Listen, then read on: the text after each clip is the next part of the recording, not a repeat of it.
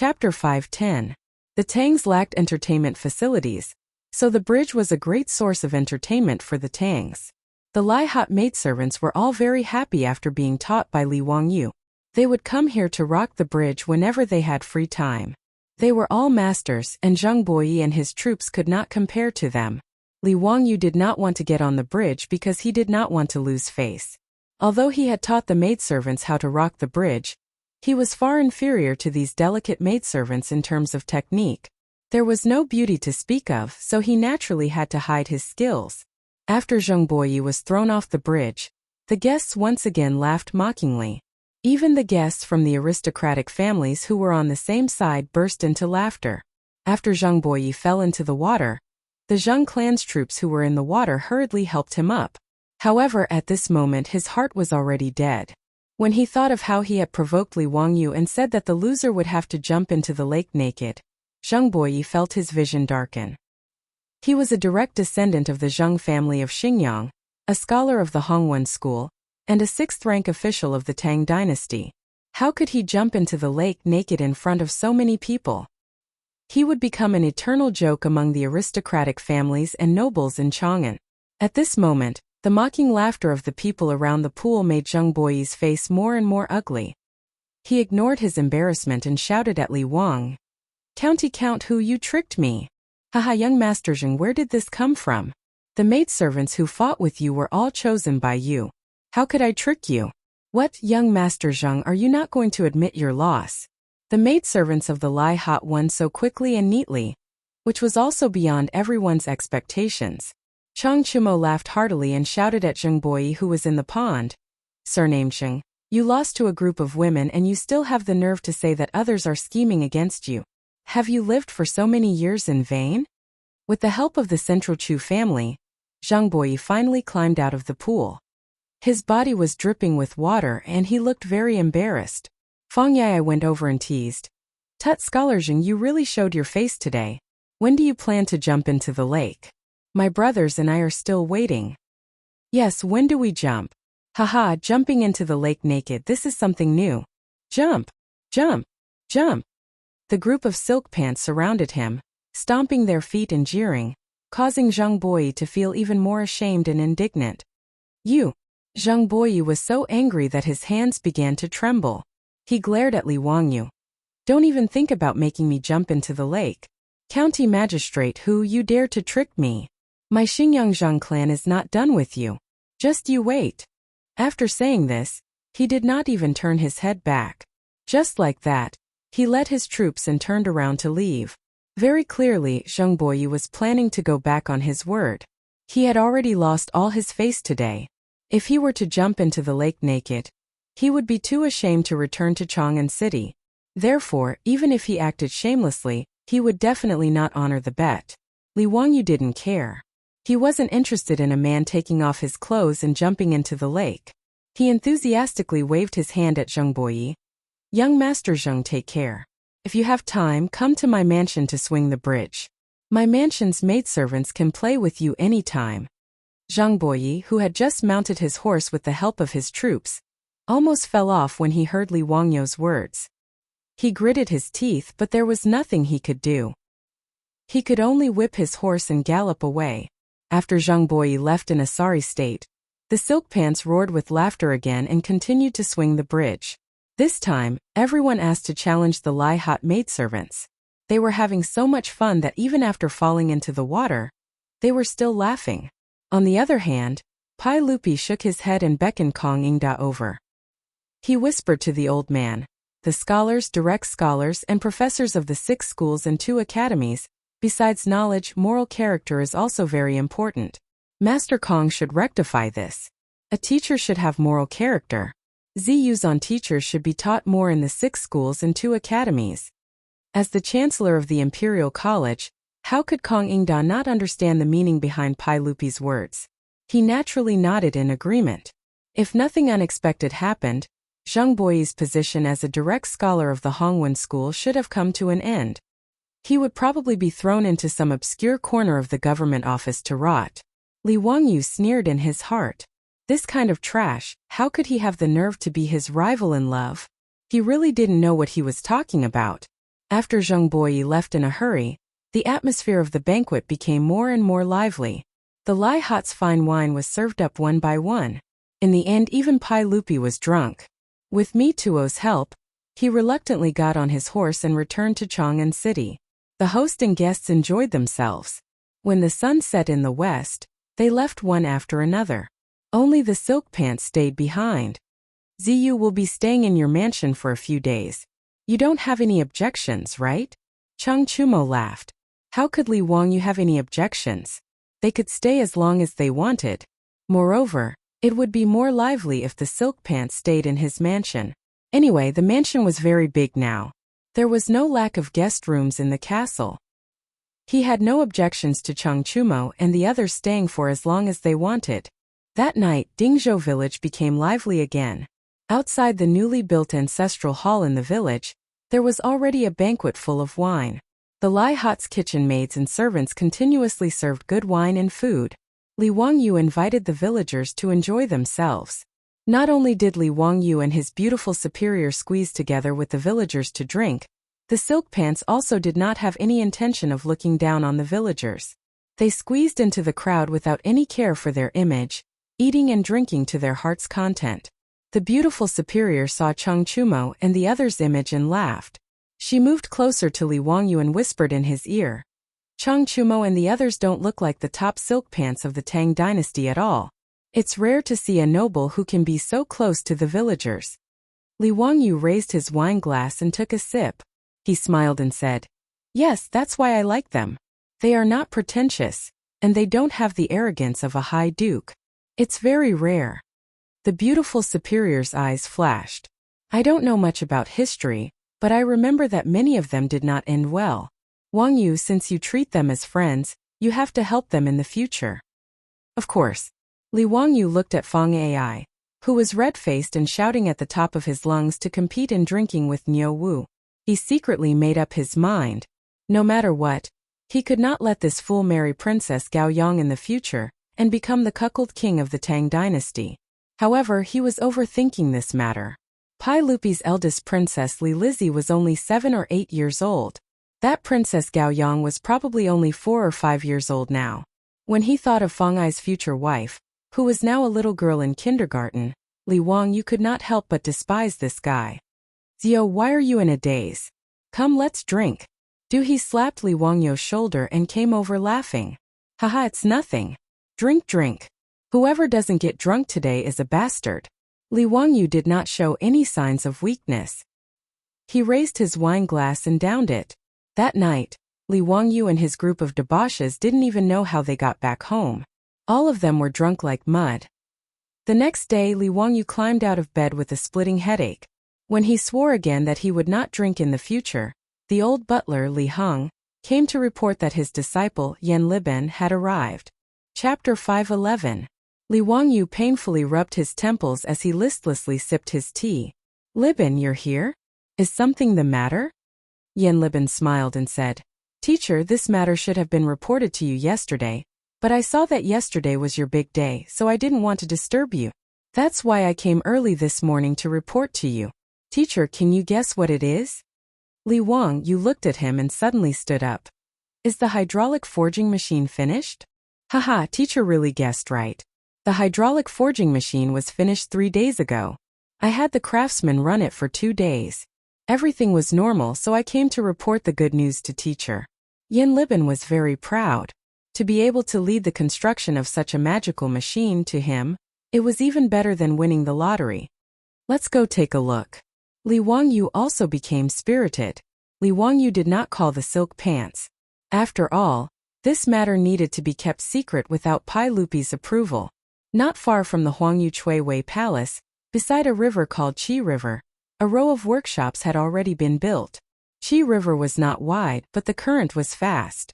Beside the workshops, there were more than 10 large water wheels with a diameter of 4 to 5 meters. Under the push of the river, they were constantly spinning. Teacher, look, this is the furnace for smelting private money. Yan Liben introduced the various facilities in the workshops to Li Wangyu. Li Wangyu did not know anything about steel smelting, so he could only listen to whatever Yan Liben said.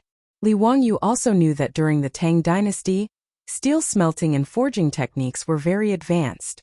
Not only did they have the method of frying steel, but they also had the method of quenching and annealing, as well as various advanced steel forging techniques. The Tang sword was able to destroy everything, which was one of the reasons why the Tang army was invincible. Only the blast furnace used charcoal as fuel, which Li Wangyu remembered in his heart. He vaguely remembered that it was at the end of the Southern Song dynasty that they began to use charcoal as fuel for steel. When coke was used to make steel, the furnace temperature would be higher and the quality of the molten steel produced would be better. Li Wangyu didn't know much about coke, so he wasn't in a hurry to bring it up to Yan Liben. Piles of money were thrown into the blast furnace. Under the constant heating of the charcoal fire, they slowly melted into a furnace of molten copper. The craftsman poured the liquid copper into the mold and waited for it to cool down. This is a copper strip that is as thick as a copper coin. After the copper strip cools, it can be sent out of the hydraulic foundry to be stamped into copper coins. Yan Liben proudly invited Li Wangyu to a huge forging hammer and said, "Teacher, this is the hydraulic forging machine we made according to your blueprint. It's amazing. Look at the hammerhead, it weighs over 20 stones and is made of pure steel. It is extremely powerful. Under the push of the water wheel it can be hammered twice every minute, day and night." Li Wangyu calculated in his mind. 20 dong was 2,000 caddies. A hammer that weighed 1 ton was indeed very impressive in the Tang dynasty. The 1 minute that Yan Liben mentioned was not the 1 minute of the later generations. The Tang dynasty inherited the day calendar from the Sui dynasty. They used a tool called hourglass to accurately measure time. It was a tool that measured time by dripping water. A day was divided into 24 hours, and each hour was 500 minutes. 1 minute was equivalent to 14 seconds. In other words, this hydraulic forging machine that weighed 1 ton could be hammered 8 times per minute. It was quite amazing. Li Wangyu curiously asked, "Liben, how did you solve the problem of the hammerhead swinging?" The biggest problem with this kind of primitive hydraulic forging machine was that the hammering accuracy was poor. It was difficult to perform fine processing like the forging machines of later generations. After all, every time the hammerhead was raised and fell, it would sway to a certain extent. It was very normal. But to use it to forge copper coins, the hammerhead must accurately land on the same spot every time. It was precisely because Li Wangyu didn't know how to solve this problem that he simply threw all the work to Yan Liben to figure out. Yan Liben was very proud. He pointed at the thick lever connected to the hammerhead. "Sir, I made a device to connect the lever here. When it falls, it will slide into this funnel-shaped hole. This ensures that the hammerhead will land on the same spot every time." Li Wangyu carefully pondered for a long time before he roughly understood Yan Liben's design. He couldn't help but give Yan Liben a thumbs up. Amazing, really amazing. Who said that the ancients weren't smart? If Li Wangyu were to make this kind of device, he definitely wouldn't be able to think of it. Yan Liben smiled a little embarrassedly after being praised by his teacher. In his opinion, these were mainly Li Wangyu's ideas. He was just implementing his teacher's design. However, Yan Liben was very happy to get his teacher's approval. He pointed at the craftsman who was busy in front of the forging machine and said, "Sir, please take a look. The hammerhead and the base below are all stamping molds made of high-quality steel." The craftsman put the cast copper bar on the mold and waited for the hammerhead to fall on its own. A high-quality copper coin was then cast. Compared to casting coins in the past, this is much simpler. Moreover, only one craftsman is needed to operate it. This disciple truly admires Sir's talent. Li Wangyu accepted Yan Liben's praise without blushing. In any case, he was used to being flattered like this. His skin was getting thicker and thicker. He nodded and smiled pretentiously as he watched the craftsman cast the coin. The water wheel rotated along with the flow of water. The hammerhead was lifted up high and then fell heavily. With a loud bang, it accurately hit the copper bar below. The hammerhead slowly lifted up again. A copper coin that shone with a metallic luster fell into the bamboo basket below. It made a crisp and pleasant sound. Li Wangyu reached out and picked up the copper coin that was freshly cast. The 4 words Kaiyuan Tongbao were evenly spaced. The handwriting was clear and vigorous. These 4 words weren't written by an ordinary person. They were written by the calligraphy expert Ouyang Sun. Li Wangyu took out a piece of official coin from his money pouch and compared it with the other one. The two coins were about the same weight. However, unlike the cast copper coins, the stamped copper coins were more delicate and had a metallic luster. If one had to choose between the two coins, Li Wangyu believed that most people would choose the stamp coin. How many of these stamping machines have been built? There are already 10 machines. The others are still under construction. Li Wangyu silently calculated in his heart. A hydraulic stamping machine could be hammered 8 times per minute. In other words, it could make 8 copper coins. 1 hour meant 480 coins. If there were 3 shifts a day, it could make 5,700 copper coins. 10 machines meant that it could make 57 strings of coins a day. This was very different from when he bragged to Pai Lupi that he could make 1,000 strings of coins a day. However, this hydraulic forging machine could continue to be expanded. If there were 100 of them, it could make more than 500 strings of coins a day. If there were 200 of them, it wouldn't be a problem to make 1,000 strings of coins a day. Haha, Libin, you did better than I thought. Niu Wu, take my goldfish talisman immediately, and go to Taiji Palace to find me too. Tell him to tell the saint that the coin has been minted. See if the saint wants to personally inspect it. Come back quickly. I'll wait for you here. Yes. Niu Wu didn't dare to hesitate. He took Li Wangyu's goldfish talisman and ran out of the workshop. Chapter 5:12. Inside the coining workshop, the hydraulic forging machine was constantly hammering, making loud thumping noises. Li Wangyu didn't stay in the workshop for long before he felt upset. He couldn't stand the noise and simply pulled Yin Liben out to talk. Liben, do you know if there are other uses for this hydraulic forging machine? Replying to Master, this disciple has thought about it since I made this forging machine. If the craftsmen of the Tang dynasty use it to forge armor and weapons, they will be able to get half the result with twice the effort. Nowadays, the best material in the Tang dynasty is 100 refinement steel, which is time-consuming, labor-intensive and labor-intensive. If this disciple reduces the weight of the hammer and makes the hammering speed faster, 100 refinement steel won't be difficult. It will be easy to forge a large amount of 100 refinement steel. It's hard for this disciple to imagine how strong and sharp the weapons forged on such a large scale will be. The 100 refinement steel mentioned by Yin Liben was a steel-making process in the Tang dynasty. The stir-fried steel was repeatedly heated and hammered until it was tempered 100 times. Repeated hammering could remove impurities in the steel and make it harder. The 100 refinement steel was repeatedly folded and hammered. It was very difficult to make and its production was extremely rare. The weapons forged by this method were all treasured swords of the present age. As for the steel used to make armor, it didn't need to be soft, thin, and tough like the treasured swords and weapons. Anyway, Li Wangyu didn't understand these things and only had a rough idea. However, with Yen Liben and his brother Yen Lide, as well as many skilled craftsmen of the Tang dynasty, Li Wangyu wouldn't bother to think about these things. He just provided an idea. Haha, Liben, you've really thought about it. That's right, this hydraulic forging hammer is perfect for forging steel. Master will explain this matter to the sage. It's better to build an ordnance workshop in this Yellow Valley to forge armor and weapons. Liben, are you interested in taking over the construction of this workshop? Liben is naturally willing. Yen Liben was overjoyed. What he liked the most were things related to construction, so he naturally agreed to Li Wangyu's request. The master and disciple chatted happily. Li Wangyu simply dismissed the troops and rode back to the mansion to fetch the stove and tea leaves. He and Yen Liben sat on the shore of the Qi River, admiring the beautiful scenery while sipping tea and chatting about the crafting of various weapons. As a man, there wasn't anyone who didn't like swords, weapons, and armor. And the Tang Dao was originally famous in history, so naturally Li Wangyu was also interested. It had been more than half a year since he transmigrated to the Tang dynasty.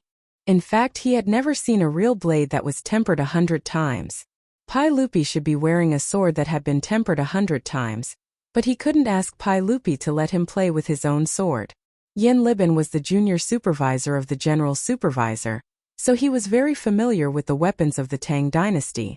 He gave Li Wangyu a detailed introduction of the advantages and disadvantages of the various weapons of the Tang dynasty. Li Wangyu listened with great interest. The weapons of the Tang dynasty were divided into 4 types. According to the Martial Library Decree of the 6th Tang dynasty, there were 4 types of weapons.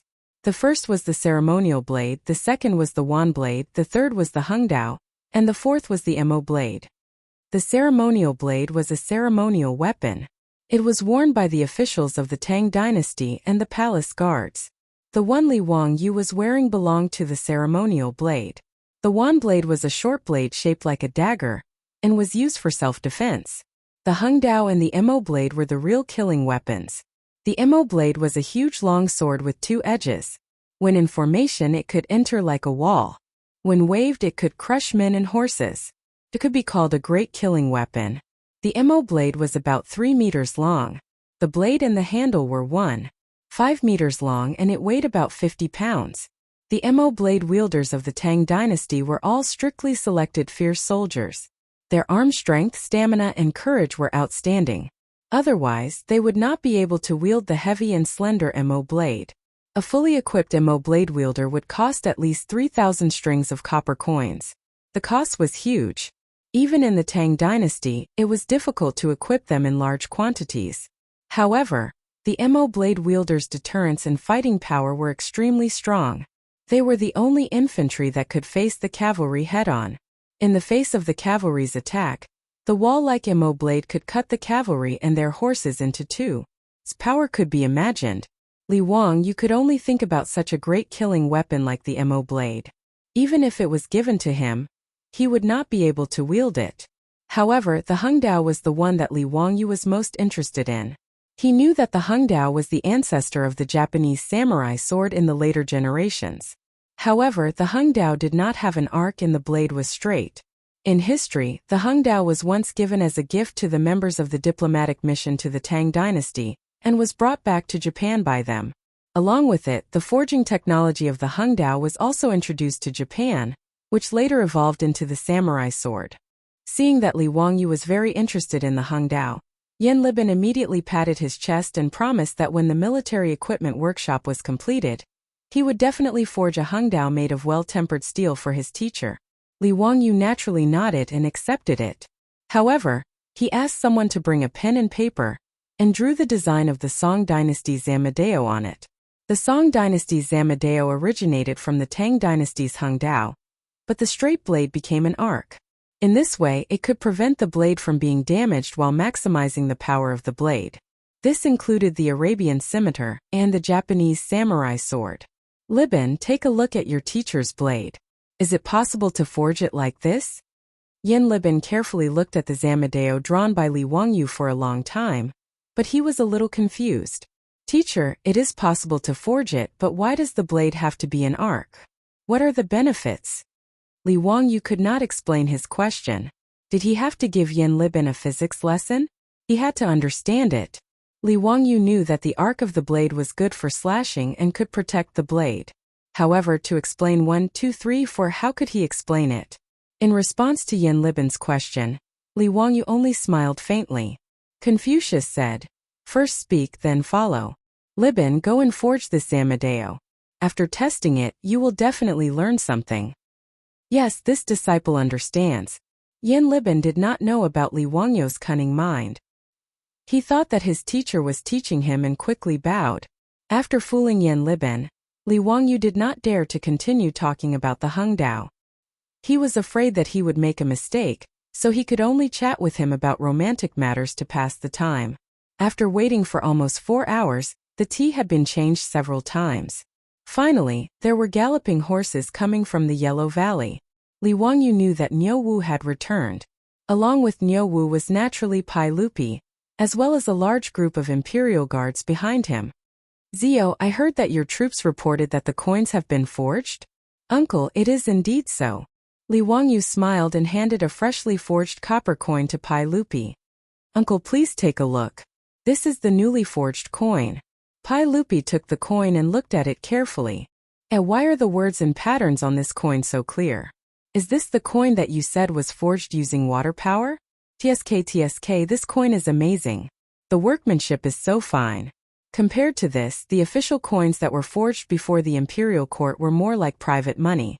Quick, bring me to see how this coin was forged. Seeing that Pai Lupi was so impatient, Li Wangyu smiled and invited him into the coin workshop with Yen Libin. Chapter 5:13. For a country bumpkin like Pai Lupi, using water power to push a 20-stone hammer to hammer was extremely magical. After personally witnessing the coins being forged like this, Pai Lupi couldn't help but be overjoyed. He even ignored Li Wangyu and the others' dissuasion and personally sent the copper bar into the press, personally stamping out a shiny Kai Yuan Tong Bao coin. Mitua, carefully put away this Kai Yuan Tong Bao coin for me. Haha, this is a coin that I personally forged. Pai Lupi very proudly picked up the coin and threw it to Mitua. Mitua laughed so hard that his eyes almost couldn't be seen. He held the extremely ordinary Kai Yuan Tong Bao coin with both hands and bowed. Yes, this Kai Yuan Tong Bao coin that everyone personally forged will be the most precious treasure of the Tang dynasty. It should be sent to the Purple Palace of the Imperial Ancestral Temple to be worshipped by the people of the world. Flatterer. Li Wangyu secretly cursed in his heart. This Mitua was truly worthy of being the Minister of Internal Affairs. His words made Pai Lupi laugh and nod his head in agreement. The Imperial Ancestral Temple that Mitua spoke of was the Purple Palace 10 miles east of Lui County. It was rumored that this was the birthplace of Laozi. After Li Yuan recognized Laozi as the ancestor of the Li family, Laozi's temple naturally became the Imperial Ancestral Temple. It was also used as a foundation to build a large number of palaces and halls. This bastard Mitua actually urged Pai Lupi to send this Kai Yuan Tong Bao coin to the Imperial Ancestral Temple to be worshipped. Naturally, this made Pai Lupi very satisfied. Li Wangyu couldn't help but stare at Mitua hatefully. He secretly hated himself for not thinking of such a good idea. Mitua rolled his eyes and reached into the money pouch at his waist. He took out a 5-tael gold ingot and handed it to Pai Lupi. Uncle, why don't you try this gold coin? Pai Lupi was stunned when he heard this, but he didn't object. He took the gold ingot and placed it on the mold of the press. Gold coins had existed in China since ancient times, but they were very rare. During the Warring States period, the state of Chu loved gold, and the Western Han dynasty had 5 baht of gold. Real gold coins were not made of pure gold. They needed to be mixed with other metals to increase the hardness of the coins. However, Li Wangyu wasn't planning on making gold coins for circulation, so he didn't care too much. This press could even cast copper coins, let alone gold, which was relatively soft. The heavy hammer fell and the mold hit the gold ingot. Immediately, a shining gold Kai Yuan Tong Bao was squeezed out. Gold-suppressed Kai Yuan Tong treasure was naturally much heavier than copper coins. 5 taels of gold ingot was cast into a 2-qian Kai Yuan Tong Bao coin. Li Wangyu did not even look at the remaining 4 taels of gold and 8 qian of gold. He reached out and picked up the coin. Uncle, I think that if we enshrine it in the Imperial Ancestral Temple, we should use this golden Kai Yuan Tong Bao. Money can better represent Uncle's supreme dignity and imperial power. This time it was Mito's turn to curse in his heart. He didn't expect this county count who to be such an expert. He had actually met his match. Li Wangyu and Mito's competition for favor left Yen Libin dumbfounded. His teacher was actually this kind of teacher. Yen Libin almost wanted to take out a small notebook to record his teacher's words and deeds, so that he could study them seriously. Yen Libin did not think that it was shameful to curry favor with a saint. Strength of character was something that depended on the other party. As the saying goes, if you learn both literature and martial arts, you will be a part of the royal family. This was the principle since ancient times. Pai Lupi was naturally very satisfied with Li Wangyu's actions. His bright smile made even his curly beard tremble. Haha. Zio's words are reasonable.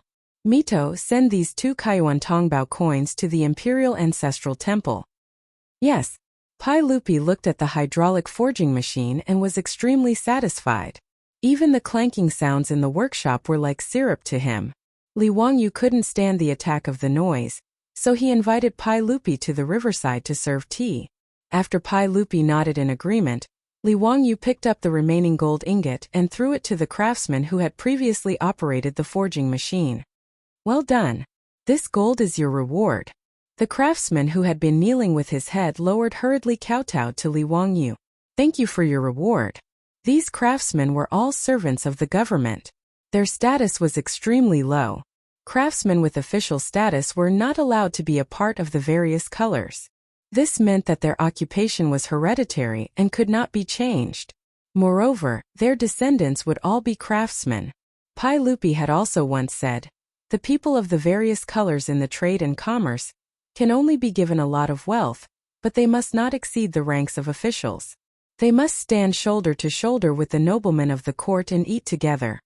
The low status of craftsmen in the trade and commerce and the various colors could be seen from this. Li Wangyu of course didn't agree with the craftsman system of the Tang dynasty, but there was nothing he could do. He could only shake his head and leave with Pai Lupi and the others. On the shore of the Qi River, Li Wangyu boiled a pot of green tea and everyone sat down again. "Zio, it's really good to use this hydraulic method to cast copper coins. How many copper coins can we cast in a day? How much is the waste?" Pai Lupi couldn't wait to ask. He couldn't help but be anxious. Currently, a large amount of gold and copper coins in Taiji Palace had been exchanged for mountains of private money. If he couldn't cast them into official coins, then his losses would be disastrous. "Uncle, the coinage workshop has only just started. We've only built 10 hydraulic forging machines, and the daily production of copper coins is about 50 strings of coins. However, Li Ben is currently ordering craftsmen to build other hydraulic forging machines. As more forging machines are built, the production of copper coins will continue to increase. As for the waste, Li Ben has already calculated. It's only 10% of the losses, mainly from the charcoal used to smelt the private coins." Li Wangyu's words caused Pai Lupi to excitedly rub his hands together. In his opinion, 10% of the losses was completely insignificant. It must be known that when the government wanted to cast copper coins, they had to start by mining copper, lead, and tin mines to obtain the raw materials. Then they had to invest a large amount of manpower, charcoal, and model casting. They also had to add the transportation costs of the raw materials and copper coins. During the most prosperous period of the Tang dynasty, it was recorded that a Qian Guan would cast 3,300 strings of coins every year, spending 220,000 caddies of copper, 3,700 caddies of lead, and 500 caddies of tin. The cost of the charcoal was close to 20%. After calculating, every time a string of coins was cast, it would cost 750 strings of coins. However, even so, the government still had a third of the profits from the coins cast. Moreover, the aristocratic families didn't mine copper for copper, but rather smelt ancient coins for recasting, so the profits were even higher. After all, in the storehouses of these millennium-old aristocratic families, who knew how many generations of Han Dynasty 5 baht coins and Sui Dynasty Yuan Kong coins had accumulated. After the Tang dynasty abolished the 5 baht coins, these ancient coins were piled up like hills in the aristocratic families. If they weren't smelted again, they wouldn't be able to circulate in the market. However, due to the limitations of the casting process, the aristocratic family's private coins could only be 2 or 3 times 1. Even so, the aristocratic families didn't suffer any losses. Naturally, they were willing to smelt and cast large amounts of ancient coins in their storehouses. Pai Lupi and Li Wangyu's private coins were all exchanged from the aristocratic families and merchants, according to the ratio of 1 to 2. Even if 10% of the losses were to be cast, Pai Lupi would still be able to earn a lot of money. Haha, as expected, I didn't trust the wrong person. Zio, this is a profitable business. Not bad, I'm quite satisfied. After your private coins are recast, I'll give you 10% of the profits. Don't think it's too little, Zio. How could Li Wang you think it's too little?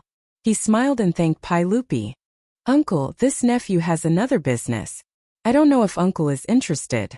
This business isn't profitable, but it can protect the foundation of the Tang dynasty. Uncle, are you interested? Li Wangyu's words naturally aroused Pai Lupi's interest. Chapter 514. To Pai Lupi, gold and jewels were naturally not as important as the stability of the Tang dynasty. Hearing Li Wangyu's words, Pai Lupi also stopped smiling and asked seriously, Ziyu, tell me, what kind of business is it? Uncle, do you know about 100 refinement steel? Pai Lupi nodded and took out the saber at his waist. This Dingtang saber is a 100 refinement treasure saber. It was originally the retired emperor's personal weapon, but it was later given to me. With Pai Lupi's permission, Li Wangyu reached out and took the Dingtang saber. He gently pressed the lock on the scabbard and pulled out half of the saber to look at it. The blade was like autumn frost and the mirror-like surface of the saber was cold. A cold light condensed on the edge of the saber, as if it was constantly flowing, increasing the sharpness of the saber. It really is a treasure saber.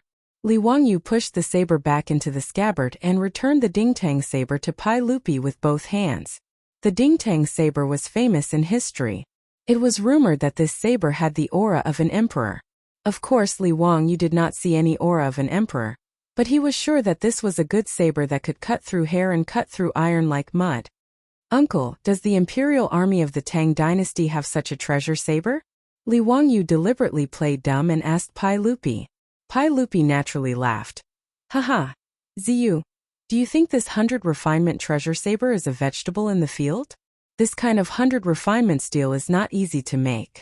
Even people like Jijia have coveted this saber for a long time. How could they give it to ordinary imperial army soldiers? Li Wangyu smiled and nodded. Uncle, if I can mass-produce this 100 refinement treasure saber and make it twice as expensive as an ordinary saber, would Uncle be willing to give it to the imperial army? His words scared Li Er so much that the hand that was holding the teacup trembled, and the hot tea in the teacup spilled onto his clothes. Pai Lupi did not bother to wipe off the tea. He slapped the table in front of him and said, Zio, what did you say? Mass production of 100 refinement treasured sabers? The cost is only twice as expensive as an ordinary saber? How is this possible? Ziyu, don't you know what a well-tempered steel is? Hehe, uncle, your nephew naturally understands.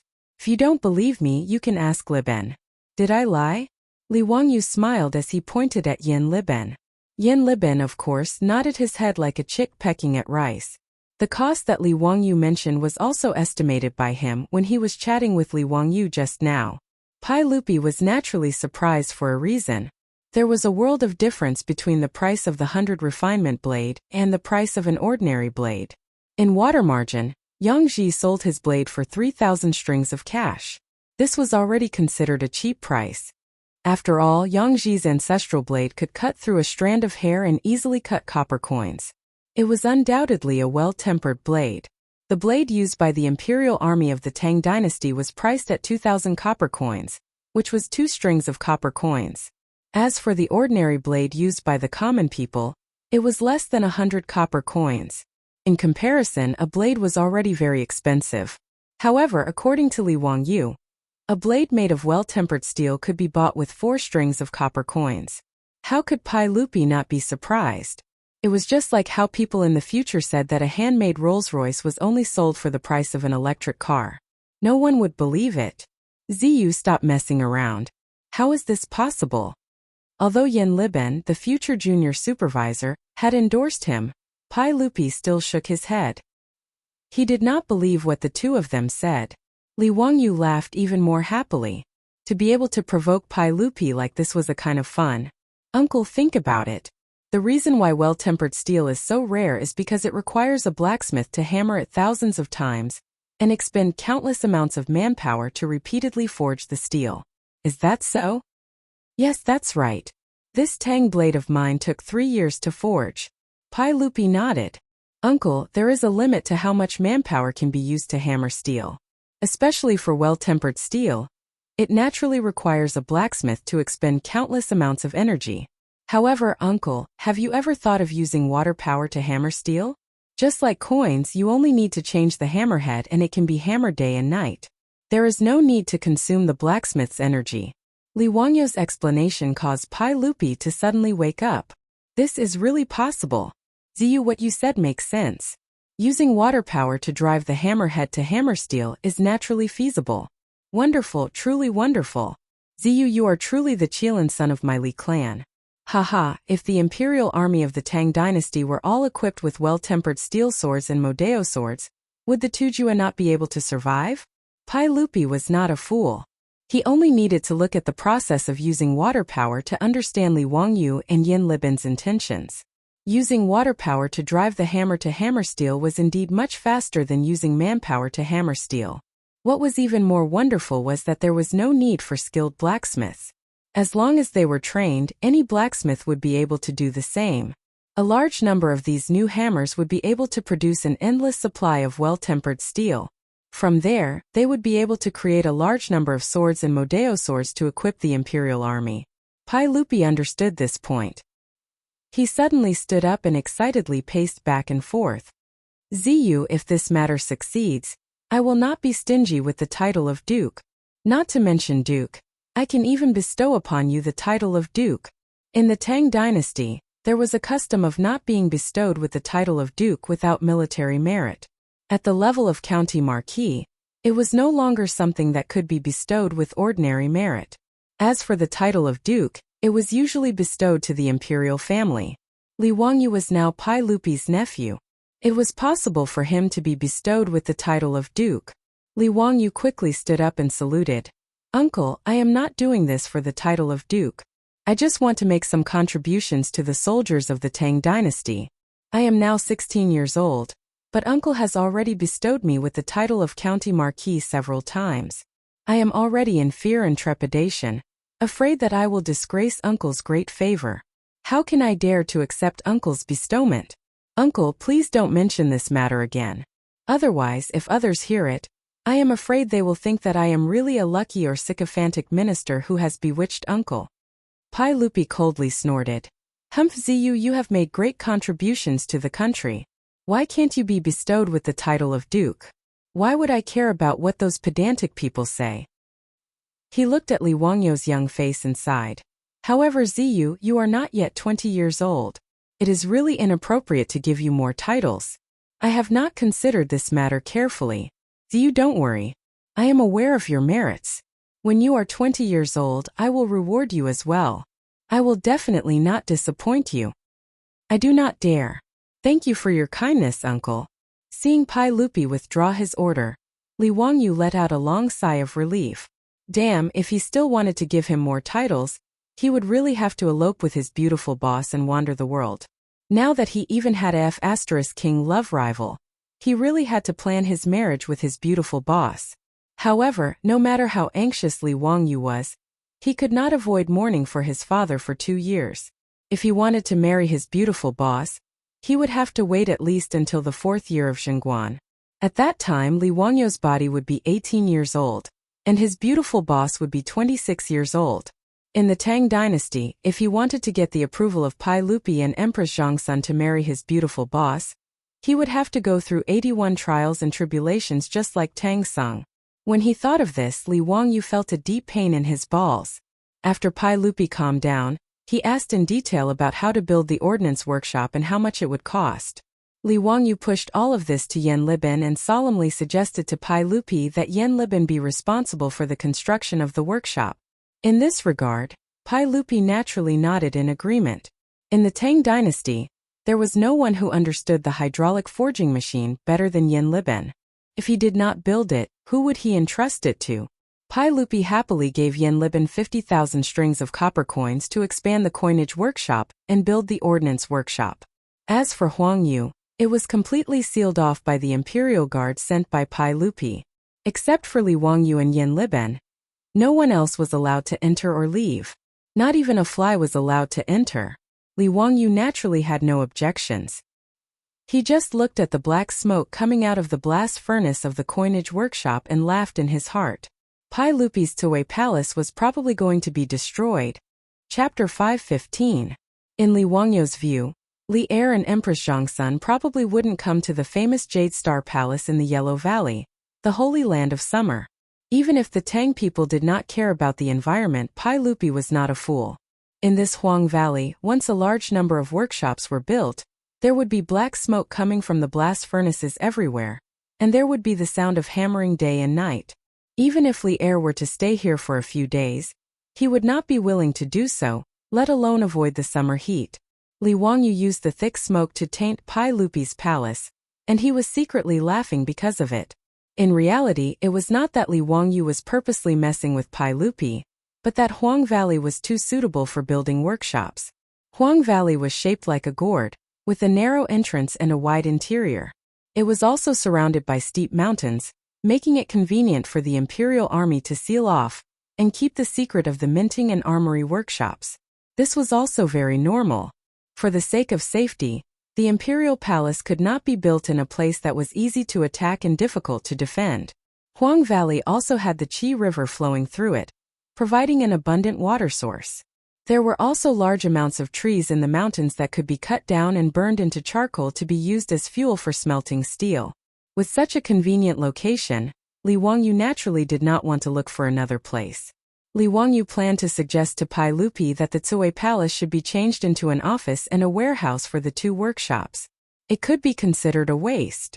If Pai Lupi knew what Li Wangyu was thinking, who knew if he would immediately pull out the Ding Tang sword at his waist and chop this bastard to death. However, although Pai Lupi did not know Li Wangyu's two-faced thoughts, the heavens did not let him go and directly let Li Wangyu know the consequences of not being environmentally friendly.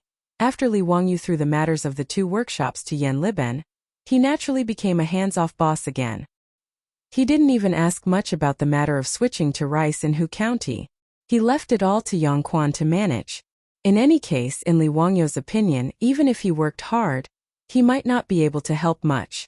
Whether the winter rice could be successfully planted or not, it all depended on whether the heavens would give them face or not. In any case, he was just doing his best and leaving the rest to the heavens. Even Li Wangyu himself was not optimistic about this matter. He had secretly found his enemy and asked them to help him purchase sorghum from various places. On the one hand, it was a precaution. If there was no harvest at the end of the year, he would have to feed the 100,000 people in the county. By the end of the year, the rice had been planted, and the sorghum would not go to waste. They would all be transported to the Qinling Mountains to make wine. Li Wangyu, who was free, stayed in his manor every day and spent his days leisurely. The playboys were also addicted to living in Lai Hot. None of them wanted to return to Chang'an City. Compared to Chang'an City, Lai Hot did not have the Hu People's taverns and the brothels of Peace Square, but it had a lot of fun. It was even more interesting than Chang'an City. The group of playboys and Li Wang either dragged the maidservants to the bridge for fun, or went to the lake to row boats, swim and fish every day. Or they would go up the mountain to hunt for game and have a barbecue party.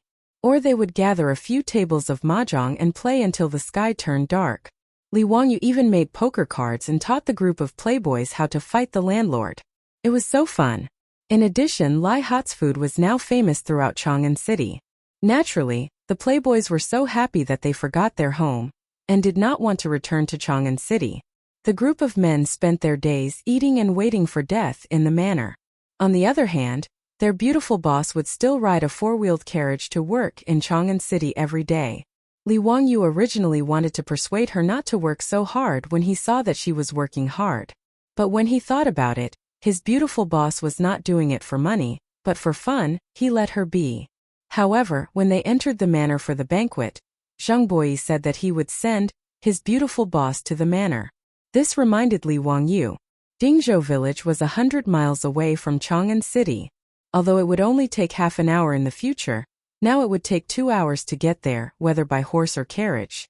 If they were delayed by something and left the city gate after the evening drum, it would be dark by the time they returned to Dingzhou village. In this era without street lights, it was not safe to only rely on torches and wind lanterns for illumination. Even though his beautiful boss was accompanied by Niu Yong and 2 other troops, as well as maidservants in the manor, Li Wangyu was still worried about her safety. He did not want her to travel at night. In this way, it was necessary to buy another manor in Chang'an City as a temporary residence. During this time, Li Wangyu had asked the playboys to send people back to Chang'an City to inquire if there was a suitable manor for sale. He was ready to buy one. It was not easy to buy a manor in the Tang dynasty. First of all, with his status, it was impossible to buy a manor in the south of the city. That was the area where the commoners lived. Secondly, the Tang dynasty had a purchase restriction order. Even if someone wanted to sell a manor, he had to get the consent of his neighbors and the seller's clansmen. The Tang dynasty law stipulated that the buyer must first buy from his neighbors. In other words, neighbors and clansmen had the priority to buy. As for the extremely expensive housing in Chang'an City, it was not a problem for Li Wangyu. He was not short of money. This was not a bad thing for Li Wangyu, who had spent all his savings, paid the down payment, and bought a house with a mortgage in the future and was prepared to be a mortgage slave for 20 years. Being hit by his beautiful boss and brought to the Tang dynasty was not a bad thing. In the future, it was simply a daydream for him to live in a manor that covered an area of thousands of acres. He would not be able to dream of it even if he worked hard for a lifetime. This day Fang Yai found Li Wangyu. Zio, don't you want to buy a manor in Chang'an City? My troops just came from Chang'an City. They said that there is a manor next to the Jianfu Temple in Kaihua Square. The owner is going to sell it. If you are interested, you can go and have a look. The manor belongs to a retired official. It has 3 courtyards. The owner said that no one in the square is going to buy it, and his clansmen have no intention to buy it. Li Wangyu heard this and nodded. Kaihua Square was located in a good location between the east and west cities. It was only 2 streets away from the imperial city. It was a prosperous area in Chang'an City. To be able to buy a house, there was naturally nothing better than that. Brother Yai, of course I have to go and have a look. Why don't you go with me now? Fang Yai immediately shook his head. Zio, you go by yourself. I will let the troops from the estate go with you. I also have an appointment with Chumo and the others to play fight the landlord. Li Wangyu was angry. These bastards would rather play fight the landlord than accompany him to look at a manor. He angrily raised his middle finger at Fang Yai and scolded with a smile.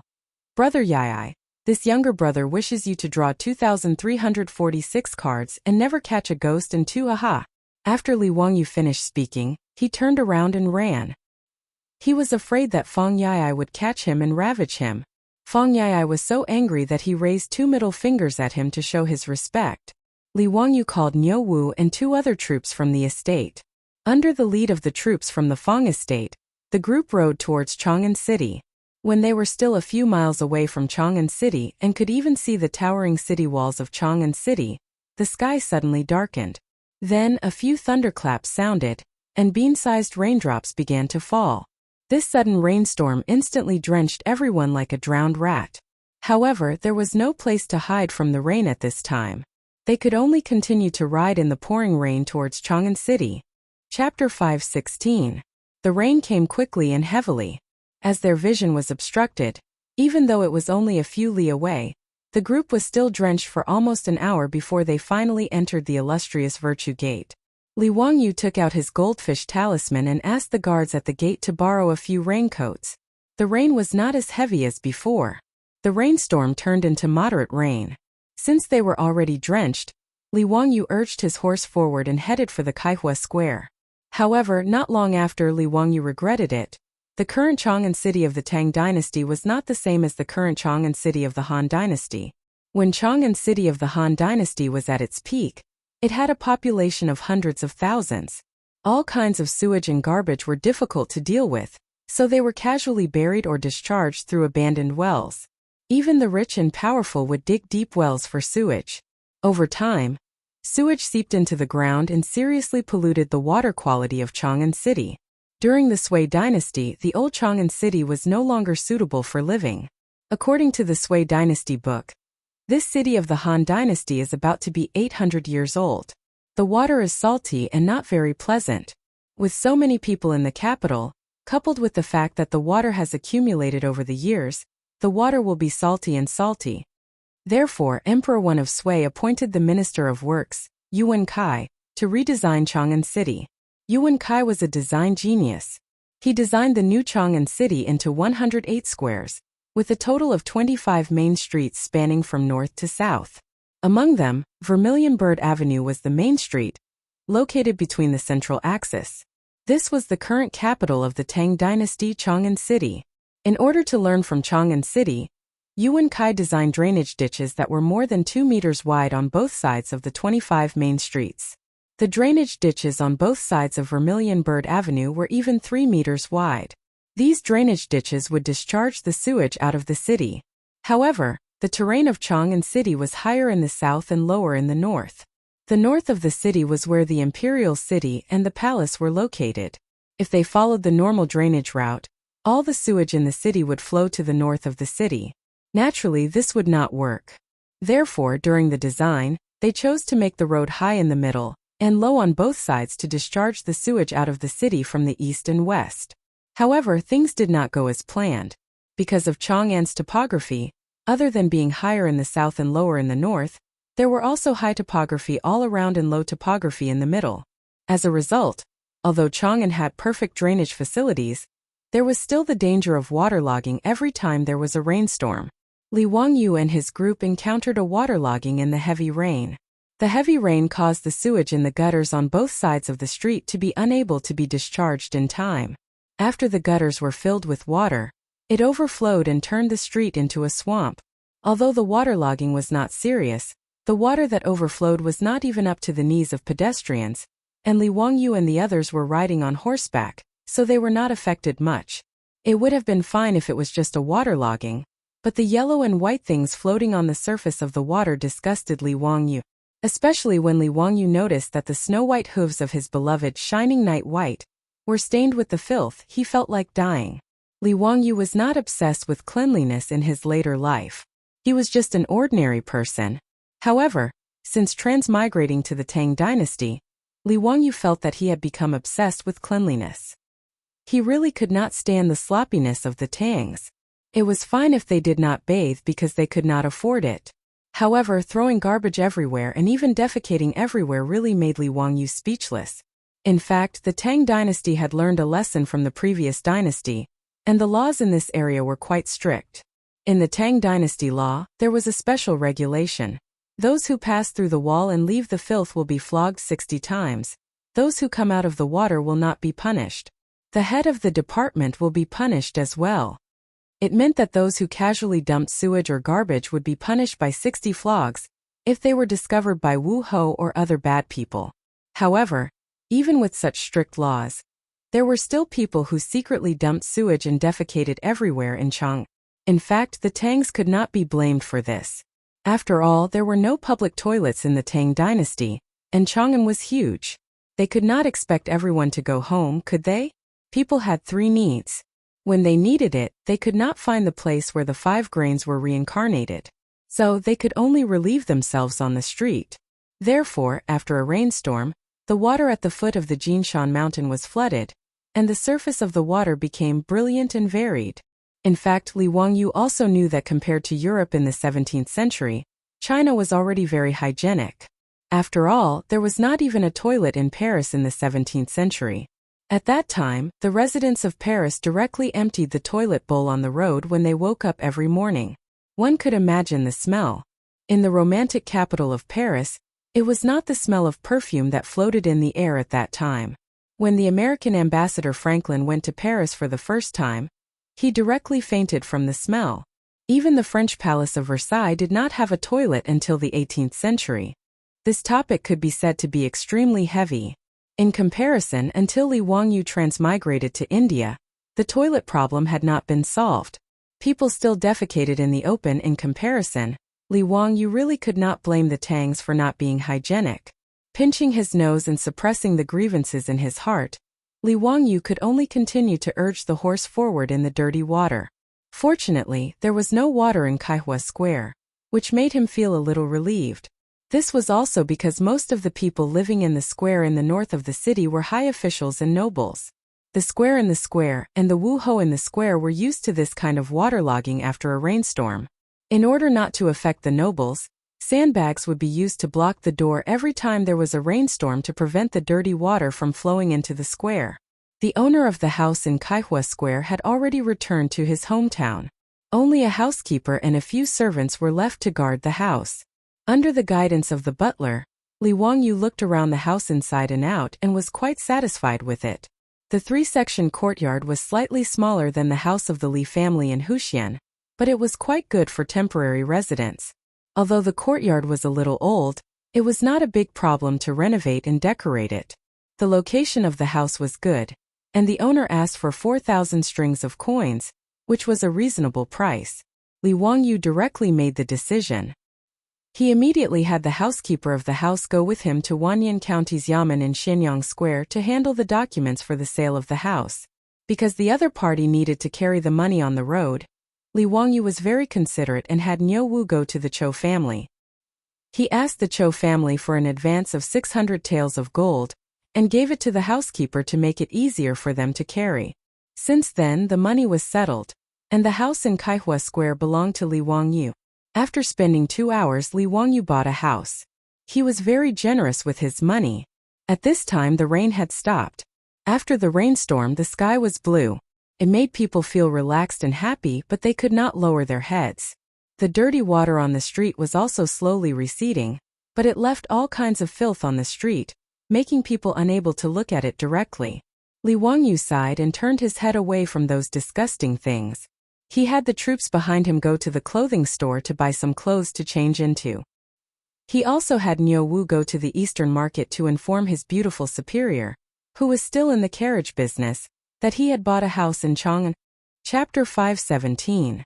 After receiving Niu Wu's talisman, she immediately led Niu Yong and Niu Wu over. Li Wangyu bought a house in Chang'an without informing her, but the beautiful boss did not have any objection. Anyway, with Lai Hat's current wealth, buying a house was not much different from buying groceries in the market. She naturally knew why Li Wangyu bought a house in Chang'an. She was quite touched by Li Wangyu's considerate actions. After touring the house inside and out, his beautiful superior was also very satisfied. Wangyu, this house is not bad. It's quite convenient. Tomorrow, I'll ask the old housekeeper to send some people to clean up the house. Then you can move in. Okay, Chongqing, you can do as you see fit.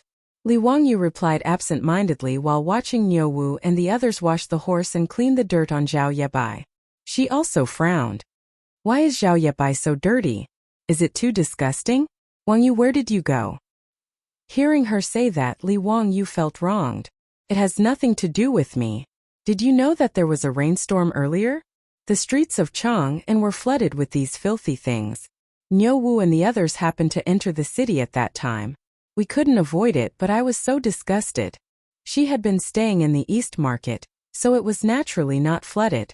She was in the carriage when she went out, so she didn't see the terrible situation on the streets. Really? Oh, it's too disgusting. She didn't want to talk about it anymore. She led the maidservants to check the house.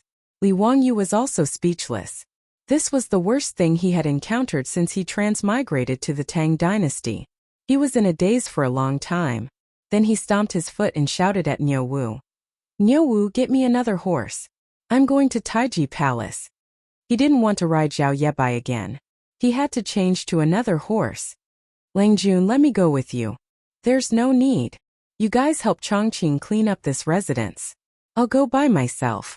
It's only a few steps away. Li Wangyu refused Niu Wu's company. He mounted a date red horse and headed for the imperial city. This house was indeed very close to the imperial city. Li Wangyu felt that if he had to attend the imperial court in the future, he could stay here one day in advance. That way, he would not have to get up before dawn and rush to Chang'an in the dark to attend the imperial court. The Vermilion Bird Gate of the imperial city was less than 800 meters away from Kaihua Square. If it wasn't because he felt that the ground was too dirty, he wouldn't have ridden a horse here. In front of the Vermilion Bird Gate, Li Wangyu flashed his goldfish talisman. Naturally, he was unimpeded. Riding a horse was not allowed in the imperial city. He threw the horse to the guards of the imperial army and walked towards Taiji Palace. All levels of government offices of the Tang dynasty were located in the imperial city. When Li Wangyu walked towards the gate of heaven influence of Taiji Palace, he happened to meet the Minister of Civil Affairs, Dai Zhou. Zio, are you going to Taiji Palace to meet the saint? Greetings, Elder Dai. I have something to report to the saint. Li Wangyu quickly greeted Dai Zhou. Dai Zhou smiled and said, Haha, I happen to have something to ask the saint. Let's go together. Elder Dai, please. Li Wangyu naturally wouldn't refuse. He and Dai Zhou chatted and laughed as they walked towards the gate of heaven influence. They handed over their goldfish talismans and asked to see Pai Lupi. Not long after, an imperial eunuch came to the gate and welcomed the two of them. He led them directly to the Lijiang Hall. Zio, Elder Dai, why have the two of you come here together? What's the matter? Pai Lupi was reading memorials. When he saw the two of them, he couldn't help but smile. Li Wangyu quickly greeted Pai Lupi. Uncle, I have something to report. I met Elder Dai in the imperial city by chance. But what I want to say is also related to Elder Dai. Pai Lupi and Dai Zhou were a little confused by his words. Zio, what's the matter? Tell me. Uncle, there was a rainstorm today, so Chang'an was flooded. Do you know? Pai Lupi nodded. The 100 Horsemen Department has already reported it. It's not a big problem. After the rain stopped, the water receded. There's no loss. Li Wangyu looked distressed. Uncle, there's no loss in Chang'an's waterlogging, but you didn't see it on the streets. It's really disgusting. The streets are full of filth floating in the water. It's hard to talk about it. Uncle, our Tang dynasty's Chang'an is a rare majestic city in the world. It's also the capital of all the countries. How can it be so filthy? It's really a loss of face for our Tang dynasty. Those small foreign countries, when they go back, will say that our Tang dynasty is a capital soaked in feces and urine. What kind of scandal is this? His words made Pai Lupi and Daizhou's faces a little ugly. But they also knew that Li Wangyu was telling the truth. Pai Lupi was actually very angry about this matter. He was an emperor who cared about face. When he left the palace, he saw yellow and white things everywhere on the streets of Chang'an, and with his own eyes. This matter is also a headache for me. The government has already strictly prohibited defecation, but it still doesn't stop. There are hundreds of people caught by Wu Ho every month, but they still can't stop it.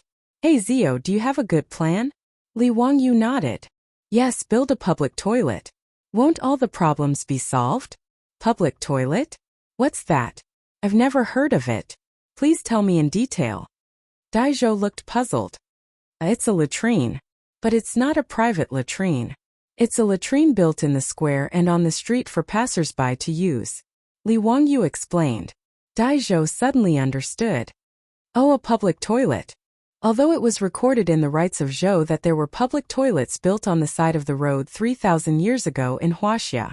But in fact, until the Republic of China, there were no public toilets in Huaxia. Naturally, there were no public toilets in the Tang dynasty. Otherwise, there wouldn't be people everywhere in Chang'an. Pai Lupi nodded and shook his head at Li Wangyu's words. Public toilets can indeed solve the problem. But in Noda's Chang'an, 1 or 2 public toilets can't solve the problem. There are hundreds of public toilets and we have to arrange for people to clean them. It's a waste of money. I'm afraid we have to discuss it with the officials. Daizhou also nodded slightly. That's right. It's difficult for the Ministry of Civil Affairs to come up with such a sum of money to build public toilets. Even if one public toilet doesn't cost much, even if it's 100 strings of copper coins, the waste of hundreds of public toilets is shocking. Li Wangyu laughed. Uncle Grandpa Dai, how can this matter be considered extravagant? Not only is there no need to spend money, but the Ministry of Civil Affairs can also make a lot of money. Oh, why is that? Li Wangyu chuckled. Uncle Elder Dai, you've forgotten that excrement can also be sold for money. Many a little makes a mickle. I estimate that I can make a lot of money in a year. It would have been better if he hadn't said that. After he said that, Pai Lupi's expression changed. He looked very embarrassed. Li Wangyu didn't understand. He looked at Daizhou. Did he mean that he had said something wrong? Daizhou smiled bitterly. He could only explain to Li Wangyu. Zio, things aren't as simple as you think. Chapter 518. After listening to Daizhou's explanation, Li Wangyu finally understood why Pai Lupi had such an awkward expression. It turned out that selling manure was something that had already been mentioned. The junior supervisor of the junior supervisor's office had once suggested to Pai Lupi that he should collect and sell all the horse manure in Chang'an City. As the saying goes, crops and flowers all depend on manure. In an era without fertilizers, the fertility of crops and land all came from animal and human excrement. In Noda's Chang'an City, latrines were all dry toilets or toilets. The residents of Chang'an City did not grow crops, so the waste was naturally useless. As for the poop pickers who cleaned the latrines and emptied the toilets for each household, they made a lot of money because of this. The records of the court and the countryside recorded that in the Tang dynasty, Chang'an City is rich, and the luo hui is a profession of picking manure. The position of poop picker was not something that just anyone could casually become. The 108 workshops in Chang'an City were all divided into different districts. If one were to pick manure across districts, it would cause a fight. Just like the gangsters in the Hong Kong movies of the future, who fought over territory to collect protection fees, the fight over manure and urine would not lose out to the gangsters of the future at all. This was actually not rare at all. Chile, Peru, and Bolivia once fought over bird manure resources and a war broke out. The junior supervisor of the junior supervisor's mansion said that after calculating the number of cattle, horses, mules, and other livestock in the government, he gave a set of possible profits from selling horse manure, which greatly tempted Li heir. 200,000 strings of cash. The Tang dynasty only minted 300,000 strings of cash a year, but selling horse manure could earn 200,000 strings of cash a year. How could Pai Lupi turn a blind eye to this? However, when Pai Lupi gathered the officials to discuss this matter, he was met with opposition, especially the officials of the aristocratic families, who were even more against it. Wang Renyu said, "Although horse manure is valuable, it has a bad reputation. Furthermore, competing with the people for profit is a loss for the greater good. Does your majesty want to be known as the horse manure emperor in the future?" Pai Lupi was an emperor who cared a lot about his reputation. How could he listen to such words? Naturally, he dropped the matter of selling horse dung and never brought it up again. He wasn't even willing to sell horse dung, let alone human dung. Pai Lupi was naturally unwilling to do this even if he was beaten to death. After figuring out the whole story, Li Wangyu didn't know whether to laugh or cry. This Pai Lupi could be considered as a famous emperor throughout history. He was skilled in both civil and martial arts, and he established the Zhongguan rule. Li Wangyu was speechless. He would rather live in the smelly streets of Chang, and then make money by building roads and toilets. Seeing that Pai Lupi was unwilling to build toilets in Chang, and Li Wangyu thought for a while and suddenly said, "Uncle, what if I invest money to build toilets in every square and street in Chang'an? Would uncle agree? This nephew needs the land for building toilets in Chang, and Wanyan counties. It doesn't need to be too big. A single toilet was enough for one person. I can split the profits from the toilets with the imperial court." His words made Pai Lupi and Daizhou stunned. Li Wangyu was going to invest in building toilets? And he wanted to split the profits with the imperial court? "Zio, why do you want to do this?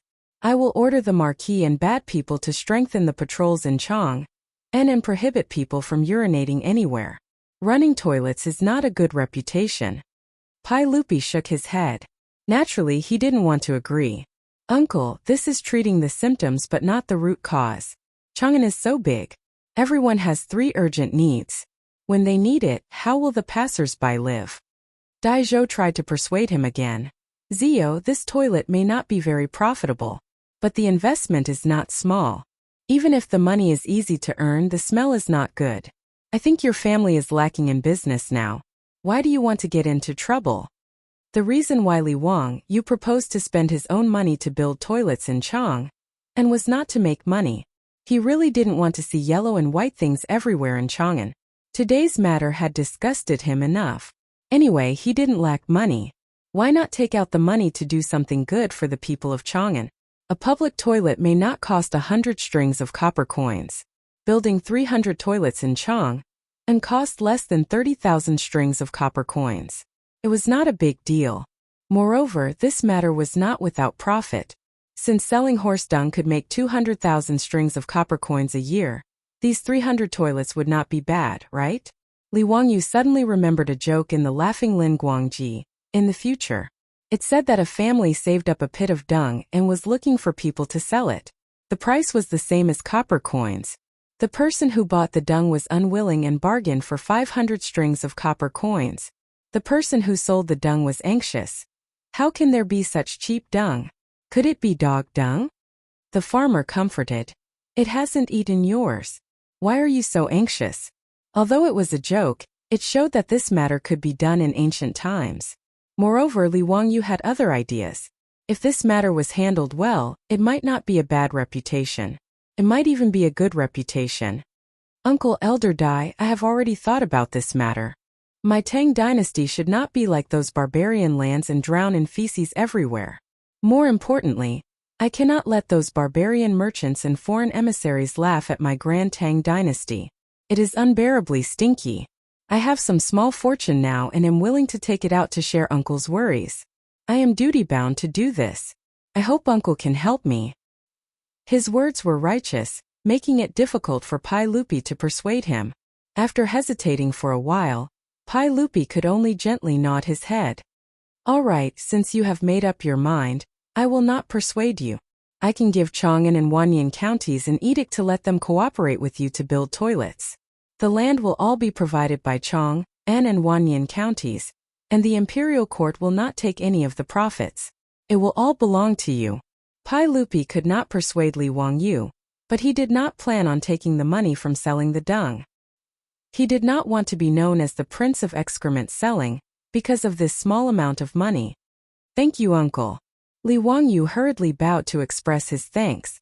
After thinking for a while, he said to Pai Lupi, Uncle, it is forbidden to defecate anywhere. We should let Chang'an and Wanyan counties strictly enforce it. Otherwise, when the toilets are finished, it will not be beautiful if no one goes there. Pai Lupi glared at him. He was too lazy to talk nonsense with him and waved his hand to send him away. After returning to Kaihua Square, Li Wangyu pulled his beautiful boss to the side and quietly told her about his visit to Taiji Palace. Hearing this, his beautiful boss frowned. Ziyu, you are too disgusting. You actually want to do this business.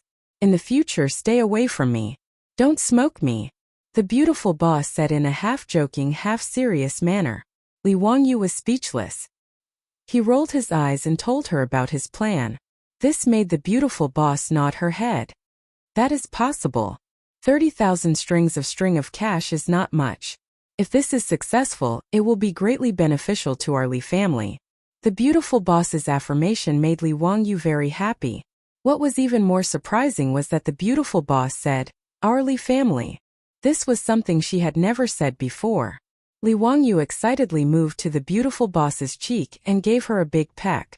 Laughing loudly, he turned around and ran. Chapter 519. The news that Li Wangyu, the founding county magistrate of Hu County, wanted to build 300 toilets in Chang'an City quickly spread throughout Chang. Everyone had different reactions to this. Some people had already gotten used to the county earl's extravagant spending and prodigal behavior. Compared to the huge amount of money he had spent on the polo field and his arrogant claim that he would support an entire county, building 300 toilets in Chang, and was not a big deal. There were also people who praised Li Wangyu's actions, and felt that he was being generous. There were so many filthy things on the streets of Chang, and that no one wanted to see, but they had no choice before. Now that the county earl was paying for the toilets, everyone would be happy to have a place to relieve themselves. Some people snorted at Li Wangyu's actions, and felt that he was just trying to please the crowd.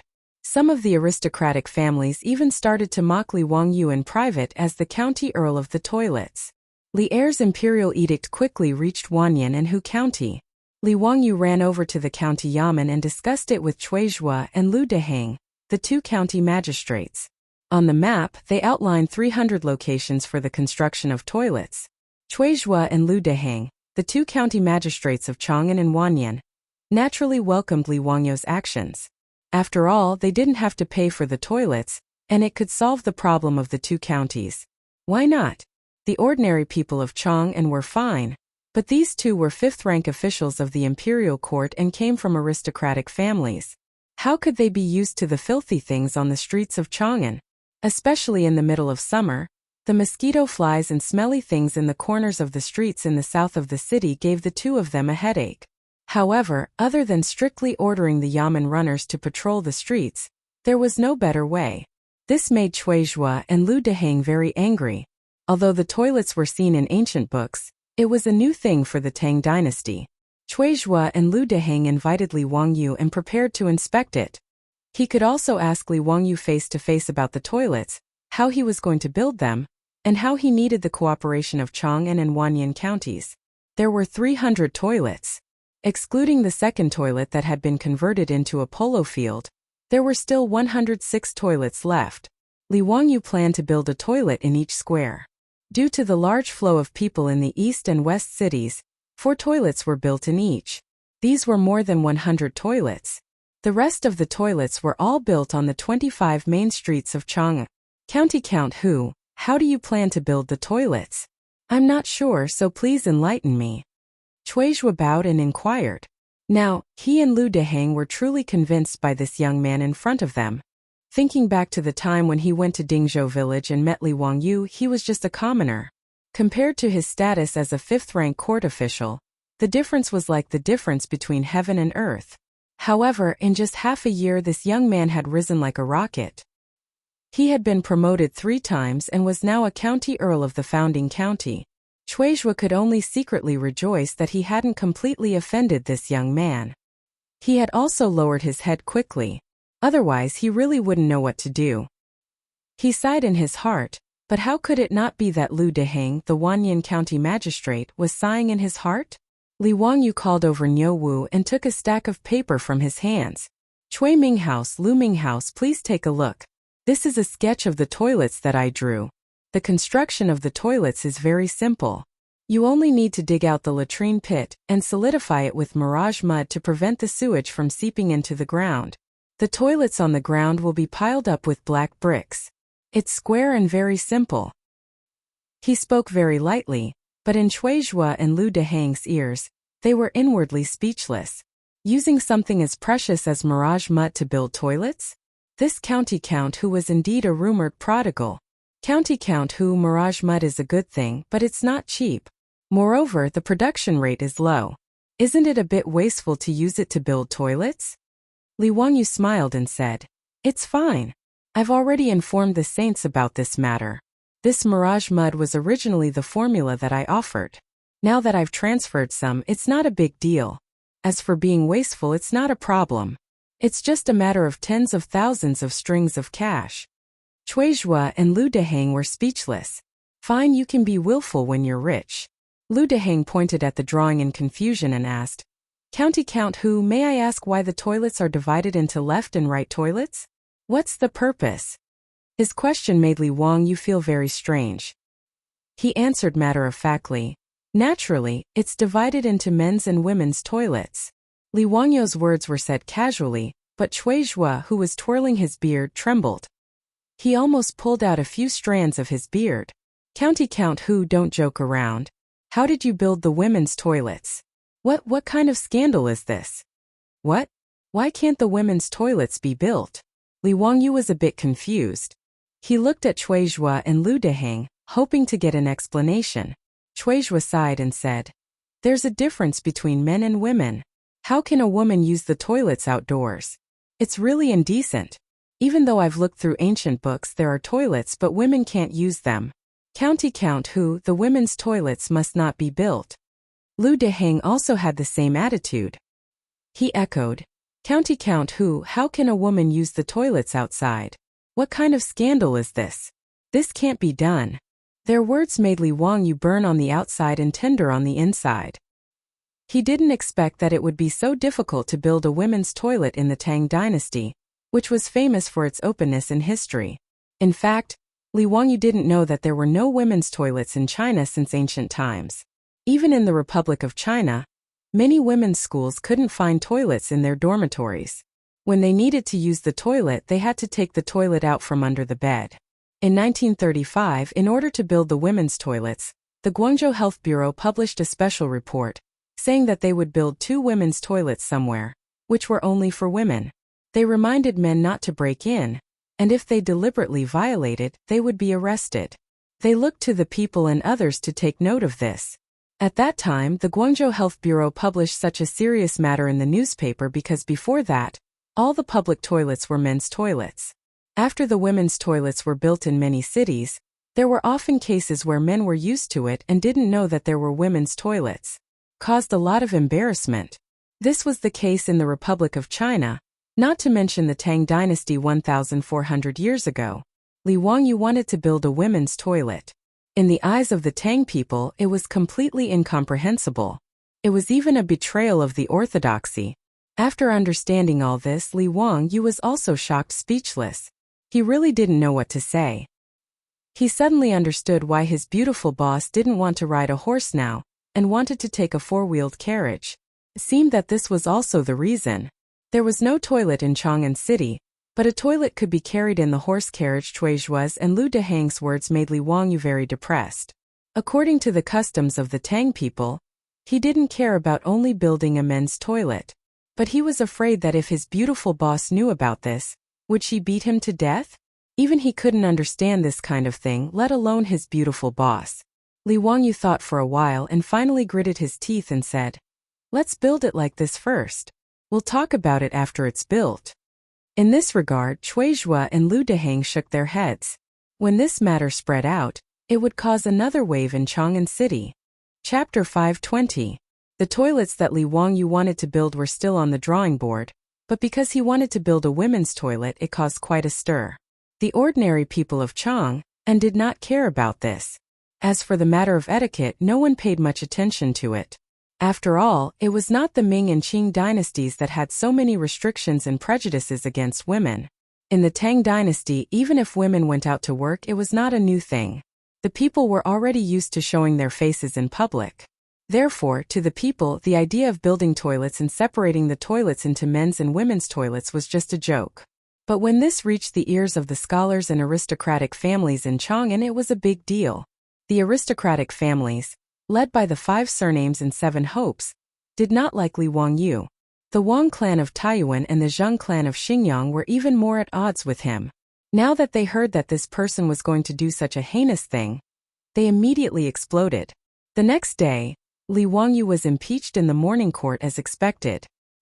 He was not impeached by one person, but by hundreds of officials. Facing the hundreds of officials who came out on their knees, Pai Lupi could not help but rub his temples and secretly blame Li Wangyu for being so meddlesome. Pai Lupi did not comment on building a women's toilet. Although he did not oppose it as strongly as the aristocratic families, he did not support it either. Okay, everyone, I know about this. I will send someone to inform County Earl Hu and tell him not to act so recklessly. Everyone, please rise. Pai Lupi did not want to dwell on this matter and set the tone with a few words. Anyone with a discerning eye could see that Pai Lupi was protecting Li Wangyu. He just sent someone to inform County Earl Hu not to build a women's toilet. He did not even reprimand him. However, the officials had achieved their goal. Since Pai Lupi did not support Li Wangyu building a women's toilet, they could only let it go. The officials all stood up and praised Pai Lupi as they returned to their positions. After the court, Pai Lupi sent Mitua to Dingzhou village to tell Li Wangyu not to mess around and cause trouble. Li Wangyu was naturally speechless. Wasn't it just building a women's toilet? Did hundreds of officials have to impeach him? Things were not as simple as Li Wangyu thought. Although in the court, because of Pai Lupi's protection, the aristocratic families could not say anything. However, how could the Wang family of Taiyuan and the Zheng family of Xinjiang let Li Wangyu off so easily? On that day, all kinds of rumors began to spread in Chang'an City, all of which were insinuating against Li Wangyu. Some rumors said that County Earl Hu Li Wangyu was a playboy who wanted to build a women's toilet. In reality, he had ulterior motives and wanted to use this opportunity to have sex. Some rumors said that Li Wangyu was a pervert and had hundreds of beautiful maidservants in his residence. They were all ravaged by him every day, and he was still not satisfied. He wanted to use the women's toilet as an excuse to have sex with young and beautiful maidservants. There were even rumors that County Earl Hu knew witchcraft and could collect the golden liquid of maidservants. With witchcraft, he could turn those maidservants into puppets for him to vent his bestial desires. What made Li Wangyu want to vomit blood was that not only were there rumors, but there were also pamphlets that were copied from him that appeared in the streets of Chang'an. They used all sorts of exaggerated words to describe the ridiculous things that happened in the County Earl Hu manor and Li Wangyu's various evil methods. Naturally, all of this was done by the Wang clan of Taiyuan and the Zheng family of Xinjiang. They wanted to use this matter to slander and disgust Li Wangyu and vent their anger from before. These were just rumors on the streets and had no effect on Li Wangyu. At most, his reputation would be tarnished. Moreover, even the illiterate commoners of Chang'an only heard these rumors as stories. There were very few people who truly believed them. However, he wanted to build a women's toilet. Not only were the aristocratic families dissatisfied, but the conservative old masters in court were even more dissatisfied. There were even people who were cursing out loud because of this. Even though Pai Lupi had already made his stance clear, there were still snowflakes of memorials being sent to Taiji Palace every day. All of them were to impeach County Earl Hu Li Wangyu. They all wanted Pai Lupi to immediately issue an edict to have Li Wangyu, that daring fellow, executed and abandoned in the Eastern Market. In this regard, Pai Lupi could only pretend that he did not see anything. In a courtyard not far from the county Yamen in Hu County, More than 10 old officials who had been chased out of court by Pai Lupi were gathered here. They had all offended Pai Lupi a few days ago when they impeached Li Wangyu for forcing the people of Hu County to plant rice. They had been casually given the job of supervising the rice planting in Hu County, and had been sent to Hu County. The county magistrate of Hu County, Yang Quan, naturally knew the origin of this matter. He hated this group of old fellows who only knew how to spout nonsense and criticize others from a moral high ground. Thus, ever since these 10 or so old officials came to Hu County, Yang Quan had only paid them a visit according to etiquette and treated them as if they did not exist. With Yang Quan's attitude, everyone in the county yamen, from the county magistrate to the yamen runners and scribes, understood that this group of seemingly noble court officials was actually people who had lost their power. As a result, no one in Hu County showed any interest in this group of 4th or 5th rank officials, and they were left to fend for themselves. Right now, of the 100 or so villages in Hu County, apart from the dry fields in the mountains and the wheat fields that could not be irrigated due to geographical reasons, they had all been destroyed. Under the supervision of the county yamen runners, scribes, and village officials, the original wheat fields had been burned clean, plowed, and ditches had been repaired. Yang Quan was so busy that he spat out a mouthful of bubbles. In the end, he was able to get water wheels to be set up in every village. Now, the villages that were growing quickly, under the constant rotation of the water wheels day and night, had already begun to soak the fields and prepare to plant rice. This group of old officials had nothing to do with it. The so-called supervising the rice planting was just empty talk. Moreover, these old officials did not dare to return to Chang'an. Otherwise, if they were accused of dereliction of duty, they might not even be able to keep their official titles. The news that Li Wangyu wanted to build toilets in Chang, and naturally reached their ears. Li Wangyu actually wanted to build toilets for women, which made these old officials feel like they had found the key to returning to the imperial court. Duke Nanrong, the heavens are really helping us. That little bastard Li is asking for it. Whether we can return to the imperial court depends on this. Humph, I think the saint favors this treacherous official so much. Sooner or later, he will be a disaster. How can we just sit back and watch that ignorant brat wreak havoc in the imperial court? That's right, that's exactly it.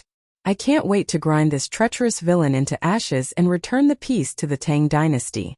Not only has this brat harmed the people of Hu County, but he has also disregarded etiquette and law. He wants to reverse yin and yang. How hateful. Everyone, let's also write a petition to impeach this brat. We can only return to the imperial court if we topple this brat. What Duke Lu said is exactly what we are thinking. However, I heard that the saint let that bastard Li go so easily in Taiji Palace. As for those petitions to impeach him, they are all kept in the palace. Do you have any good ideas? These old officials were also troubled by Pai Lupi's attitude of protecting Li Wangyu, but there was nothing they could do. Everyone pondered for a long time. Suddenly someone asked, "Why is Duke Tuoba not here today? He caught a cold a few days ago and felt depressed." "He has been bedridden these days. Sai, I think Duke Tuoba's health is getting worse and worse. I'm afraid he will have to leave soon. What a pity. We are going to lose a close friend again. It's sad and lamentable." Everyone sighed again. Suddenly someone lowered his voice and said, "Everyone, this old man has a plan." Chapter 521. In just a few days, Li Wangyu had been impeached nearly 100 times. Based on these impeachments, Li Wangyu would not be considered a righteous victory unless he was torn to shreds. As for these memorials, Li Er was too lazy to even look at them now. He directly asked Mitua to carry them away and burn them all. Li Er was also sick and tired of these defenders. It was just a trivial matter, yet they kept pestering him endlessly. It was a good thing that Li Wangyu wanted to build toilets in Chang'an, and Pai Lupi supported it. Even if there was something wrong with building toilets, there was no need to go through so much trouble. Pai Lupi thought that if he ignored these people and if Li Wangyu did not build toilets, the matter would be over in a few days. But he did not expect that something that shocked the entire court would happen when Pai Lupi was not prepared for it. Early in the morning, the soldiers guarding the illustrious Virtue Gate pushed the heavy winch to open the heavy city gate of the illustrious Virtue Gate. The hinges of the city gate squeaked loudly. It was very ear-piercing in the early morning. The soldiers had long been used to this kind of noise and turned a blind eye to it. There were already many people waiting outside the city gates to enter the city. These were the villagers from the villages around Chang'an City. They were going to the Chang'an City market to sell their crops. There were also merchants who were in a rush and missed the closing time of the city gates. They were forced to stay outside the city gates for the night. Seeing that the city gates had opened, everyone obediently lined up and waited for the soldiers guarding the gates to inspect the city. Just as the city gates were in a mess, a group of people came from not far away. The strange movement gave everyone a shock. More than 10 white-haired old men in dark and light red official robes carried a thin coffin with great effort. Their faces were filled with grief and indignation. They walked toward the illustrious Virtue Gate without saying a word. This naturally frightened the guards. They did not dare to stop this group of 4th and 5th ranked officials. Someone immediately ran to inform the colonel in charge of the illustrious Virtue Gate. When the colonel received the news, he was also shocked. What was the matter with carrying a coffin into the city? In the history of Chang, and only coffins were transported out. A group of officials carrying coffins into Chang, and had never been seen. Gentlemen, may I ask where you are heading? The colonel had his duty and blocked the group of old officials. Out of the way. This is the coffin of Tuoba Zhengyang, the Imperial Academy scholar Tuoba Zhengyang. We're going to send him to the Taiji Palace to attend the imperial court. Don't get in our way. The leading old man reprimanded. His words shocked the colonel even more. The coffin of the academician? To be carried to Taiji Palace? Are these old officials crazy? However, this wasn't something that a small gatekeeper colonel like him could stop. Naturally, he could only step aside and watch as the group of old officials carried the coffin away. When they were far away, he grabbed a soldier beside him and said, "Quickly ride a horse and report to the Vermilion Bird Gate. Something is going to happen." The group of old officials had not even carried the coffin into the imperial city. At this moment, the officials in the imperial city who were preparing to attend the imperial court already knew about this matter. The Imperial Academy scholar Tuoba Zhengyang was someone that everyone naturally knew. This person was a scholar from the Sui dynasty. After joining the Tang dynasty, he had been working in the Imperial Academy. This person was 67 years old this year, and could be considered a great scholar in the imperial court. He had quite a reputation. A few days ago, Tuoba Zhengyang had been chased to Hu County by Pai Lupi because of the impeachment of Li Wangyu. It had only been half a month, so why was he carried back in a coffin? Du Ruhui's expression changed. He hurriedly pulled Fang Xianling to the side and said, "Xianling, I'm afraid something is wrong. Don't let them carry Tuoba Zhengyang's coffin into the imperial city. If I'm not wrong, these old officials probably didn't come with good intentions. I'm afraid it has something to do with the Huxian Count matter." Being reminded by him, Fang Xianling came to her senses. These old officials were chased out of the imperial court by Pai Lupi because of the impeachment of Li Wangyu. If Tuoba Zhengyang had passed away due to old age, his family would naturally be in charge of the imperial court. Now that these old officials had silently carried his coffin into Chang'an City, it was obvious that things were not so simple. Fang Xianling immediately nodded. She turned around and ordered people to stop the guards guarding the imperial city from letting the old officials in. All of this was within the expectations of the old officials. After being stopped by the guards outside the Vermilion Bird Gate, they did not make any noise. They placed down Tuoba Zhengyang's coffin and all of them knelt in front of the Vermilion Bird Gate without saying a word. Outside the Vermilion Bird Gate was where the Golden Light Gate Street and Vermilion Bird Street intersected. Seeing such a scene in front of the Vermilion Bird Gate, it naturally attracted the attention of everyone, not knowing what was going on. The commoners did not dare to get close and could only stand far away and point. However, those low-ranking officials and scribes who needed to work in the imperial city did not avoid such a taboo. Many people knew this group of old officials, and some officials were even friends with them. When they saw this scene, they naturally came forward to ask for the reason. "Lu Gong, may I ask, what are you doing? What's going on with this coffin?" Seeing that someone had raised the question, the group of old officials who had been silent all this time suddenly became spirited and bristled with anger. "Everyone, please know that inside this coffin is the current dynasty's 5th rank imperial grandee, imperial scholar Tuoba Zhengyang, Duke Tuoba." "Ah, Duke Tuoba? What's going on? Why is he gone all of a sudden? Humph! Today there is a traitor who is going against the law and harming the people, trying to mess up the ethics of the Tang dynasty. A traitor without morals is a traitor to the country. However, the traitor deceived the saint and made a name for himself. Duke Tuoba was a loyal and righteous man, a pillar of the country. Because he could not get rid of the traitor, he hanged himself in grief and anger to show his loyalty. Duke Tuoba left a letter in blood, asking the saint to kill the traitor. The old official's words caused an uproar among the crowd. Some people who did not know what was going on even foolishly asked the people around them who the traitor was that could force the Duke Tuoba to hang himself. Immediately, someone covered his mouth and whispered a few words into his ear, which made him realize what was going on. His words reminded people of the recent uproar in Chang and about the incident in the toilets. County Count Huxian wanted to build a female toilet. Other than a few old officials who kept writing letters, everyone else just treated it as a joke.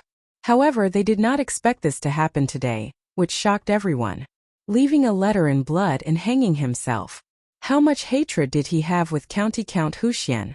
Those who were friends with this group of old officials were all filled with righteous indignation after hearing this. They all knelt in front of the Vermilion Bird Gate, wanting to seek an explanation for Tuoba Zhongyang. The leading old official straightened his back and held a letter in his hands as he looked in the direction of the Taiji Palace. What happened outside the Vermilion Bird Gate was immediately reported to Pai Lupi. After hearing this, Pai Lupi was also stunned. What was going on? Wasn't it just Li Wangyu who wanted to build a female toilet? Moreover, he was stopped before he could do it. Did it have to be like this? Chapter 522. After this incident, Pai Lupi was not in the mood to continue with today's court session. After Mitua went to the imperial city to announce the cancellation of today's court session, he summoned Fang Xianling, Du Ruhui, Zhang Sun Wuji, and the others to the Taiji Palace to discuss countermeasures. Just as the big shots were having a headache, the incident had spread through the entire Chang'an city at the speed of light. It caused a huge uproar in the Imperial College. Tuoba Zhongyang had been working in the Imperial College for most of his life and was well known.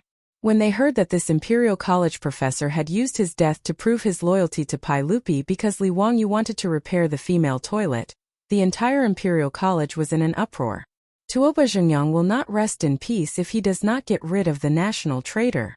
Tuoba Zhongyang is such an old man. Yet he was forced to death by that treacherous official. This is so frustrating. I swear that I will never forgive that traitor. You said that the treacherous official deserved to die, and you were fooled by his poems. What else do you have to say now? Let's go. Let's go to the Vermilion Bird Gate and expose Tuoba Zhongyang. We must let the sages know that this traitor deserves to be killed by everyone. Let's go, let's go. Under the leadership of a few professors and teaching assistants, more than half of the 1,300 students in the Imperial College in Noda rushed out of the office and headed to the Vermilion Bird Gate. These students were all filled with grief and indignation. They all knelt behind Tuoba Zhongyang's coffin and faced the Vermilion Bird Gate in silence. As time passed, more and more courtiers, especially those from aristocratic families, knelt in front of the Vermilion Bird Gate. The moralists who had been trying to impeach Li Wangyu to no avail seemed to have found their backbone at this moment. They knelt behind Tuoba Zhongyang's coffin without hesitation. More and more people knelt in front of the Vermilion Bird Gate in Noda. They even blocked the Golden Light Gate Street. More and more people in Chang and city came to watch after they heard the news. Tuoba Zhongyang's family had also rushed over after receiving the news. They knelt before the coffin and wept in grief. Pai Lupi, who was still discussing countermeasures with Fang Xianling and the others in the legislative hall, was even more shocked after hearing Mituo's report. This kind of thing had never been heard of in the 10 years since the establishment of the Tang dynasty. Pai Lupi was also a little flustered. He had never expected things to turn out this way. Master Fang, Master Du Fuji, what do you think of this matter? What should we do now? Fang Xianling and Du Ruhui didn't know what to say. As for Li Wangyu wanting to build a women's toilet, the two of them didn't comment, neither supporting nor opposing. However, he didn't expect that just Li Wangyu's idea would cause such a ruckus. There was even a 5th-rank imperial academician who used his death to prove his sincerity. It was truly absurd. But if they were to say that Li Wangyu was in the wrong, they couldn't say such untrue words. After all, building a toilet was a good thing. Even if building a women's toilet was inappropriate, there was no need to fight to the death, right? Zhang Sun Wuji pondered for a while and said, Your Majesty, the most important thing now is to calm this matter down. We can't let them continue to cause trouble. In my opinion, the initiators just want to take this opportunity to return to the imperial court. Your Majesty, why don't you go with the flow and recall these old officials back to the imperial court? Also, I'll have to ask Master Wei to bring him to the prison of the censorate for a few days. After this matter is settled, he can be released. What do you think, Your Majesty? Isn't this too much for Zio? In my opinion, he didn't do anything wrong. Even if building a women's toilet is inappropriate, why do we have to bring him to the prison? Pai Lupi naturally didn't want to wrong Li Wangyu and replied unwillingly. Zhang Sun Wuji cupped his hands towards Pai Lupi and said, Your Majesty, we can only sacrifice County Count Hu to make him feel wronged. I'm sure that County Count Hu will understand Your Majesty's good intentions. Furthermore, having County Count Hu stay in Thai prison for a few days is also to protect him. Pai Lupi hesitated and looked towards Fang Xianling and Du Ruhui to ask for their opinions. Although Fang Xianling was unhappy with Zhang Sun Wuji's bad idea, there was nothing he could do. After a moment of silence, he finally nodded his head slowly. Seeing his three trusted officials express their opinions, Pai Lupi could only nod his head and agree after some hesitation.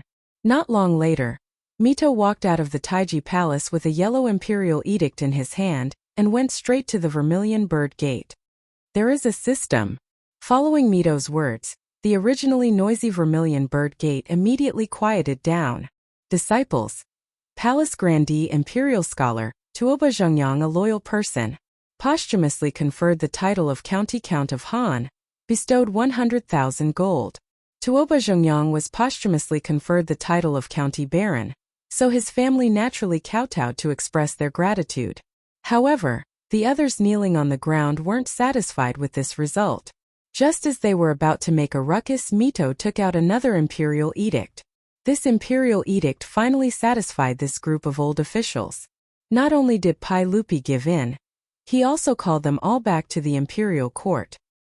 He also ordered Imperial Censor Wei Zheng to bring County Count Hu Li Wangyu to the prison for a strict investigation. Outside the Vermilion Bird Gate, there was a burst of cheers. They felt that the matter was settled and that justice had defeated evil. The national traitor Li Wangyu was about to be executed. Under the persuasion of Fang Xianling and the other officials, the crowd gathered outside the Vermilion Bird Gate finally dispersed. Tuoba Zhengyang's coffin was also brought back to the residence by his weeping family members.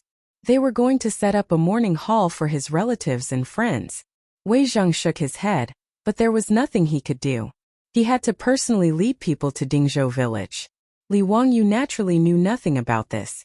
When he heard the maidservant report that Imperial Censor Wei Zheng had come, he was very puzzled. Although he was good friends with Wei Shuyu and could be considered as brothers, he didn't have much of a friendship with this sheep nose. When the maidservant came to report, he was playing cards with the foppish lords. Brother Shuyu, why is your family's lord here? Do you know? How would I know? I've lived in your residence for so long. I haven't returned to Chang'an, and I haven't seen my father. Maybe he's looking for you on official business? Wei Shuyu answered casually as he threw out a card from his hand. 4 twos. Bomb. Wahaha, I still have 1 card left. Pay up, pay up. Fang Yi looked at the card in his hand, blinked, and instantly threw it into the pile of cards. Why are you still playing cards? Quickly go and welcome your lord. F***CK. Last love, are you going back on your word again? No, I'm just afraid that your lord will be anxious from waiting. Then pay up first. We haven't lost yet, why should we pay up? The foppish lord stopped playing cards and went to welcome Wei Zheng. Wei Zheng's first sentence shocked everyone. They wondered if this old man had gone crazy. Li Wangyu, come with me. The saint has issued an edict to take you down for investigation. Wei Shuyu stuttered. Father, is there a mistake? What crime did Zio commit? Does he need to trouble you to take him down for investigation? Yes, Elder Wei, is there a misunderstanding? Zio was perfectly fine. Why would the saint issue an edict to take him down for investigation? The foppish lords also started to make a ruckus. Wei Zheng was so angry that he glared at them. Shut up. What do you know? Isn't this bastard brat's own fault? The saint's action is to protect him. Li Wangyu was even more confused. What? Everything was fine, but he was sitting at home and trouble came from the sky? What did he do wrong this time? Why was he being taken to the prison? Chapter 523. The whole Lai Hot was in chaos when they heard that Imperial physician Wei Zheng was going to take their Langjun to the stage prison. Li Heng, the old housekeeper, was so shocked that he didn't know what to do. He knelt down in front of Wei Zheng and asked, Mr. Wei, what law did my Langjun break? Why is he going to be taken to the stage prison? Niu Wu stood in front of Li Wangyu and prevented Wei Zheng from taking him away. Li Wangyu, on the other hand, was relatively calm. He pushed Niu Wu aside and helped Li Heng up before bowing to Wei Zheng and asking, May I ask Wei Gong what exactly happened? Even if I die, you should at least let me know what happened. Wei Zheng glared at him and said, It's all because of your toilet. He made a long story short and recounted what had happened in Chang'an today. However, Li Wangyu and the foppish playboys all stared at each other in bewilderment, feeling that it was simply too ridiculous. That old man called Tuoba Zhengyang was also a lunatic. Even though he was going to build a female toilet, he had no choice but to give up the idea after Pai Lupi said so. But now there was not even a single toilet in Chang'an City. What did this old man mean by seeking death for no reason? Young man, I know you can't be blamed for this. However, Tuoba Zhengyang died because of you. The sage can't pretend that he didn't see anything. Letting you stay in the stage prison for a few days is for your own good. When this matter is settled and Tuoba Zhengyang is buried, you will be released. Don't worry. The sage has also instructed this old man to not mistreat you. Even if you stay in the stage prison, you won't be wronged. Just think of it as a change of place to cultivate your character. What the hell? Who the hell wants to cultivate their character in the stage prison? In response to Wei Zheng's words, Li Wangyu could only roll his eyes and had nothing to say. Since Wei Zheng was here, what else could he say? Since that's the case, let's go. I'll have to trouble eunuch Wei to take care of me. Li Wangyu turned around and gave a few instructions to Li Heng and Niu Wu, telling them to listen to their beautiful superior's orders and to guard the door well. Just as she was about to mount her horse and leave with Wei Zheng, Aphrodite and Perrin also ran over after being notified by the servants of the residence. The two girls were weeping like raindrops on pear blossoms, making me feel pity for them. Lang Jun, what happened? Why did Master Wei want to take you out of the prison? Lang Jun, I'll go with you. I'm not afraid of going to jail. I'll go with you. The two women's cries made the other hedonistic young masters wink at Li Wangyu with wretched expressions on their faces. They were now clear that Li Wangyu was fine this time. He had just suffered an unexpected calamity. In order to appease the crowd, the saint let Li Wangyu stay in the stage prison for a few days.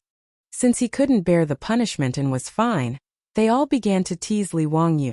Li Wangyu hurriedly jumped off his horse and reached out to pull Aphrodite and Perrin into his arms while comforting them softly. At the same time, he didn't forget to raise his middle finger at the hedonistic young masters behind their backs to show his respect for them. Li Wangyu repeatedly assured them that he was fine, and that he was only going to stay in the stage prison for a few days. Only then did Aphrodite and Perrin stop crying, though they were still skeptical. Lang Jun, are you really fine? You're not lying to me, are you? Don't worry, why would I lie to you? Be good and listen to Chongqing in the residence. After comforting the two women, Li Wangyu mounted his horse again and rode back to Chang'an City with Wei Zheng and the other imperial censors. How could the hedonistic young masters be in the mood to continue staying in Dingzhou village? They all called for their troops and followed Wei Zheng, Li Wangyu, and the others back to Chang'an City. The old steward Li Heng was at a loss at this moment. He pulled Niu Wu over and said, Quick, bring some men and follow them. We must ensure Longjuan's safety. Then, go to the East Market and inform Madame Su so that she can make a decision quickly. Niu Wu naturally didn't dare to delay, and hurriedly chased after them with more than 10 troops. When they reached the outskirts of Chang'an City, Wei Zheng pulled on the reins of his horse and said, County Count Hu, the rules cannot be broken. Since the saint has ordered me to take you to the stage prison, we can't go in like this. Naturally, you can't just ride in like this. This old man has already had someone prepare a prisoner carriage. County Count who, you'll have to suffer a little and change into that prisoner carriage. When he pointed, Li Wangyu noticed that there was already a prisoner carriage made of rough wood parked by the side of the road. Li Wangyu smiled wryly. Fine, let's go through with the act. I don't want to make things difficult for the old man. He obediently climbed down from the horse and walked over to open the door of the prisoner carriage. After entering the prisoner carriage, Li Wangyu realized that the person who designed this carriage was too immoral. At this height, it was impossible for him to stand up. He could only hunch his body. Fortunately, he wasn't a real prisoner and didn't need to be chained up, much less chained up in the prisoner carriage. Otherwise, if he sat in this carriage that was as bumpy as a trampoline all the way, even if he didn't die, he would lose a layer of skin. He sat cross-legged in the prisoner carriage. The group of hedonistic young masters pointed at him and laughed heartily, as if he were a gorilla in the zoo. Li Wangyu was so angry that he closed his eyes and decided to ignore this group of bastards. Wei Zheng waved his hand, and the prisoner carriage, pulled by 2 oxen, slowly moved toward the illustrious Virtue Gate. When the prisoner carriage entered Chang'an City, it immediately attracted the attention of many commoners. Fortunately, there were no photos in this era, so very few people recognized Li Wangyu. No one knew that the person locked up in the prisoner carriage was the famous County Count Li Wangyu. After entering the city, the hedonistic young masters stopped fooling around. They rode their horses to guard Li Wangyu's prisoner carriage. The prisoner carriage slowly moved along Vermilion Bird Avenue. Along the way, the commoners of Chang'an City pointed at the prisoner carriage and whispered. When it neared Anya Lane, a person suddenly rushed out from the crowd and knelt down beside the prisoner carriage. His actions startled the hedonistic young masters around the prisoner carriage. Chang Chumo's horse even almost ran into this person. After being interrupted by him, the prison carriage stopped. Benefactor, is that you? Benefactor, what's wrong with you? Why do they want to capture you? Li Wangyu looked over. It was a middle-aged man. He looked familiar, but he couldn't remember where he had seen him before. You know me? Li Wangyu asked curiously. The middle-aged man nodded. Benefactor, I am the manager of Ren's saddle shop who won the lottery. Do you still remember me? When he said this, Li Wangyu immediately remembered. He couldn't help but laugh. So it really is Manager Ren. Haha, if you didn't mention it, I would have forgotten. My apologies. Is Manager Ren's business still thriving? Thanks to Benefactor, the saddle shop that was burned down has been rebuilt. Business is even better than before. But Benefactor, why are you locked up in this prisoner carriage? Were you harmed by a scoundrel? Does Benefactor have anything I can do to help? If Benefactor has any orders, I will do my best. Even if I have to spend all my wealth, I will help Benefactor clear his name. Shopkeeper Ren's words made Li Wangyu very touched. He hurriedly cupped his hands and bowed to him. Many thanks for Shopkeeper Ren's kindness. However, this is a matter of the imperial court. You can't help. I appreciate your kindness. You can go back. Li Wangyu waved his hand at him. The prisoner carriage continued to move forward. Manager Ren looked at the prisoner carriage and couldn't help but sigh. He could only watch as his benefactor left in a prisoner's carriage, yet he was unable to do anything to help. This made him very depressed. Although the lottery ticket that saved his family's lives was bought by his wife, Manager Ren always believed that Li Wangyu, who introduced the lottery ticket, was his family's benefactor. Otherwise, if he really went to borrow that fragrant kitchen, he really didn't dare to imagine what would happen to his family. After the prisoner carriage was far away, the surrounding people who were watching the fun saw Manager Ren surrounded. May I ask this Lang Jun, who was the person in the prisoner carriage just now? Yes, that was the prisoner carriage of the censorate. Who was that? He was actually arrested by the censorate? Was he a corrupt official? When Manager Ren heard this, he was so angry that he stomped his feet. Bah, don't talk nonsense. Let me tell you, Benefactor is the founding uncle of Hu County. How could he be a corrupt official? His words immediately caused an uproar among the surrounding people. Chapter 524. Li Wangyu felt that ever since he had transmigrated to the Tang dynasty, he had a bit of fate with prison. In more than half a year, this was the second time he had been sent to prison. For a young man with good morals in the future, other than applying for an ID, he rarely even went to the police station. This was very frequent. Although he had been prepared when he went to prison in Chang'an last time, even to the point of trapping the Li clan clansmen, he was not mentally prepared this time. The censorate was also in the imperial city, and so was the prison. The prisoner carriage slowly drove into the Vermilion Bird Gate. This was the first time he had entered the Vermilion Bird Gate's imperial city in this way, and it was a very novel experience. However, most of the people in the imperial city were officials, so they naturally knew Li Wangyu. They also knew that Pai Lupi had ordered him to be sent to the prison. Ever since the prisoner carriage drove into the imperial city, there were many officials pointing at him in the carriage. Many officials and officials who were supposed to be working in various government offices also ran out to watch the commotion. There were also many moralists and officials from aristocratic families who angrily spat on the ground. They looked as if they wanted Li Wangyu to be sent to the Eastern Market for execution right now. After the prisoner carriage drove into the censorate's prison, the cage was opened. Li Wangyu crawled out and struggled to move his muscles and bones. The short journey made him feel as if his bones were about to break. County Count Huxian, go. This old man has already arranged a prison for you. I definitely won't let you suffer any hardships. As long as you do not leave the prison, I will not restrict your movements. When this matter is settled, I will let you go. Wei Zheng waved his hand at the prison head, indicating that he should take Li Wangyu to his cell. He. Thank you for your kindness, Duke Wei. Li Wangyu was also open-minded. Since he was already here, he might as well take things as they came. In any case, Pai Lupi had ordered him to be sent to the prison. There was no point in crying. This was the first time the prison head had encountered such a situation. The people locked up in this prison were all officials captured by the censorate. When Li Yuan was in power, the imperial censorate's assistant minister and imperial censorate each arrested people. Those who were interrogated were all taken to the prison, often causing the prison to be overcrowded. Ever since Wei Zheng became the imperial censor of the censorate, he naturally couldn't tolerate the censorate acting so recklessly. Inside the stage prison it was much quieter. There weren't as many criminal officials, but those who were caught and sent to the stage prison were all criminal officials with irrefutable evidence. Since they were criminal officials, there was naturally no need to be polite to them.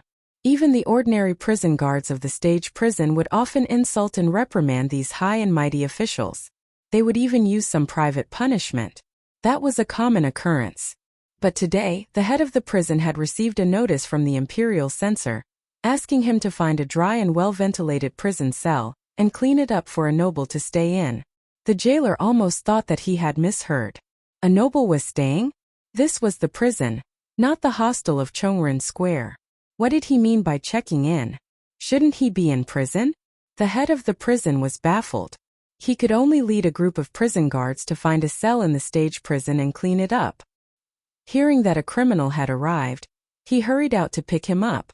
But the scene in front of him scared the jailer so much that his legs trembled. He didn't know Li Wangyu, but he knew Wei Shuyu. He was the eldest son of the big boss of the censorate. No matter how blind he was, he couldn't not recognize him. But just now, he clearly saw that the noble who was going to be locked in the stage prison kicked the son of Prime Minister Wei in the butt. But young Master Wei just laughed and didn't care at all. Even Master Wei acted as if he didn't see it. He led a group of imperial censors away. The head of the stage prison immediately understood that this was a noble who couldn't be offended. He really came to stay in the stage prison. The playboys didn't leave. They clustered around Li Wangyu and walked into the stage prison. The head of the prison hurriedly led the way in front. If someone who didn't know saw this, they wouldn't believe that this was the head of the stage prison. They would treat him like a waiter in a hostel. Wei Shuyu pointed at the head of the prison carelessly and said, "You come here. This is the founding county earl of Hu County. He will be staying with you for a few days. Take care of him carefully. What needs must be satisfied. Do you understand? If there is any mistake, be careful of your bones." Yes, I understand. County Earl of Hu County, young dukes, please be careful. The ground is slippery. These lazy bones. I will teach them a lesson when I come back. Let them clean up the moss on the ground. The environment in the stage prison was much better than the prison in Chang and County where Li Wangyu was last time. After all, the people locked here were all criminal officials. They had to leave some face for them. At least the stage prison didn't have the stench of the prison in Chang'an County. There were no rats running around on the ground. However, it was still a dark prison cell. The only source of light was the torches on the wall. Even though the outside world was bright and sunny, this place was still dark and damp. The head of the prison and the jailers had already helped Li Wangyu clean one of the cells and replaced it with fresh, dry straw. However, when Wei Shuyu saw the cell, he couldn't help but become angry. He scolded, "You bastards, is this how you do things? Is this a place for people to live? Don't you know how to set up everything? Bastards, you really are itching for a beating." His words made the head of the prison and the jailers want to cry. The prison cell had been cleaned and the straw had been replaced with new ones. What else did he want? Did he really think the stage prison was a hostel? Was this County Earl of Hu County really here for a vacation? Li Wangyu smiled and stopped Wei Shuyu from continuing to be angry. "Brother Shuyu, don't make things difficult for these people. I reckon that my family's troops will be here soon. Just let them handle it." As soon as he finished speaking, a commotion could be heard from the entrance of the stage prison. A jailer jogged over and said to the head of the prison, "Head of the prison, someone is here to visit County Earl of Hu County. Master Wei has already said that anyone who comes to visit County Earl of Hu County is to be let through. If County Earl of Hu County needs anything, just let us do it." The head of the prison felt a headache coming on. Was this still a freaking stage prison? He didn't dare to say anything else and could only have the jailers invite the visitors in. Before long, his beautiful superior led Aphrodite, Perrin, Niu Yong, and Niu Wu into the stage prison, along with a group of Li family troops. "Chongqing, you're here?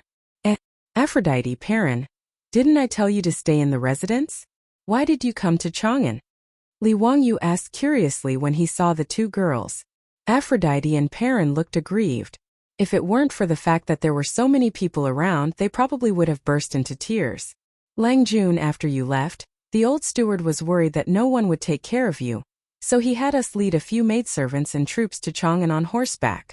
Li Wangyu nodded and looked at his beautiful superior.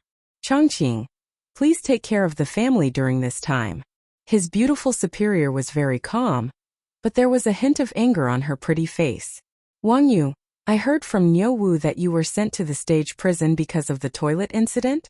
Li Wangyu looked at his beautiful boss's face, which was flushed red from anger, and helplessly nodded his head. Chapter 525. His beautiful boss didn't get angry. She just took a few deep breaths and calmed herself down. "Wangyu, leave this to me. I can't let those people frame you like this. I don't believe it. Did they jump out from the cracks of a rock?" Li Wangyu understood his beautiful boss. Although she wasn't a feminist, how many of the beautiful women in the later generations were easy to get along with? There were all kinds of jokes about men hiding money on the internet. Although it was a joke, it was also reality. His beautiful boss, who could hold up half the sky, now knew that Li Wangyu was framed and sent to prison because he only had the idea of building a female toilet. How could she not be angry? "Chongqing, don't be rash. Let's think about this at length. As you can see, I'm fine. Wei Zheng and Li Shimin don't really want to lock me up. They're just putting on an act." Li Wangyu lowered his voice and whispered into his beautiful boss's ear. He was afraid that his beautiful boss would do something impulsive in her anger. His beautiful boss rolled her eyes at him. Do you think I'm that stupid? All right, leave this to me." She looked at the environment of the prison and frowned. "Since you're going to stay here for a while, you can't wrong yourself. I'll get Niu Yong and Niu Wu to bring the things in." Li Wangyu shrugged helplessly. He looked like he was telling her to do as she pleased. Seeing that the two had finished whispering, Chang Chumo laughed and said, "Zio, it's fine. We brothers will accompany you. Jailer, go prepare the food and drink. Today we won't go home until we're drunk." The jailer's face became even more bitter. "Damn, you still need to prepare food and drink? Do you want dancers? More importantly, who would pay for this?" He naturally didn't dare to ask the rich kids for money, but he couldn't afford to pay out of his own pocket. As for asking Wei Zheng for money, wasn't that just asking for death? Li Wangyu saw the jailer's awkward expression and laughed. Brother Chumo, don't make things difficult for the jailer. I'll get Niu Yong and the others to bring it over. Besides, what's so good about the food in the restaurants outside? Perrin, bring some people back to the Kaihua workshop, cook some food, and have someone send it over. Yes, Lang Jun, I understand. I'll go now. Perrin nodded and immediately turned to leave. Although Perrin was only 12 or 13 years old, she was the best at cooking in Lai Hot, except for her beautiful boss. How could his beautiful superior have the time to personally cook? Perrin was the one in charge of the residence, leading several female cooks to prepare food for everyone. Niu Yong, Niu Wu, and the others also received orders from their beautiful superior.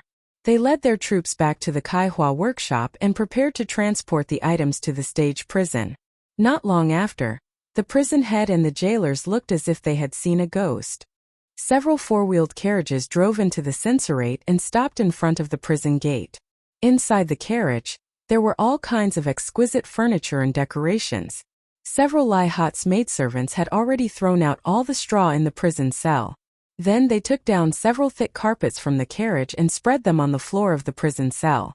Then all kinds of tables, bookshelves, benches, and even a large bed were moved into the prison cell. As for the candlesticks and incense, the prison head and the jailers couldn't close their mouths for a long time. The candles that were as thick as a child's arm were lit, and the incense burner emitted a bit of incense. In order to drive away mosquitoes, the maidservants even used the residence's toilet water to spray the prison cell. The Lai Hot's maidservants even hung thick curtains around the prison cell to block the view. Not long after, the prison cell that used to hold the criminals looked brand new. A jailer asked foolishly, "Prison head, is this still the censorate stage prison? Don't tell me it's been changed to this county count's residence?" Scram, don't talk nonsense here. You brats better listen carefully. You absolutely can't offend this noble. Be careful. Don't make any mistakes. Otherwise you'll lose your head. Prison head, don't worry. Do you think us brothers don't have good eyesight? TSK, I've long heard that this county count is the god of wealth. It seems that it's true. I've seen those carpets in the eastern markets who merchants shop. They were all shipped from the western regions. Guess how much they cost? How much? Don't tell me it's a few strings of cash? Bah, you want to buy it with a few strings of cash? Are you dreaming? Let me tell you, 100 strings of cash is not a penny less. Oh my God! Isn't this county count just spreading his money on the floor? I saw at least 3 carpets in this prison cell. Isn't that 300 strings of cash? TSK, what's the big deal? Did you forget that this county count spent a lot of money to build baseball fields in Din and Zhaoxing? Tisk TSK, is there really a mountain of gold and silver in this county count's mansion? The layout of this prison cell is many times more luxurious than my home. What do you know? Aren't you ashamed to compare your doghouse? Do you see those arm-thick candles? One candle is worth a few strings of cash. Even if you sell everything in your doghouse, would it be worth a single string of cash? The prison guards and prison heads were envious of the Lai Hot's luxurious lifestyle. Not long after, the food and wine from the Lai Hot was sent in. The group of playboys and Li Wangyu laughed and laughed. They took off their shoes and socks and went to the table. They felt more comfortable than they did in their own homes. Although the censorate was in the imperial city, ordinary people couldn't enter. But after all, the prison only held criminals. Even if they were criminal officials, their family members were allowed to visit. The prison was close to the Jingfeng Gate on the east side of the imperial city, and Chongren Square was just 1 street away. In order to make it easier for the family members of the criminal officials to visit, the prison opened a small door at the Jingfeng Gate. It gave the family members of the criminal officials a public inspection and allowed them to enter and leave the prison. With so many people in the Lai Hot, they naturally had Wei Zheng's permission to move so many things into the prison in the imperial city. Seeing that everything was arranged properly, the beautiful superior left Niu Wu and a few troops to accompany Li Wangyu. She led the others back to Kaihua Square. Li Wangyu and the group of playboys didn't have any scruples.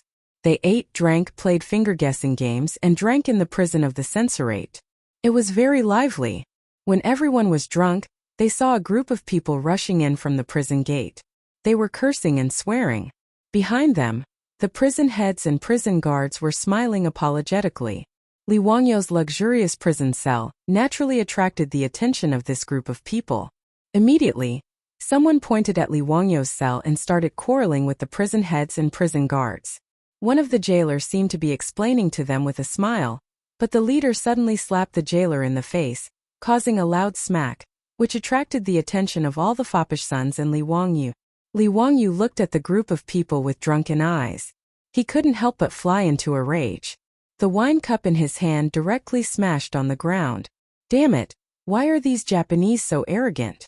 Chapter 526. It was a few men in Tang suits who clashed with the prison guards. However, Li Wangyou immediately recognized the identity of this group of people from their hair buns and strange voices. The Japanese.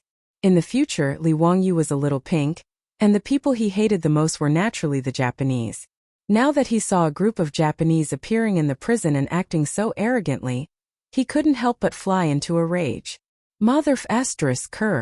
How dare you be so arrogant in the territory of the Tang dynasty? Li Wangyou was already a little drunk. Under the stimulation of alcohol, he grabbed the wine jug on the table and threw it at the group of Japanese. The Japanese who were cursing the jailers didn't expect Li Wangyou to suddenly attack. Caught off guard, their leader was hit by the wine jug. The porcelain wine flask smashed into the head of the Japanese, causing his head to split open. Blood mixed with the wine and flowed out. Baka! The group of Japanese finally reacted and cursed. They rolled up their sleeves and prepared to attack. Li Wangyou was even faster. He ran out of the cell and waved his fist at them. Li Wangyou made his move. Although the silk pants didn't know what was going on, they didn't care about that and rushed out. As for Niu Wu and the other Lai Hot troops, they naturally couldn't sit idly by and watch their Langjun fight with other people. Without any hesitation, they rushed over and started punching and kicking the group of Japanese. The group of Dongying people only had 7 or 8 people, while Li Wangyou had more than 10 silk pants, not to mention Niu Wu and a few Jinwu guards. This was basically a one-sided battle. In just a few minutes, the floor of the prison was filled with Japanese. All of them were crying out in pain. The head of the prison and the group of prison guards were already dumbfounded. They didn't even dare to say anything to stop him. This was the first time the jailer had seen something like this in his 7 or 8 years of service. Who County Earl Young Duke, don't hit him. If you hit him again, he'll die. These Dongying people are all envoys. After a long while, the prison head finally came back to his senses and shouted with a trembling voice. Li Wangyou glared at him. Speak clearly. What's up with this bunch of Japanese? Oh no, Japanese? Replying to the prefectural uncle, these are the members of the Japanese diplomatic mission. Members of the diplomatic mission? Why was he locked in this prison? Why do you still dare to beat up the prison guards? The jailer's face was already wrinkled like a bun. Replying to the county head, a few days ago, this group of Japanese envoys had a conflict with the people of Silla country when they were drinking at Ping Kong Fong and started fighting. They were too heavy-handed, and an envoy from Silla was beaten to death. Naturally, the Silla kingdom would not accept it and went to the saint to complain. Enraged, the sage ordered his men to capture the group of Japanese envoys and teach them a lesson. Originally, they should have been locked up in Wanyan County or the Ministry of Justice's prison, but these two offices refused to take over. In the end, they could only be locked up in this prison. He sighed again. Although they said that they were locked up, they actually didn't ground them. They were just giving Silla country an explanation so that they wouldn't continue to pester us. We had no choice but to let this group of Japanese do as they pleased. These Japanese are really despicable. My brothers and I have long been tired of them. However, they are the envoys of Japan after all, so we can't do anything about it. Li Wangyou glared at the Japanese who were lying on the ground and screaming. He was so angry that he went up and kicked them a few more times. These Japanese were not the envoys sent by the Tang Empire. The Japanese had sent envoys to the Tang Empire in the 4th year of Zhengguan. The prodigal sons laughed and laughed. They didn't think that beating up the Japanese envoys was a big deal at all. In the eyes of the Tang people, they were just small foreign countries. In the Great Tang Empire, where Huji and Kunlun slaves were sold as slaves from thousands of miles away, there was no need to count on these prodigal sons to take the Japanese envoys seriously. Zio, come, let's continue drinking. Don't bother about these Japanese. It's better if they're dead.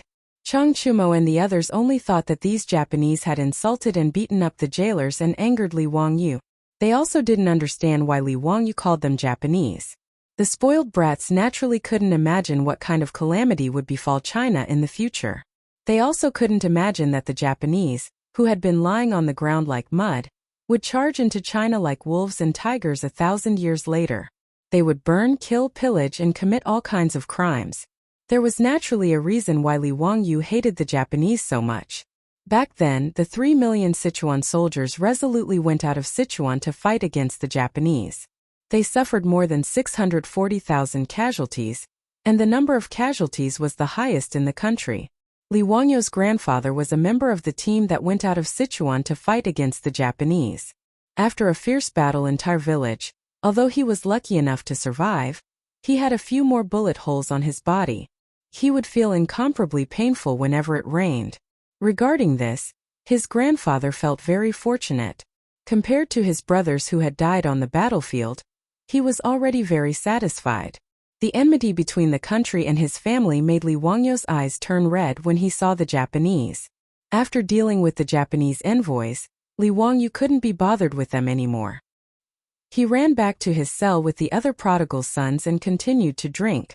The jailers would take care of the mess outside. After all, the prodigal sons and Li Wangyu weren't afraid of the Japanese envoys. They would complain to Pai Lupi and naturally wouldn't care if they lived or died. In the battle just now, Niu Wu and the other old soldiers had used a lot of force. Many of the Japanese envoys had their arms and legs broken, and they were all lying on the ground crying out. The jailer had a helpless expression on his face. He prepared to get the jailers to find a doctor, and also inform the imperial censor to see how they could deal with this mess. Just as Li Wangyu and the others were drinking merrily, they heard a woman scream from outside the cell. When Li Wangyu heard this voice, his expression changed greatly. He threw down the wine bowl in his hand and rushed out again. Although his cell was surrounded by thick curtains that blocked his line of sight, Li Wangyu dared to swear that the voice just now came from Pei Lan. The prodigal sons naturally also heard the voice and rushed out with Li Wangyu. They saw that one of the Japanese who had been beaten down by them had actually gotten up. It was the person who had his head smashed by Li Wangyu's wine jug. At this moment, he was using his arm to tightly restrain a young girl. If it wasn't Perrin, who else could it be? Beside Perrin's feet was an overturned food box filled with all sorts of delicacies. Clearly, Perrin had returned to Kaihua Square and prepared some food for Li Wangyu and the prodigal sons to send to the prison. She didn't expect that the moment she entered the prison, before she could even greet the jailer and the jailers, someone would rush out and grab her. Perrin screamed in fright. She wanted to turn around and run, but the Japanese grabbed her by the neck. This sudden turn of events gave the jailers and jailers a fright. Were these Japanese's brains filled with sh*t? The young lady who was caught was clearly one of Count Huxian's people. Was this Japanese crazy? He actually dared to touch that noble's woman? Not only did the Japanese grab Perrin, he even pulled out a short blade from his waist and pressed it against Perrin's chest. Baka, you actually dare to humiliate the emperor's samurai. All of you kneel down. Otherwise, I'll stab this woman to death. Li Wangyu's eyes were bloodshot as he glared at the Japanese. Chapter 527. If this had happened in the future, Li Wangyu would have run as far away as he could. At most he would have called the police. But now he had no chance of backing down, nor did he dare to back down. Let this woman go, and I'll leave your corpse intact. Li Wangyu's words gave Niu Wu and the group of silk pants a fright. Perrin was in the hands of the Japanese. Shouldn't he say that he would let go of Perrin and let bygones be bygones? Provoking the Japanese like this, wasn't he afraid that the Japanese would stab Pei Lan to death?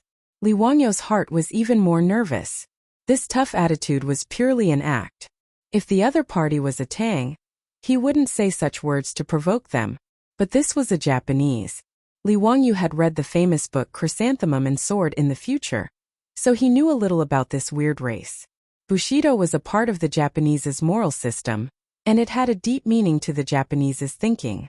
Since the Japanese who had Perrin hostage thought that Li Wangyu and the others had humiliated them and the so-called samurai of the emperor, he wouldn't let it go. Because Li Wangyu said that he would let bygones be bygones, he definitely wouldn't let it go. To the Japanese, that would be a humiliation. In the book Chrysanthemum and Sword, the Japanese's personality was categorized into two contradictory extremes. For example, they loved beauty and were aggressive, they respected etiquette and were aggressive, they liked the new and were stubborn, they obeyed and were unyielding. So when the Japanese placed the sword in front of Perrin's chest, Li Wangyu understood that this wasn't something that could be done with empty words. Baka, you bastard! I am the samurai of His Majesty, Emperor Shu Ming of the Sunrise Country. You actually dared to humiliate me. You must suffer my anger and revenge. The Japanese man roared, but before he could finish, he was interrupted by Li Wangyu. Ba bulsh *t emperor. How dare you call yourself an emperor? I'll count to 3. If you don't release this woman, I'll kill one of your companions. Li Wangyu said coldly as he stared at the Japanese. As he spoke, he drew a biscuit from Niu Wu's waist and held it in his hand. Baka! The Japanese was stunned by his words. He wanted to curse again, but Li Wangyu ignored him. He walked slowly to a Japanese who couldn't get up from the ground and stepped on his chest. Then, he raised his katana and pressed it against the Japanese's chest. No, I'm the envoy of Japan. You can't kill me. 1, 2, 3. Seeing that the Japanese holding Perrin had no reaction, Li Wangyu clenched his teeth and exerted strength in his hand. That incomparably sharp bicento directly stabbed into the body of the Japanese under his feet. Ah! Fresh blood spurted out. The Japanese who had his chest pierced by the sharp bicento screamed in agony. His eyes bulged out and his mouth was wide open.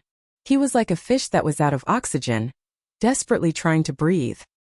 His hands grabbed tightly onto the bicento that had pierced his chest. This unforeseen event stunned everyone present. No one had expected that Li Wangyu would actually make a move to kill someone.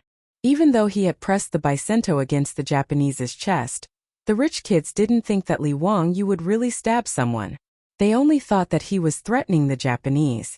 As for Niu Wu and Lai Hat's troops, they naturally didn't think that Xiao Lang would really kill someone. As for the prison head, the jailers and the others, they were so frightened that they fell to the ground on their butts. The jailer's face was pale with fright. These Japanese were the envoys. Even if they were thrown into the prison, they didn't dare to offend them. Now, one of them was killed by County Count Hu. This matter was going to break the heavens. In the prison, the remaining 6 or 7 Japanese screamed in Japanese.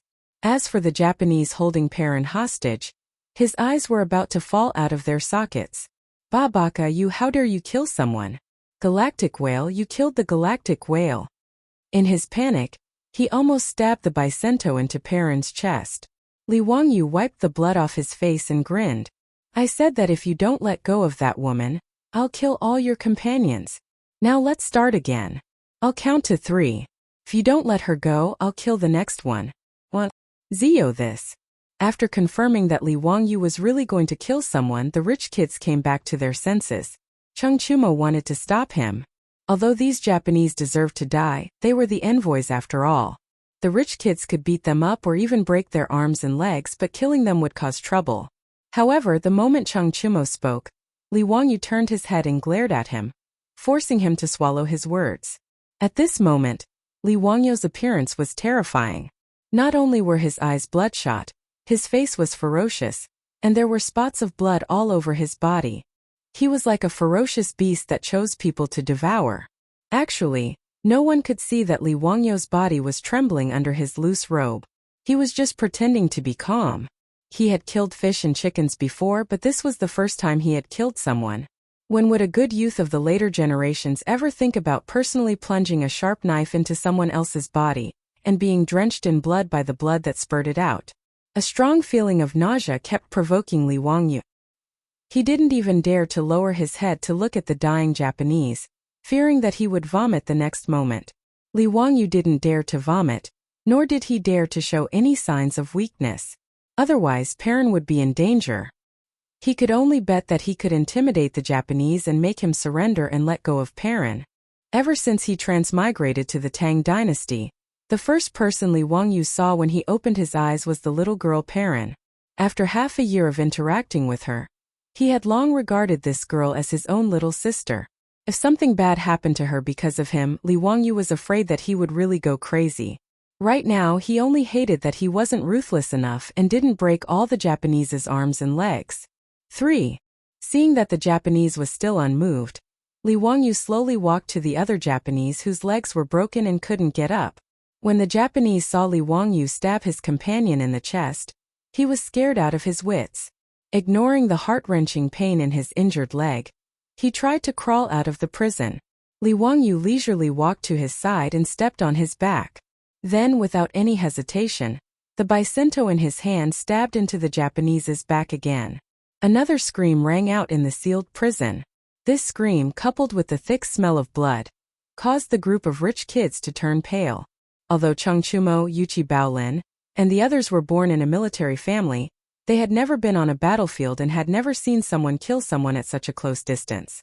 As for Fang Yai, Wei Shiyu, Du He and Du Go, the sons of civil officials, they were in an even worse state. Du He directly covered her mouth with her hand, turned around, and ran back into the prison cell. She hugged the bucket and started vomiting. Li Wangyu slowly pulled out the bicinto. The corner of his mouth twitched a few times, revealing an extremely ugly expression. He looked at the Japanese holding Perrin hostage and said, "Let go of that woman. I'll leave your corpse intact." Chapter 528. Li Wangyu had completely thrown caution to the wind. After killing 2 Japanese in a row, the smell of blood on his body was so strong that no one could look straight at him. The Japanese, whose head was still bleeding, finally felt a chill run down his spine. The Japanese warriors were ruthless enough, but when facing this young man from Great Tang who had effortlessly stabbed 2 of their comrades to death with his blade, he was truly a little afraid. You don't come over. If you come over, I'll stab this woman to death." Li Wangyu gave him a terrifying smile. "Okay, then kill me, but later I'll let you know what it means to live a life worse than death. I don't know how long you've been in the Tang dynasty, but have you ever heard of a punishment?" Li Wangyu gestured with his hand.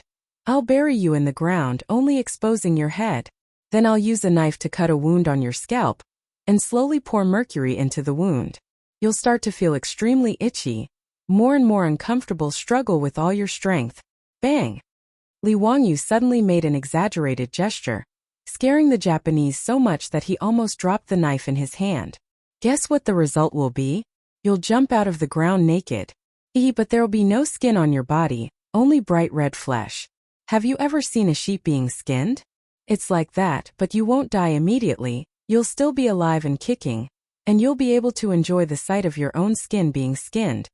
Li Wangyu's voice became more and more sinister as he spoke, giving everyone goosebumps. Even Yo Wu and the group of veteran ruffians shuddered and had goosebumps all over their bodies when they thought of the scene Li Wangyu was describing. They knew that Li Wangyu was scaring the Japanese, but they also felt that the torture he described was too frightening and disgusting. In China, there's another kind of torture called human swine. This is even more interesting, you'll definitely like it. Li Wangyu continued, "I will chop off your limbs, dig out your eyes, inject copper into your ears, make you deaf, pour poison down your throat, cut out your tongue, and then stuff you into a jar. Don't worry, I won't let you die. I'll get people to take care of you. I'll let you live well and repent for your mistakes in hell." After he said that, he heard a clang. The knife in the Japanese's hand fell to the ground. Then his hand went limp and he let go of Perrin. Perrin, who had been strong and silent before, could no longer hold it in. She burst into tears and threw herself into Li Wangyu's arms. "Langjun, I'm scared." Li Wangyu hugged Perrin tightly and stroked her hair. "Perrin, it's okay now. With your Langjun here, no one can hurt you. I won't let go of anyone who dares to hurt you."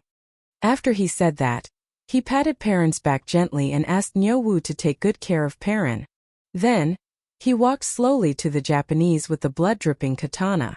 The Japanese was already terrified when Li Wangyu mercilessly killed 2 of his companions. After being frightened by Li Wangyu's extremely terrifying words, he let go of Perrin in a daze. Just like what was written in the book Chrysanthemum and Katana, the Japanese, who had been fierce just now, bowed to Li Wangyu and showed a flattering smile. Obeying the strong was the habit of their people. In the future, the Japanese were beaten up by the Americans. They even dropped 2 nuclear bombs and killed countless people. However, they immediately submitted and behaved very obediently in the following decades. Your Excellency, it was a misunderstanding just now. We are all envoys from Japan. We represent Japan to the Tang dynasty to present a letter of credence.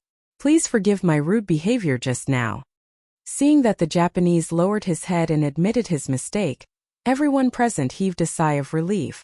2 Japanese envoys had died in a row. This matter was already big enough. If this Japanese did not admit defeat, Li Wangyu would probably continue to kill. No one doubted this point.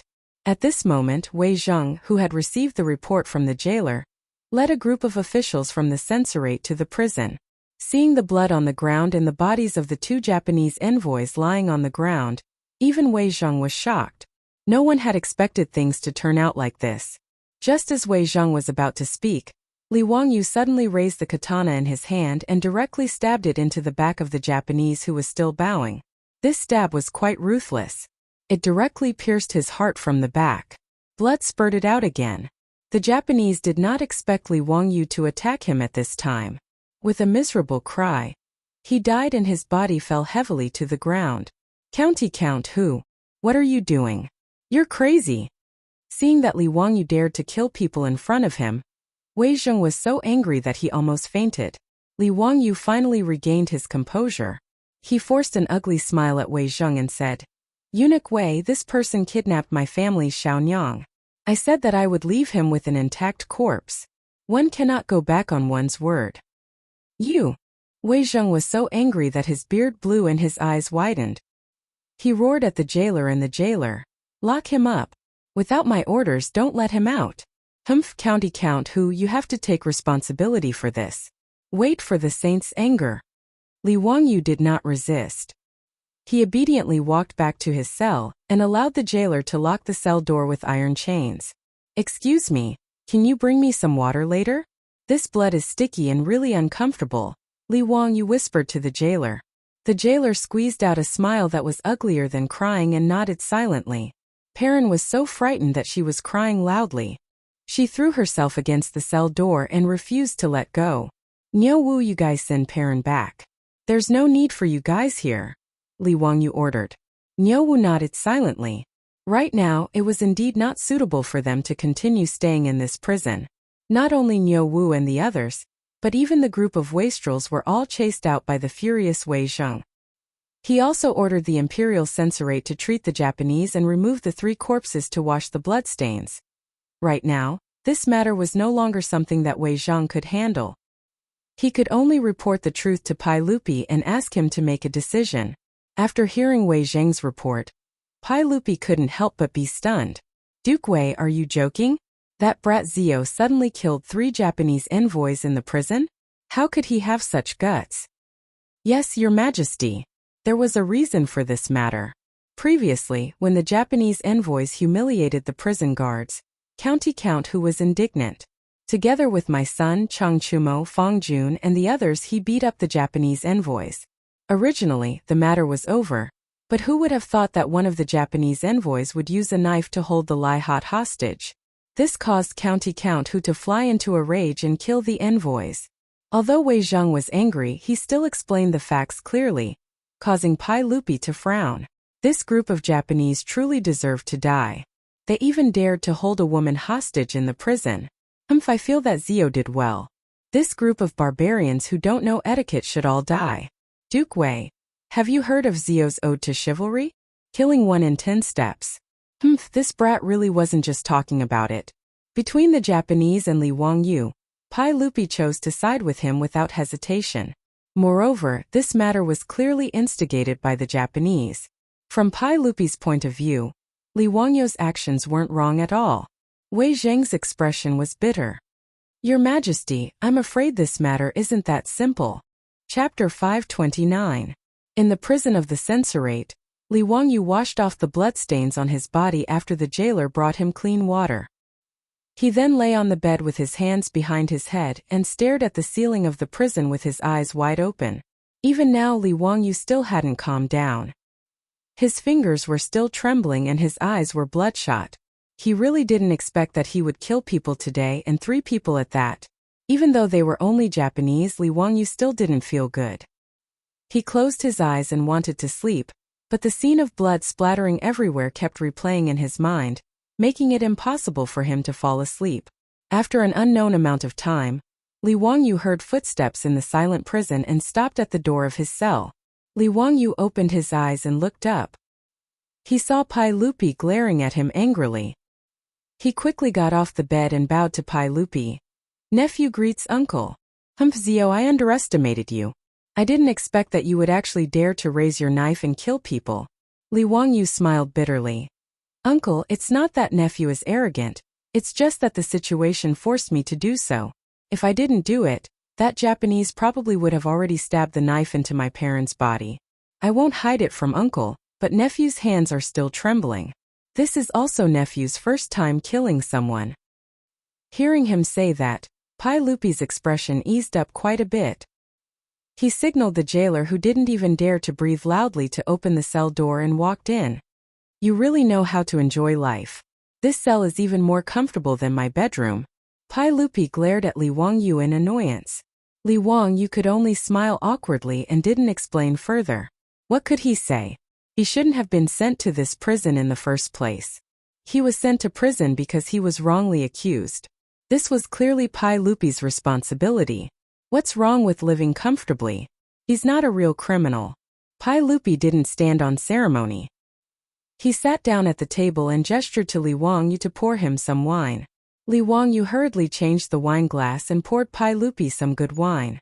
As for the leftover dishes from the debauches, they naturally couldn't be used to entertain Pai Lupi. Fortunately, his beautiful boss was attentive. She even asked Perrin to send him a lot of jerky and peanuts to go with the wine. Li Wangyu asked the jailer and the head jailer to clean up the leftovers in the cell. Then he took out the boiled spice peanuts, fried peanuts, beef jerky, and other food. Most people think that peanuts originated from Peru and Brazil in South America. But in fact, peanuts have existed in China since ancient times. They are known as longevity fruits, falling peanuts, or ground beans. However, the Tang people naturally didn't know how to eat spice peanuts or fried peanuts. Pai Lupi curiously took one and put it in his mouth. His eyes lit up. "Zio, I really have to hand it to you for that mouth of yours. When it comes to cooking, you're number one in the entire Tang dynasty. I've never seen anyone who can compare with your family.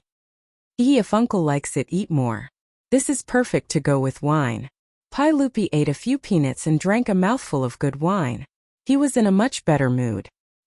He waved his hand to signal the guards and jailers to leave. Then, he put down the wine glass and spoke to Li Wangyu seriously.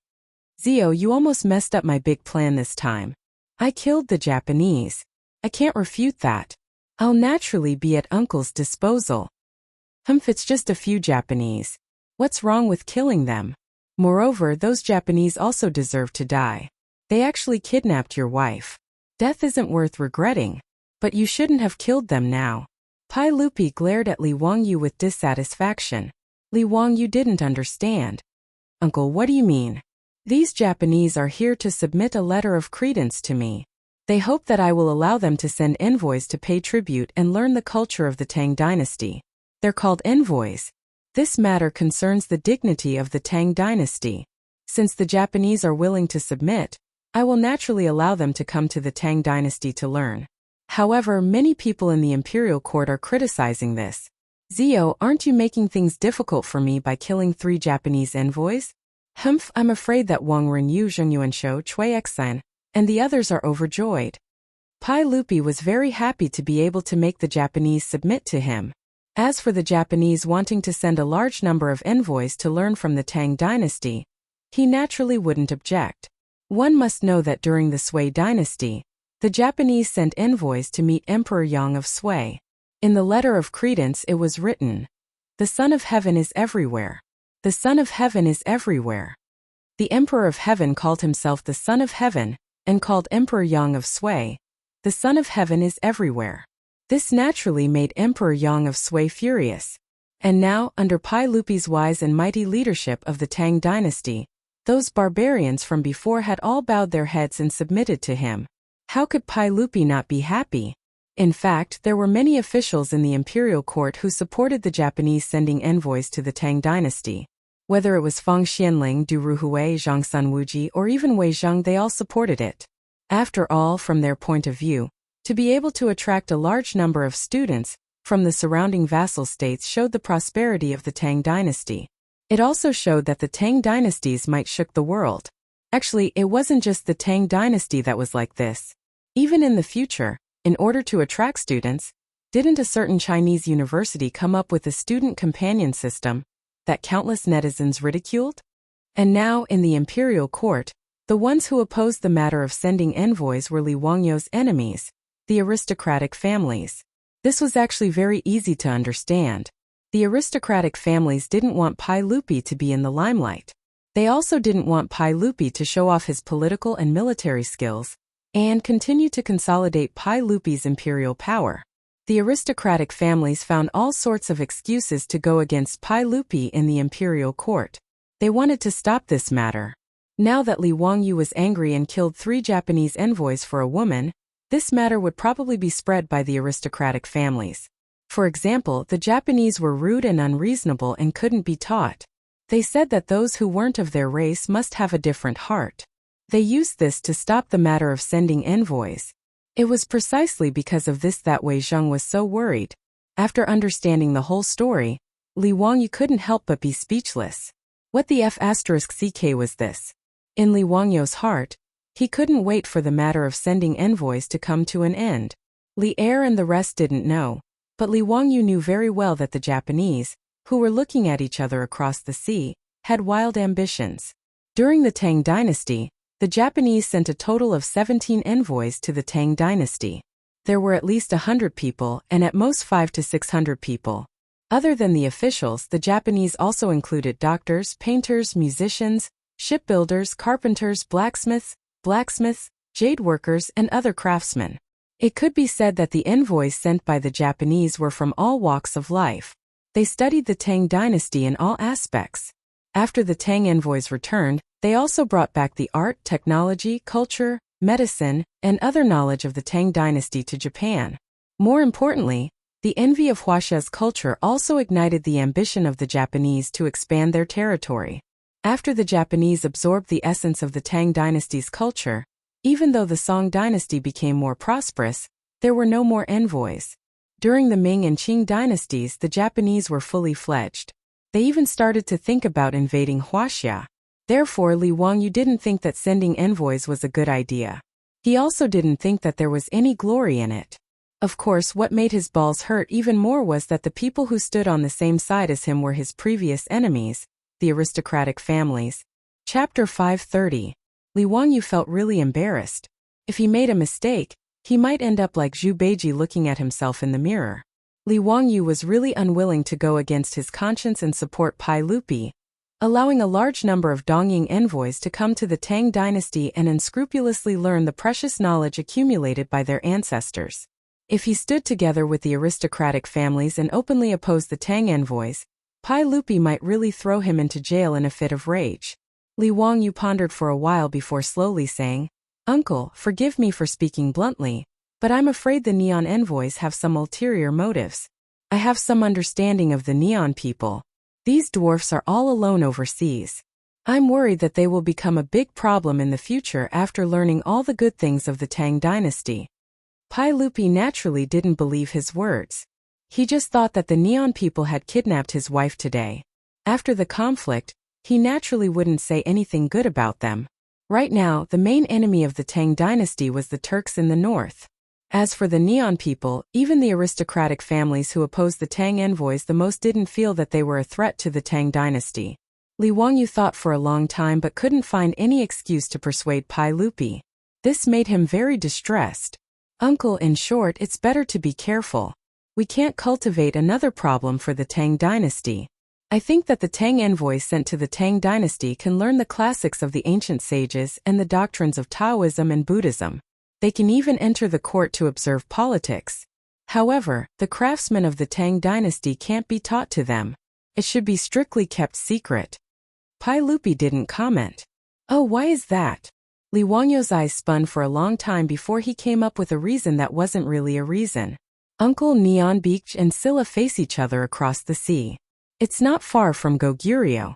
Goguryeo was built by the Wei dynasty in Korea. According to the book of the later Han, it said that Goguryeo is of the same race as the Neon people and their language is similar. Uncle, you have to be on your guard.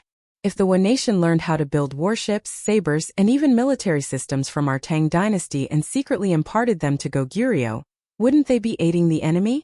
When Neon is alone overseas and has no enemies at all, why do we need to learn this? He bowed deeply to Pai Lupi and said, Uncle, the 3 expeditions of the Sui dynasty to Goguryeo failed. The corpses of hundreds of thousands of Chinese men were used by the Goguryans as a capital. How humiliating is that? If our Tang dynasty's military armaments manufacturing is learned by Goguryeo, it will be a disaster for our Tang dynasty. I don't know when we will be able to conquer Goguryeo and bring back the corpses of our Chinese heroes. Uncle, please reconsider. As the saying goes, if a ruler does not keep secrets, he will lose his country. If a minister does not keep secrets, he will lose his body. If a few things are not kept secret, it will be harmful.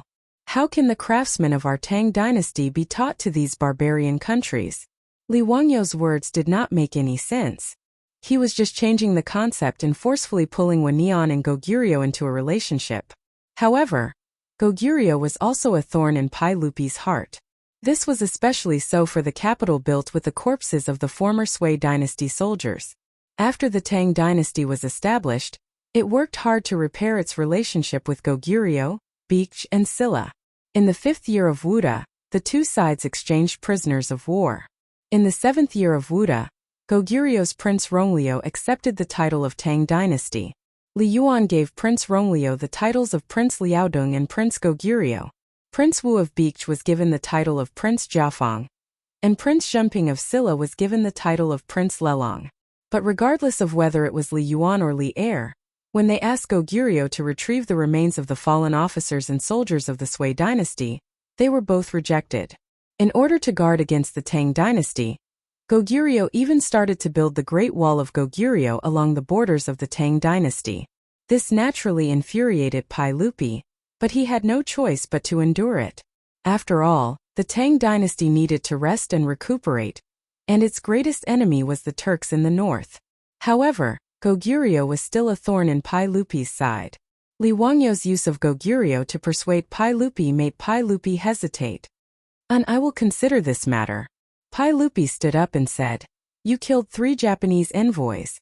You will be punished with 30 caddies of copper. Don't be so rash in the future. After saying that, Pai Lupi turned around and left, leaving Li Wangyu in a daze in the prison cell. That's it? 30 caddies of copper? Is that simple? So in Pai Lupi's eyes, the life of a Japanese envoy was only worth 10 caddies of copper? Damn it, he was forced to live in the prison of the censorate just because he wanted to use the nun's toilet.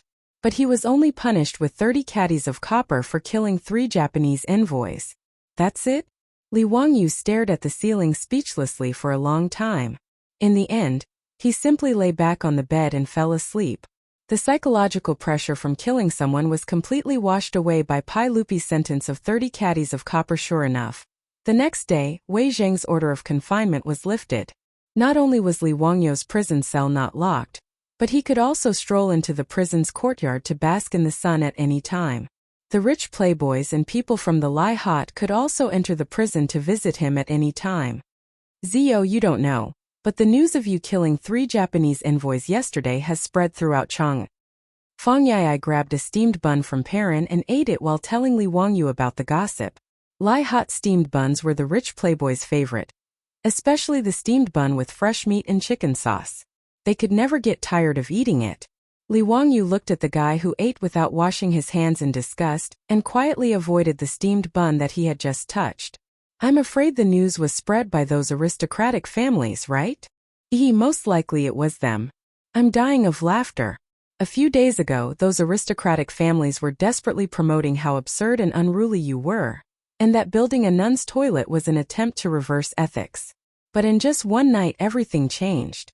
Everyone in Chang'an is talking about how you confronted those despicable and shameless Japanese, and how you mercilessly killed them. In addition to degrading those Japanese envoys to be worthless and rude, they are also promoting how brave you, the county count of Hu County, are. Haha, I'm dying of laughter. The rich playboys naturally knew about the dispute between the aristocratic families and Li Wangyu. Seeing that the aristocratic families were pinching their noses and promoting Li Wangyu's bravery and fearlessness in Chang'an, they almost laughed their teeth out. In fact, how could Wang Renyu, Zheng Yuanshou, Cui Xian, and the others not feel uncomfortable? They felt as uncomfortable as if they had eaten a dead fly. But the aristocratic families were quite thick-skinned, compared with suppressing Li Wangyu. Making Pai Lupi feel uncomfortable was more important for them. The aristocratic families had the same attitude as Pai Lupi. They didn't care about the Japanese at all. But they didn't want to see the Japanese send a large number of envoys to the Tang Empire to raise Pai Lupi's imperial prestige. The aristocratic families had to choose the lesser of two evils. Naturally, they could only choose this. Li Wangyu didn't care about this. Sending envoys to the Tang Empire was something that Pai Lupi would fight with the aristocratic families. It wasn't his place to worry about it. What's more, Pai Lupi had Fang Xinling, Du Ruhui, and Zhang Sun Wuji by his side to give advice. It wasn't something that a political newbie like him could participate in. In comparison, Li Wangyu was more worried about him wanting to build a toilet. Parent, why didn't Chongqing come? Li Wangyu took a bite of the delicious bun and turned to ask Perrin. After a night of rest, Perrin was now lively again. She made a face at Li Wangyu and said, Sister Chongqing was worried about you all night, but she said that the sage wouldn't make things difficult for you because of the Japanese. She said that she wanted to take revenge for you. When the shop opened this morning, Sister Chongqing went out. I don't know where she went. Li Wangyu heard this and was a little stunned. Take revenge for me? What does my beautiful boss want to do? Chapter 531. Li Wangyu was deeply worried about his beautiful boss wanting to take revenge for him. He wasn't worried about his beautiful boss, but he was afraid that his beautiful boss would make things too big, and it would be difficult to clean up. Although his beautiful boss was only in charge of the carriage business and underwear business in the Tang dynasty, she was not an ordinary person. In the future, his beautiful boss was able to become Li Wangyu's boss at the age of 24. She didn't rely on a degree from the University of Pennsylvania, but on her own ability. Although after transmigrating to the Tang dynasty, because of her gender and her lack of familiarity with the Tang dynasty, the beautiful boss kept a low profile. However, Li Wangyu was sure that if his beautiful boss really wanted to stir up trouble, she would definitely cause a lot of trouble. However, Li Wangyu was looking forward to it. As a strong woman in the future, it would be quite interesting to fight with the natives of the Tang dynasty. Li Wangyu couldn't help but think of the other strong woman of the Tang dynasty, Wu Meinyang Wu Zetian. He wondered what it would be like if his beautiful boss and the famous empress met. However, Li Wangyu couldn't help but laugh when he thought about it again. Wu Meinyang was born in the 7th year of Wu Da and was only 4 years old now. No matter how monstrous she could only be trained by her beautiful boss. Recalling the history of the Tang dynasty in his mind, it seemed that Wu Zetian and her family were still living in Jingzhou. Wu Meinyang would only move back to Chang'an with her mother in the 9th year of Zhengguan when her father, Wu Shiqin, passed away. That year, Wu Meinyang should be 12 years old. Thinking of this, Li Wangyu rubbed his chin and wondered if he should do something at that time. If he could be the teacher of Li Changqian, Li Tai, and the future Li Ji, then be the empress's teacher, it would be a very interesting thing. However, it was still too early to talk about this. As for what his beautiful boss wanted to do, Li Wangyu couldn't stop her. In short, his beautiful boss shouldn't be at a disadvantage. After understanding this, he decided not to care about it anymore. He focused on the meat bun in his hand and ate his breakfast in peace. Just like that, Li Wangyu stayed in the prison of the censorate. Every day, he would play mahjong and fight the landlord with the other rich kids. He also had 3 meals a day delivered by Perrin. His life was very comfortable. Other than not being able to leave the prison of the censorate, everything else was no different from being in his own residence. Moreover, in the eyes of the prison head and the prison guards, Li Wangyu, the county count of Hu County, had taught the Neon people a lesson for them. Therefore, they were very grateful. In addition, everyone was afraid of Li Wangyu. That day, Li Wangyu killed 3 Neon people without saying a word, which shocked the jailer greatly. And Li Wangyu was also very generous, throwing out a lot of copper coins. This group of prison heads and jailers wished they could worship Li Wangyu as if he was their ancestor. 2-on-2. Fang Yai threw out his cards and asked Wei Shuyu. Shuyu, did your master say how long it will take for Zio to get out? It's been a few days. It's really boring to play mahjong in this prison every day. 4-on-3 bomb. Wei Shuyu threw down the bomb proudly. My master doesn't have the final say in this matter. The saint has to say it. I think it will be soon. Hasn't the old man Tuoba's coffin been stopped for 5 days? In 2 days it will be time to bury him. I think after he is buried, Zio should be able to get out. Li Wangyu looked helpless. I can't afford it. Pass. This old man Tuoba really had nothing better to do. He killed himself for no reason, and now he's blaming me. How can you reason with him? Pass. Shuyu, do you know how to play mahjong? Zio is the landlord. Why did you bomb me? If you ask me, this old man Tuoba is very powerful. He can hang himself to death. He is very capable. When Li Wangyu heard his words, he stopped playing mahjong. Brother Yai, what do you mean? I heard it from others. It is said that old man Tuoba has been ill since the beginning of spring. After he was sent to Hu County by the saint, his illness worsened. Think about it, this old man Tuoba was so sick that he was about to die. It would be normal for someone of his age to take poison or slit his wrist to commit suicide. However, old man Tuoba actually climbed up to the roof and hung himself to death. TSK. Impressive. Does this count as vigorous despite his age? Fang Yai was originally making fun of Tuoba Zhengyang. However, after he finished speaking, the two brothers, Du He and Du Go, who were watching from the side, couldn't help but slap him on the back of his head. F***ck. Why did the two of you hit me? Fang Ai was stunned by the beating and immediately became furious.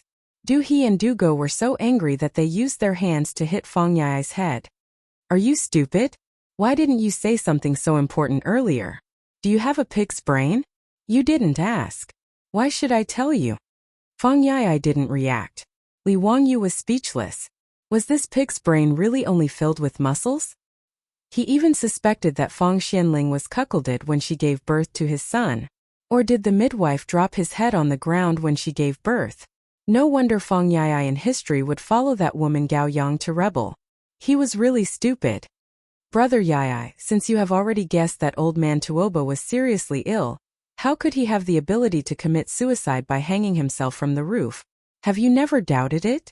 Li Wangyu rolled his eyes. Doubted what? Fang Yai didn't understand. Then, he suddenly widened his eyes and looked at the crowd in disbelief. Do you mean that old man Tuoba didn't have the ability to commit suicide by hanging himself from the roof? However, that group of old men lied and said that he committed suicide by hanging himself? Wei Shuyu came over and said coldly, it is even possible that old man Tuoba was strangled to death by others. This is impossible, right? That's a 5th grade scholar of national studies. Who would be so bold? Who would dare to murder an official of the imperial court? Fang Yai muttered. That might not be the case. Just look at how many people have benefited from old man Tuoba's death. That group of old men who were chased away by the sage to Hu County are now back. This group of people might be willing to do such a thing for their own positions. Zio was even wronged and was sent to prison because of this. Do you think it is possible? Wei Shuyu said coldly. Fang Yai was speechless. He wasn't really stupid. He just didn't think in that direction before. But this is just our suspicion. What use can it be? Can we go to old man Tuoba's residence and open his coffin for an autopsy? Old man Tuoba even left a blood letter. This matter is already set in stone. What else can we do? Fang Yai muttered. Li Wangyu thought for a long time. His eyes lit up. He reached out and waved at the rich kids. A few of them gathered together and whispered. Chapter 532. Every time the drum of Chang'an was beaten, the huge city would slowly fall into a deep sleep and become extremely silent. At 9 o'clock in the modern world, other than Pingkong Square and Chongren Square, the other places in Chang'an had already fallen into silence. The censorate was already empty. Other than the night watchman, there was no other movement. As for the prison of the censorate, there were only a few dim lanterns swaying in the night wind, giving off a dim light. The tightly shut door of the prison opened with a creak. The sound was not loud, but it traveled far in the night sky. It seemed to be frightened by the opening of the door. After a long time, whispers could be heard from the dark prison. "County Count Who, you must come back before 5 o'clock. Otherwise, you won't be able to survive. If others find out that you're released, you'll be dead." This was the voice of the prison head. "Don't worry, it won't take too long. I guarantee that I'll be back before 5 o'clock. Just remember to open the door for me." Li Wangyo's voice came. Yes. County Count Who, come this way. The prison can only send you to the vicinity of Jingfeng Gate. Can you really leave the Imperial City? The gates of the Imperial City will not be opened unless there are special circumstances. Don't worry, you don't have to worry about this. The two figures carefully avoided the light of the lanterns and sneaked out along the corner of the censorate. Carefully avoiding the patrolling soldiers, they arrived near Jingfeng Gate, and Li Wangyu sent the prison head away. At this time, in a dark alley near Jingfeng Gate, there was already a carriage waiting there. The wind lantern hanging on the carriage had the word Wei written on it. This was not the carriage of Wei Zheng's residence, but that of Duke Wei Feng Xianling. Wei referred to his title. Li Wangyu hid in the darkness and picked up a small stone to throw on the carriage, making a soft sound. A few heads immediately popped out of the carriage. They were Feng Yai, Wei Shuyu, and Du He. Damn! Zio, do you dare to dawdle a little more? By now, Feng Yai and the others had all learned Li Wangyu's catchphrase. Li Wangyu hurriedly got into the carriage. Bullshit, do I have to wait until now to sneak out? Let's go. I have to be back before 3 in the morning. Otherwise, the jailer will be in trouble. I know. We still have plenty of time. What are you afraid of? You won't be discovered if you use your family's carriage, right? Li Wangyu asked. Feng Ai smiled proudly and said, "Don't worry, my father is in charge of guarding the Imperial City today. He won't use a carriage. Moreover, I added sealwort to his tea. My father has already fallen asleep in the office. He won't wake up until dawn." In order to prevent sudden events, the big shots of the Palace Secretariat, Shangshu, and Menxia provinces would take turns to stay on duty in the Imperial City in case there were emergency matters that needed to be dealt with at night. After Feng Ai finished speaking, he personally ran to drive the carriage. Tonight, in order to keep it a secret, he didn't bring the carriage driver with him. The carriage slowly moved and soon arrived in front of the Jingfeng Gate. The colonel guarding the gate naturally recognized Feng Xuanling's carriage and hurriedly came forward to greet him. "Greetings, Lord Feng. Are you out of the city for something? Sure, lower your voice. My lord has finally fallen asleep. Don't wake him up. Today is the 7th day of Duke Tuoba's death. My lord is busy with work during the day and can only take time to pay his respects. Quickly open the door. Don't waste time. I have to come back later." Feng Ai lowered his voice and pretended to speak to the colonel. His words naturally didn't arouse any suspicion. The colonel bowed to the carriage and asked the soldiers to open the side door. Although the Imperial City and the gate couldn't be opened at night, it was obvious that people at Feng Xuanling's level were not included. Sometimes, when he dealt with work late, he would often leave the Imperial City and return home in the middle of the night. As for the Golden Guards patrolling the streets of Chang'an City, they wouldn't check the carriage of the Duke Wei mansion. Wouldn't that be looking for trouble? Feng Ai smoothly drove the carriage out of the Imperial City and toward the Taoist Square in the east of the city. Tuoba Zhengyang's mansion was in the Taoist Square. Tuoba Zhengyang was a 5th-rank scholar, and naturally didn't have the right to open the main gate of his mansion on the street. Feng Ai followed the same pattern and asked the gate of the Taoist Square to open. He smoothly stopped the carriage near the Tuoba mansion. Seeing the carriage arrive, several people walked out from the nearby dark corners. Naturally, it was Chang Chumo and the other foppish young masters. There was a good show to watch tonight. How could these foppish young masters miss the opportunity to watch a good show? Naturally, they all gathered here. "Zio, we're here. What do we do next? Are you sure that all the officials in Tuoba Mansion are present today?" Li Wangyu asked. Feng Ai nodded. "Of course. Tomorrow morning, after the drum of dusk is sounded, the funeral will begin. Even if those fellows are just putting on a show, they still have to gather at Tuoba Mansion tonight to keep watch and send him off." "That's good. Let's act according to our previous plan. You guys go in and pay respects to Tuoba Mansion. When the candles in the main hall are extinguished, You guys just have to act according to plan. The brothers Du He and Du Go looked at each other and were still a little confused. Zio, just like what you said, we can bring Tuoba Mansion back to life? This doesn't sound very reliable. You even know this kind of witchcraft? You don't have to worry about this. Anyway, it won't be wrong. Li Wang Yu didn't explain and smiled mysteriously. Feng Ai, Wei Shuyu and the others looked at each other and could only shake their heads. They jumped off the carriage and tidied their clothes. After making sure that they had brought everything, the group of foppish young masters walked toward Tuoba Mansion. Because of the funeral, the main gate of Tuoba Mansion had been open day and night for the past few days, so that the guests who came to pay respects could enter. Tuoba Zhengyang's morning hall was located in the central room of the mansion. In the morning hall, his filial son and grandson, dressed in white, were burning paper money. The dozen old officials who carried Tuoba Zhengyang's coffin back to Chang'an City were also in the main hall. They were chatting softly to pass the time. Other than these old officials, some of Tuoba Zhengyang's friends and students were also in the main hall. Even though it was already late at night, Tuoba Mansion was still very lively. Li Wang Yu was hiding at the side. When he saw Feng Ai and the others enter Tuoba Mansion, he whistled softly. Two people walked out from an alley not far away. They were Niu Wu and Su Lu, a member of Tuoba Mansion's troupe. Both of them were dressed in black and carried a short bow on their backs. Niu Wu, Su Lu, do you remember what I said before? When Feng Ai and the others are done paying respects, shoot stones with your bows and arrows to extinguish all the candles in the main hall. Is that okay? Niu Wu nodded. Don't worry, Lang Jun. It's a piece of cake. Su Lu didn't say anything. He just nodded. He and Niu Wu came to this political square before the drum was sounded and had been hiding until now. Be careful. Don't be discovered. After this, you don't have to worry about it. Go find a place to sleep. When the gate opens in the morning, go back to Kaihua Square. Got it. Niu Wu and Su Lu nodded. The two of them took a few steps back and ran up the wall of Tuoba Mansion. Then they disappeared into the darkness. Chapter 533. Chang Chumo and the other prodigal sons came to pay their respects to Tuoba Zhengyang in the middle of the night, which attracted the attention of everyone in the morning hall.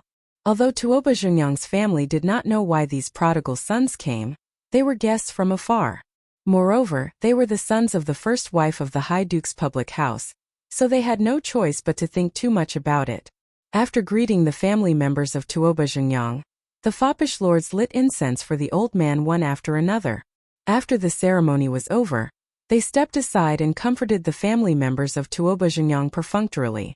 As they were talking, a few almost inaudible sounds of something breaking through the air were heard in the morning hall. Following that, the candles in the morning hall went out one after another. The originally brightly lit morning hall was immediately plunged into darkness. Only the fire in the brazier where the joss money was burned could still be seen. This sudden change caused an uproar among the people in the morning hall. Some called for the servants to bring in the candles, and some screamed in shock. The morning hall was in a mess. Without a doubt, it was Niu Wu and Su Lu who shot out stones with their short bows to extinguish the candles in the morning hall. No one noticed that the prodigal sons who were gathered together had scattered under the cover of the darkness when the candles went out. They even took out things from their sleeves and threw them in all directions. As the prodigal sons moved, Green Willow, the wisp suddenly appeared in the dark morning hall. They floated around the morning hall, making it look extremely eerie and terrifying. This strange scene shocked the panicking people in the morning hall into shutting their mouths. They were so frightened that they trembled and did not know what to do. Ghost, ghost, ghost. Someone was so frightened that he fell to the floor and shouted while pointing at the wisps in the air. In fact, not only were the prodigal sons in the morning hall frightened, but even the prodigal sons who followed Li Wangyu's plan were also frightened by this scene. Chang Chubi's back was covered in a layer of white sweat. He moved closer to his elder brother's ear and whispered, Big brother Zio, he can't really know witchcraft, right? Is he really going to summon Tuoba Zhengyang's soul back? Shut up. Chang Chumo glared at him. In fact, his palms were sweating. The wisps that appeared out of nowhere were beyond everyone's comprehension. Then, someone suddenly pointed at Tuoba Zhengyang's coffin, and he could not utter a complete sentence for a long time as if someone was grabbing his throat. Coffin, coffin, there's white fog, fog. Everyone who had been scared out of their wits looked up. Under the illumination of the green willow, the wisps, Tuoba Zhengyang's coffin was indeed emitting waves of white mist that drifted in all directions. At this moment, everyone felt a chill run down their spines. There was even a fishy smell coming from the morning hall. It was obvious that someone was so frightened that they lost control of their bowels. Just as he was terrified, he heard a voice from Tuoba Zhengyang's coffin. I died a horrible death. The voice was old and seemed to be similar to Tuoba Zhengyang's voice, but it also sounded hollow and empty. When the voice came from the coffin, a few people in the morning hall rolled their eyes and fainted. The group of old officials who carried Tuoba Zhengyang's coffin were even worse. Among the dozen or so people, many of them had fainted from fright. Most of the others were so frightened that they fell to the ground.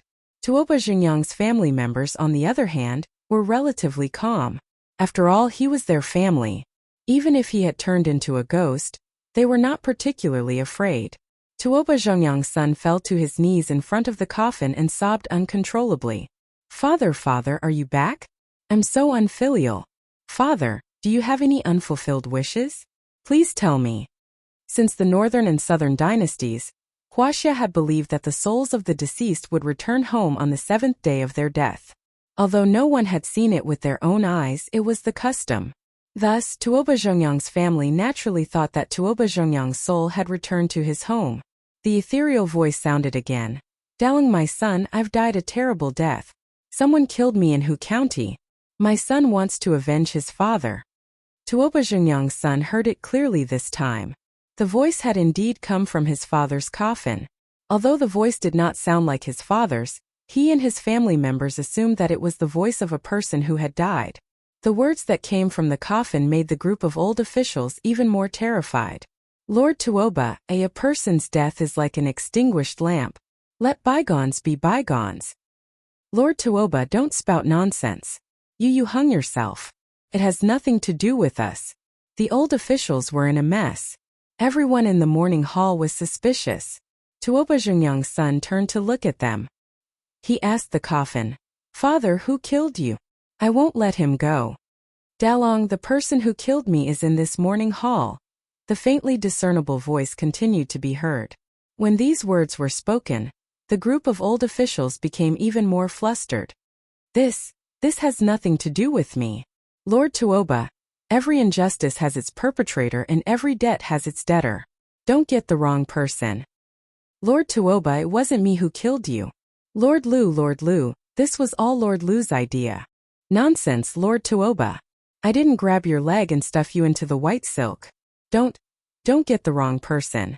Yes, it was you, you old thief. How dare you spout nonsense? It was clearly your idea. Tuoba Zhengyang's soul had returned, and he even claimed that he had died an unjust death in front of everyone. The murderer was right in the morning hall. Naturally, these old officials were scared out of their wits. In their panic, they blurted out everything they could think of. The old officials began to argue with each other in the morning hall. Their words, combined with what Tuoba Zhengyang's ghost had said earlier, made everyone realize what had happened. It turned out that the nonsense about hanging himself and using his death to prove his innocence was all fake. Tuoba Zhengyang had died an unnatural death, and the murderer was this bunch of pretentious old officials who had carried his coffin into Chang, and with righteous indignation, Tuoba Zhengyang's son roared angrily and pounced on Lord Lu. He sat on him and punched him. Old thief, how dare you kill my lord? I'll beat you to death today and have you pay for it with your life. The old official with the surname Lu did not have time to defend himself before he was knocked unconscious by the barrage of punches. Tuoba Zhengyang's friends and students were worried that they would not be able to explain themselves if they killed an official. They hurriedly pulled Tuoba Zhengyang's son away. Dalong, don't beat him to death. When the sun rises, carry your lord's coffin and bring these old thieves to Vermilion Bird Sect to complain. We must ask the saint to uphold justice for Princess Tuoba. That's right. Guards, keep an eye on these old thieves. Don't let any of them escape. When the gates open, take them to Vermilion Bird Sect. Bah! Bastards with a human face and a beast's heart. To think that I actually believed your nonsense. While the morning hall was in chaos, No one noticed that the popinjays had secretly taken something from beside the coffin and left Tuoba Zhengyang's residence. Chapter 534. Feng Ai drove the carriage and called for the gate to open again. Under the cover of the night, they quietly returned to the imperial city. This time the carriage was unusually slow. There was no other reason, it was seriously overloaded. After witnessing the strange scene in the Tuoba residence, the foppish playboys all felt like their hearts were being scratched. The foppish playboys who were supposed to disperse now refused to leave. They all squeezed into the carriage, intending to follow them back to the prison. Tonight, if Li Wangyu didn't explain things clearly to them, they wouldn't be able to sleep. More than 10 people squeezed into the carriage that usually only had 2 or 3 people. Even Feng Ai was frightened, fearing that the axle of the carriage would break. Fortunately, it was the carriage of Feng Xianling, the head of the Minister of Secretaries, so it was quite sturdy. Although the wheels kept making squeaking sounds, at least the carriage smoothly entered the Jingfeng gate. After thanking the colonel guarding the gate, Feng Ai stopped the carriage in an alley near the censorate. The prison head had been waiting here anxiously. Seeing the carriage appear and Li Wangyu jump down from it, the jailer heaved a sigh of relief. But in the next moment, his eyes widened. One by one, the foppish sons jumped down from the carriage.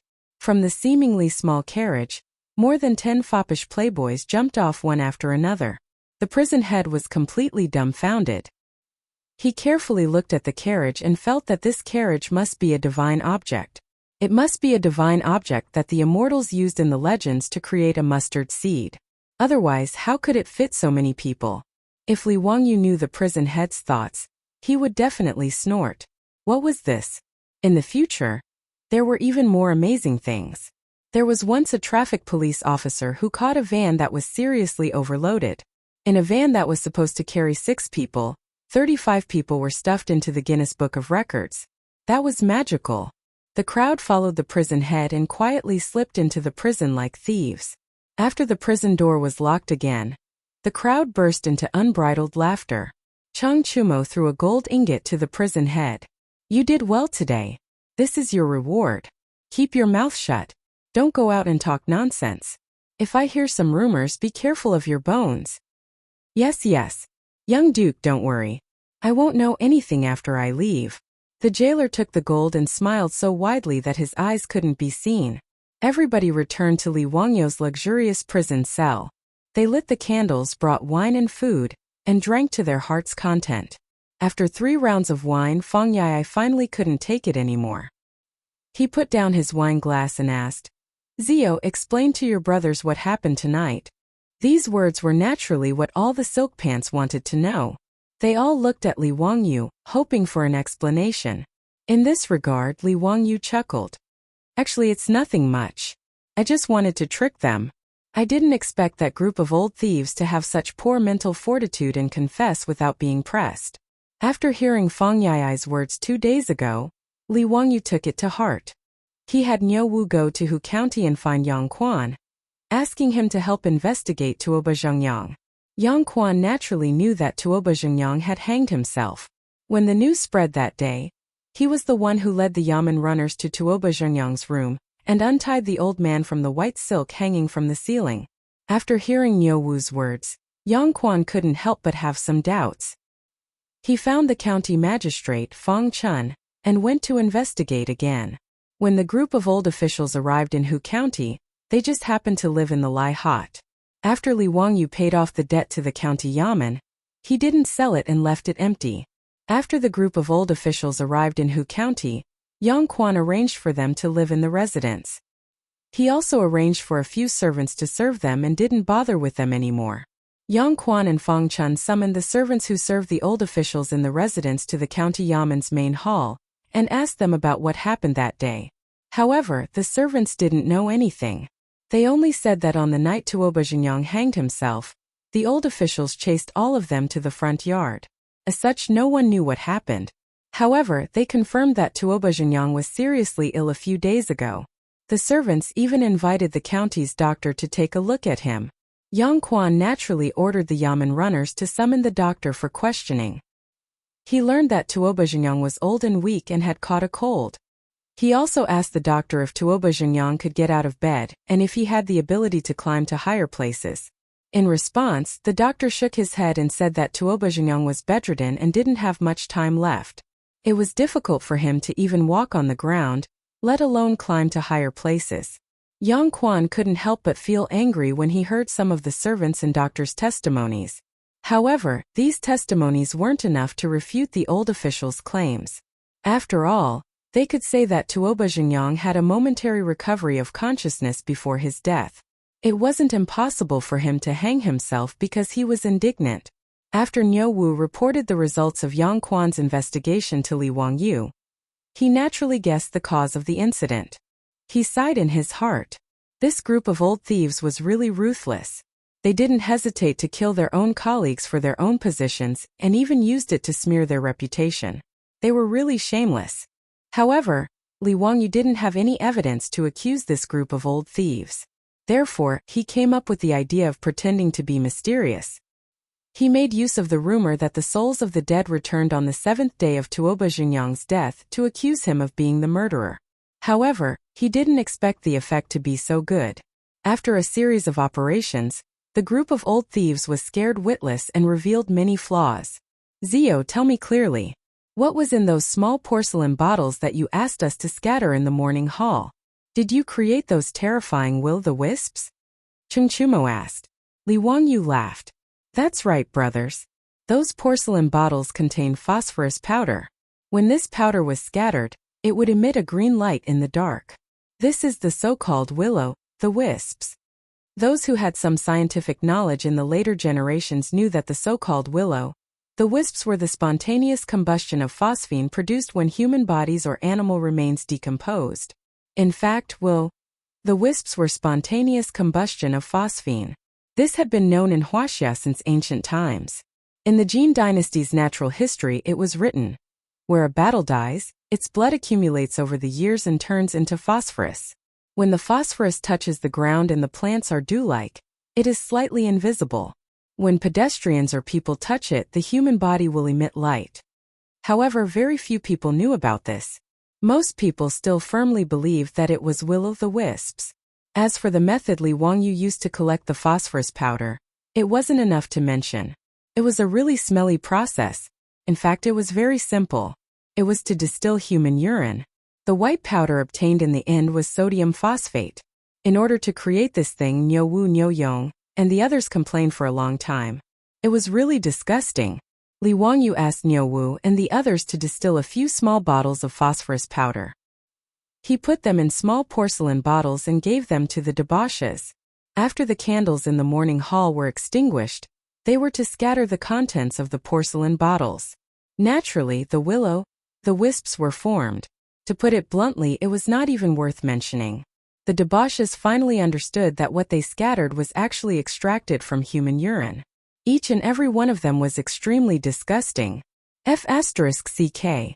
Zio, you're too disgusting. You actually let us scatter such a filthy thing in our hands. Deal with this bastard. Following Feng Ai's shout, the debauches swarmed forward and ravaged Li Wangyu. Chapter 535. Under the threat of the silk pants, Li Wangyu had no choice but to confess everything. The smoke coming out of the coffin was naturally the result of dry ice meeting water. Making dry ice was introduced in the science textbook of the 4th grade. The reaction of vinegar and baking soda produced carbon dioxide. A bottle filled with carbon dioxide could be cooled in the refrigerator. There were no refrigerators in the Tang dynasty, but there were ice cubes made from saltpeter. Dry ice could also be obtained by cooling them. When dry ice met water, it would turn into gas and sublimate rapidly. The temperature of the surrounding air would drop, and the water vapor in the air would condense into countless water droplets, producing fog. This was actually very simple physical and chemical knowledge. As for the matter of Tuoba Zhengyang's resurrection, Li Wangyu refused to say anything. He only said that it was an ancestral technique that could not be taught to outsiders. The fops could only give up. The reason why Li Wangyu did not say anything was because he could not say anything. The method he used was the same as the one he used in front of the Taiji Palace. He used a phone and a Bluetooth speaker. Originally, because there was no electricity, the Bluetooth speaker had become useless. It had been hidden in the Tao ancestor statue and was consecrated by Li Er in the Taiji Palace. Later, Li Wangyu created a hand crank generator. Naturally, he did not want to leave the speaker in the Taiji Palace. He had already found an opportunity to secretly take the Bluetooth mini speaker from the statue in Taiji Palace. He brought it back to his residence and charged it. He used it often and listened to music with his beautiful boss in the room. In order to keep the secret, Li Wangyu asked the craftsman to make a small wooden box that could not be opened. He put the Bluetooth speaker in it and gave it to Cheng Chumo. He asked him to place it next to Tuoba Zhengyang's coffin during the chaos. On the other hand, he was outside the Tuoba residence, using his phone to create a good show. Of course, he could not tell these details to the fops. Not only could he not explain the phone and the Bluetooth speaker, but he also did not dare to let this matter spread. Otherwise, if Pai Lupi knew, he would skin him alive. The small wooden box containing the Bluetooth speaker was also secretly brought back by the rich kids and returned to Li Wangyu. Unbeknownst to anyone, the foppish lords cooperated with Li Wangyu and created a great show where Tuoba Zhengyang came back to life. The silk pants drank and celebrated in the prison until dawn. The group of people were too lazy to return to their residences. They slept soundly in Li Wangyu's prison cell. At this time, the morning drum of Chang and city had been beaten, and the gates of the city were opened. The city of Noda began to recover from the darkness. At Vermilion Bird Gate, the imperial army guarding the gate, as well as the officials preparing to attend court, couldn't help but widen their eyes. A few days ago, Tuoba Zhengyang's coffin was brought here, and it was already an eye-opener for everyone. Why was it happening again today? Because of Tuoba Zhengyang's death, Li Wangyu, the county count of Huxian, was ordered by the saint to take over the prison. Could it be that these people were still not satisfied? Why did they bring Tuoba Zhengyang's coffin to Vermilion Bird Gate? What surprised the imperial army and the officials even more was that the group of old officials who carried the coffin a few days ago looked as if they had lost their parents. Their clothes were disheveled and their hair was messy. Some of the old officials even had nosebleeds and bruises on their faces. They were in a sorry state. Everyone, may I ask where you are going? The colonel guarding Vermilion Bird Gate didn't dare to be negligent. He hurriedly ordered the imperial army to stop the group of people. He didn't dare to let this group of people into the imperial city. We are going to the censorate to complain. Tuoba Zhengyang's son was wearing mourning clothes. He knelt down while holding the coffin. My lord was murdered by these old bastards. We are going to the censorate to report these old bastards. Colonel, please help us pass the message. Tuoba Zhengyang's son was also an official in the imperial court. Although his rank wasn't high, he was only a rank 8 East Market deputy. However, many of the officials outside Vermilion Bird Gate knew him. When they heard what he said, they were all shocked. An official who was familiar with him immediately asked, Dalung, what nonsense are you talking about? Didn't your lord commit suicide by hanging himself because that county count wanted to build a female toilet? He used his death to show his sincerity. How did it become Eunuch Lu and the others who murdered your lord? Dalung, why are you saying this? Tuoba Zhengyang's son was waiting for someone to ask. He immediately stood up and pointed at the dozens of old officials. He raised his voice and said with righteous indignation, I dare to tell everyone that last night was the 7th day of my lord's death. He came back to his senses and told everyone about this. Last night, there were dozens of people in the mansion who witnessed it. Moreover, these old bastards blamed each other in panic and admitted that they murdered my lord. His words immediately caused an uproar among the surrounding officials. The group of people who had witnessed this in Tuoba's palace last night also spoke out to testify. The group of old officials lowered their heads and didn't say anything. They didn't defend themselves at all. It was obvious that they agreed with Tuoba Zhengyang's son's accusation. This caused the officials to discuss even more. What? Tuoba Zhengyang came back to his senses? Last night was the 7th day of Tuoba Zhengyang's death. That's when he came back to his senses. So Tuoba Zhengyang was killed by someone. No wonder he came back to his senses and pointed out the culprit. Eunuch Lu and the others killed Tuoba Zhengyang? How dare they? Isn't that county count very wrongly accused? He's still locked up in the prison by the saint. Isn't that right? Eunuch Lu and the others said that Tuoba Zhengyang used his death to show his sincerity and forced the saint to issue an edict to throw him into the prison. Now there's a show to watch. Just wait and see. The saint will definitely be furious because of this. Bah, these old bastards dare to distort the truth like this. They're not human. When the Vermilion Bird sex colonel saw this, he didn't dare to delay any longer. He quickly ordered someone to report to the censorate. When Wei Zheng heard this, he was also shocked. This kind of thing was unheard of even in the Sui dynasty, let alone the dynasty that had been established for more than 10 years. It was already shocking that more than 10 old officials murdered their colleagues. Now there was even a dead person who came back to his senses and pointed out the culprit. Wei Zheng really couldn't believe what he had heard. Wei Zheng hurriedly brought a group of censors from the censorate and officials to Vermilion Bird sect. He asked Tuoba Zhengyang's son, Tuoba Exen, you said that your lord's soul came back last night. Is this true? Eunuch Wei, this is absolutely true. Dozens of people saw it last night. Right, Eunuch Wei, your eldest son also came to pay respects to my late father. He also saw it with his own eyes. If Eunuch Wei doesn't believe me, you can call your eldest son over and ask him.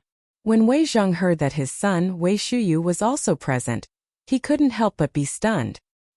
He didn't think that his son would be so kind as to pay respects to Tuoba Zhengyang. After all, Wei Shuyu and Li Wangyu were very close and were like brothers. In recent days, Wei Shuyu and a group of foppish sons had been staying in the prison with Li Wangyu. Why would this kid go to pay respects to Tuoba Zhengyang for no reason and cause Li Wangyu to go to prison? Wei Zheng subconsciously felt that this matter was fishy. However, when he looked at those silent and panicked old officials, he knew that the accusation made by Tuoba Zhengyang's son was most likely true. Tuoba Zhengyang's death was likely caused by those old officials. Men, take these people to the prison. Investigate carefully and find out the truth behind Duke Tuoba's death. Wei Zheng called out. Immediately, people from the censorate came forward and took the old officials to the prison. Chapter 536. The citizens of Chang and all felt that there was too much news worth gossiping about recently. It was too much for their eyes to take in. Just a moment ago, they were still talking about how County Earl who wanted to build a female toilet and forced an old official to commit suicide. The next moment, the topic changed to how County Earl who fought against the despicable Neon people and killed 3 Neon envoys to save his wife. The citizens of Chang'an were dumbfounded. The situation had changed too quickly. Then an even more shocking news came. Professor Tuoba Zhengyang's resurrection on the 7th day of his death and his identification of the murderer caused an uproar in Chang'an. Compared to County Earl who, the citizens were more interested in the resurrection of the dead. Many busybodies even went to the Taoist Square to find out more about this. As soon as the servants of the Tuoba Manor left the manor, they would be surrounded by people who wanted to know what had happened last night. Most of these servants had witnessed the resurrection of Tuoba Zhengyang with their own eyes last night. When they were questioned, they all described the resurrection of Tuoba Zhengyang vividly. Everyone who heard this was amazed. Naturally, the news quickly reached Pai Lupi's ears and made him furious. Today, in the Taiji Palace, Pai Lupi scolded the group of old officials in front of hundreds of officials for more than 10 minutes. His anger was evident in his words. Minister Wei Daozong, the censorate and the Ministry of Justice will investigate this case together. We must find out the cause of Tuoba Zhengyang's death.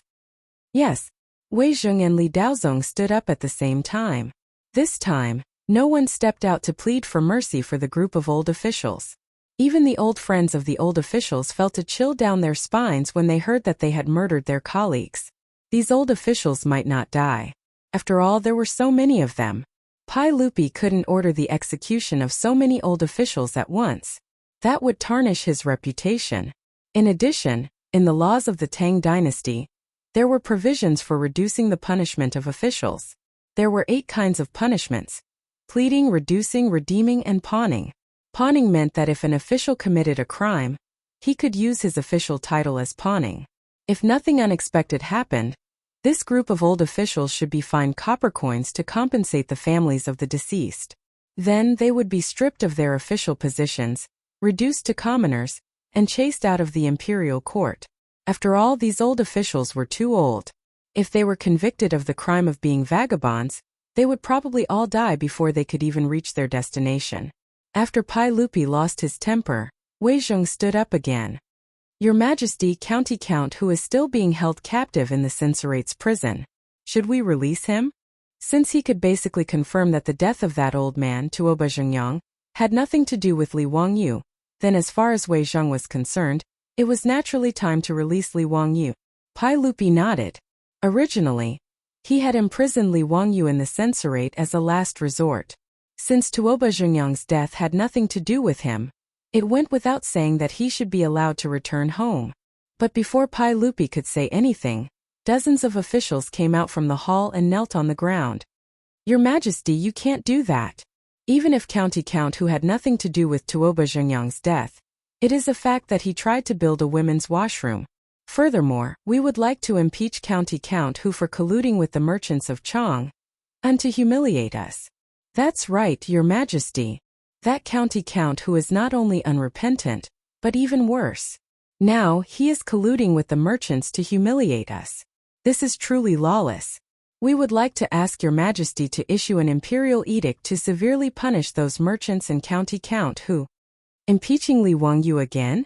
Pai Lupi was confused by the officials' words. What did they mean by Li Wangyu colluding with the merchants to humiliate the officials? What was this all about? My lords, why do you say this? How could the merchants dare to humiliate you? The merchants of the Tang dynasty were all inferior. Even if they were wealthy, their status was lowly. How could the merchants dare to humiliate the officials? Pai Lupi didn't believe it himself. Not only did he not believe it, but the officials in the hall also didn't believe it. Your Majesty, what we have said is true. The merchants of the eastern and western markets, including those barbarian merchants, all refused to sell when they heard that we were going to buy goods from them. Your Majesty, isn't this deliberately humiliating us?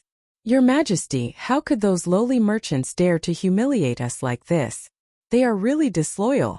Your Majesty, please issue an imperial edict to arrest all these rebellious merchants and put them in prison as a warning to others. Those merchants even put up notices in front of their shops, refusing to trade with us. Your Majesty, this can't be allowed. What do these merchants want to do? He's threatening the imperial court. Your Majesty, they even dared to refuse us in a brothel like Peace Square. How dare they do this? Your Majesty, please uphold justice for us. The complaints of these officials made Pai Lupi, Fang Xianling, and the others stunned, and then they couldn't help laughing. Those who came forward to severely punish the merchants of the eastern and western markets were all the officials and defenders who had fiercely attacked Li Wangyu during this period of time. In the eyes of Pai Lupi, Fang Xianling, and the others, this was Li Wangyu's revenge. After all, since they had scolded Li Wangyu so happily, it was normal for Li Wangyu to fight back. There was a regulation in the Tang dynasty law that if you bought fake or substandard goods, you could return them within 3 days. When returning the goods, a notary must inspect the goods and confirm that there were quality problems. If the merchants refused to return the goods, they could report it to the officials, who would come forward to mediate the return and punish the merchants with 40 lashes as punishment. This was much stricter than the protection of consumer rights in the future. However, Pai Lupi didn't think there was anything wrong with the merchants refusing to sell to the officials. The laws of the Tang dynasty didn't stipulate that merchants had to sell their goods to the officials. In fact, Pai Lupi, Fang Xianling, and the others misunderstood Li Wangyu. For this matter, Li Wangyu didn't know anything at all. Many merchants of the eastern and western markets of Chang and city refused to sell to the officials. In fact, it started from the day when Li Wangyu was escorted into Chang and by the Censorate's prisoner carriage. On that day, after shopkeeper Ren of the Run Saddle Shop recognized Li Wangyu, he stopped in front of the prisoner carriage and kowtowed. He was just a small merchant, so naturally, he couldn't do anything about Li Wangyu's experience. However, shopkeeper Ren was also a person who valued friendship. He believed that Li Wangyu had done his family a favor, so he thought about what he should do for his benefactor. After pondering for a while, shopkeeper Ren simply put up a notice in front of his saddle shop. It said that the Run Saddle Shop refused to trade with any customer who had insulted and humiliated the county magistrate. His notice naturally attracted the attention of countless people in the eastern and western markets, who had different opinions. In fact, shopkeeper Ren's action didn't have any effect. There were many saddle shops in Chang'an City. If he didn't do business with others, naturally others would do it. However, his action reminded the beautiful boss. Soon, the Shunfeng Express Carriage Company posted the same announcement. SF Express was different from the Run Saddle Shop. Nowadays, all the merchants in the eastern and western markets of Chang'an City needed to use SF Express four-wheeled carriages to transport goods. What was more, Pai Lupi had given all the freight business in Chang'an City to SF Express. In addition, with the support of Empress Zhongsun, SF Express had an absolute monopoly in Chang'an City and had great influence. Before those merchants could think clearly about whether they should do the same, the biggest grain merchant in Chang'an City, Cho family, also posted the same notice, advancing and retreating with SF Express. Then in Chang'an City, all the barbarian merchants of Sut also posted the same notice. Even the barbarian wine shops refused to enter the officials who had insulted the county magistrate. Next it was Pingkong Square. Those painting houses and brothels also posted the same notice. Chapter 537. While Li Wangyu was still thinking about how to play the devil, the eastern and western cities of Chang'an, as well as Pingkong Square, quietly launched a silent protest. Needless to say, the Cho family, Cho Yuanliang, Cho Kuan, and Li Wangyu could be said to be on the same side. Many of the officials in Chang'an already saw the Cho family as Li Wangyu's direct line. Cho Kuan owned 10% of the carriage company, supplied all the raw materials for the brewery, and also managed the beverage vending machine business. No matter how one looked at it, the Cho family and the Huxian family were one and could not be separated. Advancing and retreating with the carriage company was the Cho family's inevitable choice. As for the Sogdian merchants, they stood up at this time because of the Zoroastrianism Sabeo and Milliman's intentions. Ever since Li Wangyu created the sacred sunfire in front of everyone, the Zoroastrianism of Chang'an became more and more prominent in the Zoroastrianism. Originally, Milliman wanted to see how Li Wangyu created the sacred sunfire. But due to the influence of the other rich people, he did not take action. However, before Milliman could think of anything, Li Wangyu had been promoted several times and became the famous founding county of the Tang dynasty. Naturally, Milliman completely extinguished that little thought. Since he could not make threats and promises, Milliman naturally chose to build a good relationship with Li Wangyu. Mobilizing the shops of the Sogdian people, following the carriage company and the Cho family to boycott the officials, and doing a favor to Li Wangyu was a good choice. If the Zoroastrianism needed to light up the sacred sunfire in the future and asked Li Wangyu for help, they would also have a relationship. As for the brothels in Pingkong Square, it was even simpler. Firstly, those brothels were attracted to Li Wangyu's talent and were willing to cheer for him. Li Wangyu's poems were all classics. Which of the brothels in Pingkong Square did not know how to sing? Lu Yong of the Northern Song dynasty was poor and dejected. With only a few good poems, he attracted countless prostitutes to offer themselves to him. Not to mention, Li Wangyu was a talented, rich and good-looking young man. Xiao Lang was only 16 years old. Which girl didn't love him? As for those fat officials, who would like them? At most, they had no choice but to receive these guests for the sake of Kai Yuan Tong Bao and the gold ingots. Now that there was a conflict between the two, the prostitutes of Peace Lane did not even need to think to know who they would support. Furthermore, although these prostitutes had fallen into the secular world, they were still women. Li Wangyu was impeached and sent to prison by these old Taoist defenders for building a female toilet in Chang'an. Although these prostitutes could not do anything, they could express their attitude by refusing to receive customers. With the precedent set by Shunfeng Carriage Company, the Cho family, the Sut people and Pingkong Square, the other tens of thousands of merchants in the other two cities simply followed and posted notices, refusing to do business with those officials who slandered Li Wangyu. Even if there were merchants who did not want to offend those officials, or those who sneered at Li Wangyu's actions, in the face of such a situation, they had no choice but to go with the flow, lest they be treated as outliers by the tens of thousands of merchants in the other two cities. Therefore, those officials who opposed Li Wangyu the most were unlucky. Not only were they rejected when they went to Pingkong Square, but they were also rejected when they wanted to buy some cloth, oil, salt, and vinegar from their own mansions. This forced the servants of these officials to go out to buy goods. They could only conceal their identities, for fear of letting others know the identity of their masters. This made these officials feel extremely humiliated, but they could not do anything about these merchants.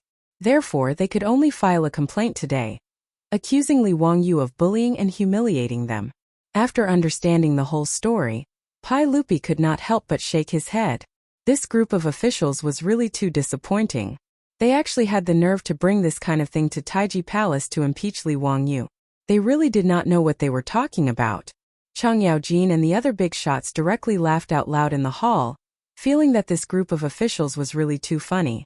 Originally, everyone could not hold back their laughter, but when they saw Chang Yaojin and the others laugh out loud, they could not help but roar with laughter. They actually had the nerve to bring this kind of shameful thing to the main hall. It was really the shame of hundreds of officials, and the group of officials who had complained tearfully before were now all red in the face from the ridicule of their colleagues. They wished that a crack would open in Taiji Palace for them to hide in. Pai Lupi naturally would not punish Li Wangyu or those merchants because of this group of officials' impeachment. To be treated like this by the merchants, other than showing that this group of people was incompetent and did not have the support of the people, what else could be explained? Alright, dear officials, think of a way to deal with this matter. Don't bring it up in court again. Official way, since Tuobagong's death has nothing to do with Li Wangyu, then let him go. Pai Lupi was too lazy to continue arguing with this group of people, and directly ordered Wei Zheng. Wei Zheng naturally accepted the order. Although he did not approve of Li Wangyu building the female toilet, he also did not think that Li Wangyu should be detained in the prison for this reason. It was really a bit absurd. The officials who had impeached Li Wangyu did not dare to say anything. They could only bow their heads and retreat among the hundreds of officials like ostriches. This matter was considered to be over. Just as Pai Lupi was about to discuss court politics with the officials, he saw Mitua hastily come in from the back of Taiji Palace and whisper in Pai Lupi's ear. Everyone, Her Highness the Empress and Consort Yang led all the concubines out of the palace. They said they were going to Dingzhou village in Hu County for a short stay. Hearing this, Pai Lupi couldn't help but furrow his brow. His wives had all left the palace at this time without even notifying him. This made Pai Lupi very surprised. Do you know what this is about? Why do I not know about this? Everyone, this servant does not know either. When the morning drum sounded and the palace gates opened, Her Highness the Empress led all the concubines out of the palace in a carriage. This servant did not dare to ask. Pai Lupi was very unhappy about this, but he could not say anything at this time. However, he was willing to bet that it definitely had something to do with Li Wangyu. His wives had all gone to Dingzhou village. No matter what, he had to find Li Wangyu and ask him about this matter. He turned his head and ordered Mitua, go to the censorate and take that bastard Li Wangyu to the legislative hall. I will deal with him after court. Mitua made a sound of agreement but did not move. Pai Lupi asked curiously, why are you still not going? Is there something else? Mitua looked awkwardly at the officials in the hall. After hesitating for a moment, he reported in a small voice, everyone, the 100 Cavalry Department reported that the ones leaving the city for Dingzhou village in Hu County were not only Her Highness the Empress and the concubines, there were also. And? What else? Don't stutter, tell me clearly. Yes, there were also the madams and young wives of the Duke's manors. Mitua quickly lowered his head and replied. His words made Pai Lupi stunned. What did he mean? Seeing that Pai Lupi did not understand, Mitua quickly explained. Everyone in Chang'an City, these 4th or 5th grade officials, as well as the madams and young wives of the noble manors, after the city gate opened today, they all boarded the carriages of their manors and joined Her Highness the Empress. They left the city together and went to Dingzhou village. Pai Lupi understood Mituo's words, and he was completely stunned. What was going on? A gathering of the noblewomen of Chang'an City? Or were the noblewomen collectively leaving home? Why was there no news at all before? His wife and the noblewomen of Chang'an City were collectively leaving the city. There must be something wrong. Pai Lupi did not care that he was in court. He suddenly slapped the armrest of the throne and stood up. He said angrily, go bring that bastard Li Wangyu to me. I want to know what he wants to do. Chapter 538.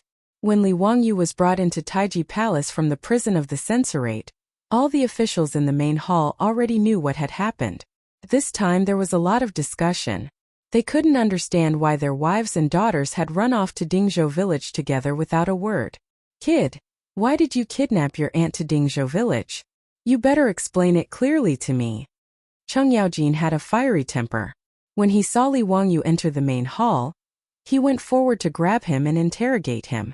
Li Wangyu was directly confused by his question. What and what? For the past few days, other than sneaking out of the prison last night to act mysterious, he had been obediently staying in the prison. What kind of nonsense was this old hooligan Cheng Yaojin spouting? What did he mean by kidnap his wife? Uncle Cheng, what are you talking about? Your nephew has been locked up in the prison of the censorate for the past few days. Uncle Cheng, did you make a mistake? Li Wangyu had an innocent face. He really didn't know what this old hooligan was talking about. Cheng Yaojin glared at him. Her Highness the Empress, Consort Yang led the imperial concubines in the palace, as well as the wives and young wives of the officials and officials. They all left Chang'an City early this morning and went to your Dingzhou village. You brat, you tell me you don't know? Do you believe that I won't punish you? What? Li Wangyu looked at the surrounding officials in confusion. He saw that everyone was nodding their heads, agreeing with Cheng Yaojin's words. He turned his head stiffly and looked at Pai Lupi on the throne. However, he saw that Pai Lupi was also glaring at him with an angry face. It was actually Pai Lupi's wife who had led the wives of the officials and officials in the main hall to escape? But why the hell did they go to Dingzhou village? Li Wangyu suddenly quivered. Damn. He almost forgot that his beautiful superior had said that she would take revenge for him. This probably should be the revenge of his beautiful superior. Li Wangyu's back was covered in cold sweat. Sure enough, his beautiful boss didn't make a move, but once she did, she made a big move. He didn't know what method she had used, but she was able to make everyone, from Empress Zhongsun to the madams and young ladies of the officials, all run to Dingzhou village. Furthermore, the secrecy was done too well. Not only did the officials not know, even Pai Lupi did not know. In other words, even the 100 Horsemen division was kept in the dark. His beautiful boss was really good at keeping secrets. However, although Li Wangyu guessed that this matter was 99% caused by his beautiful boss, he didn't dare to admit it. Not only could he not admit it, but he also had to insist that this matter had nothing to do with him. Otherwise, wouldn't Pai Lupi, Cheng Yaojin, and the others tear him apart? I can't afford to offend this bunch of men whose wives left home. Li Wangyu hurriedly cleared his name. Your Majesty, gentlemen, I've been locked up in the prison these days. I really don't know what's going on in Chang'an. It's even more impossible for me to get Her Highness and the madams of the officials to Dingzhou village. If your Majesty doesn't believe me, you can ask eunuch Wei. Pai Lupi looked at Wei Zheng inquisitively. Wei Zheng could only nod helplessly, indicating that Li Wangyu really didn't leave the prison. Wei Zheng naturally didn't know that Li Wangyu sneaked out last night. Although he was very suspicious about his son and the others running to Tuoba Zhengyang's mansion to pay respects last night, he didn't have time to care about this matter now. His wife also quietly followed Empress Zhongsun out of the city. How could this not make Wei Zheng, the goat-nosed eunuch, anxious? Pai Lupi received Wei Zheng's reply, but still looked at Li Wangyu with suspicion. After all, his wife and the others ran to Dingzhou village. If this matter had nothing to do with Li Wangyu, he wouldn't believe it. He wasn't the only one who didn't believe it. Cheng Yaojin, Fang Xianling, and the others also didn't believe it.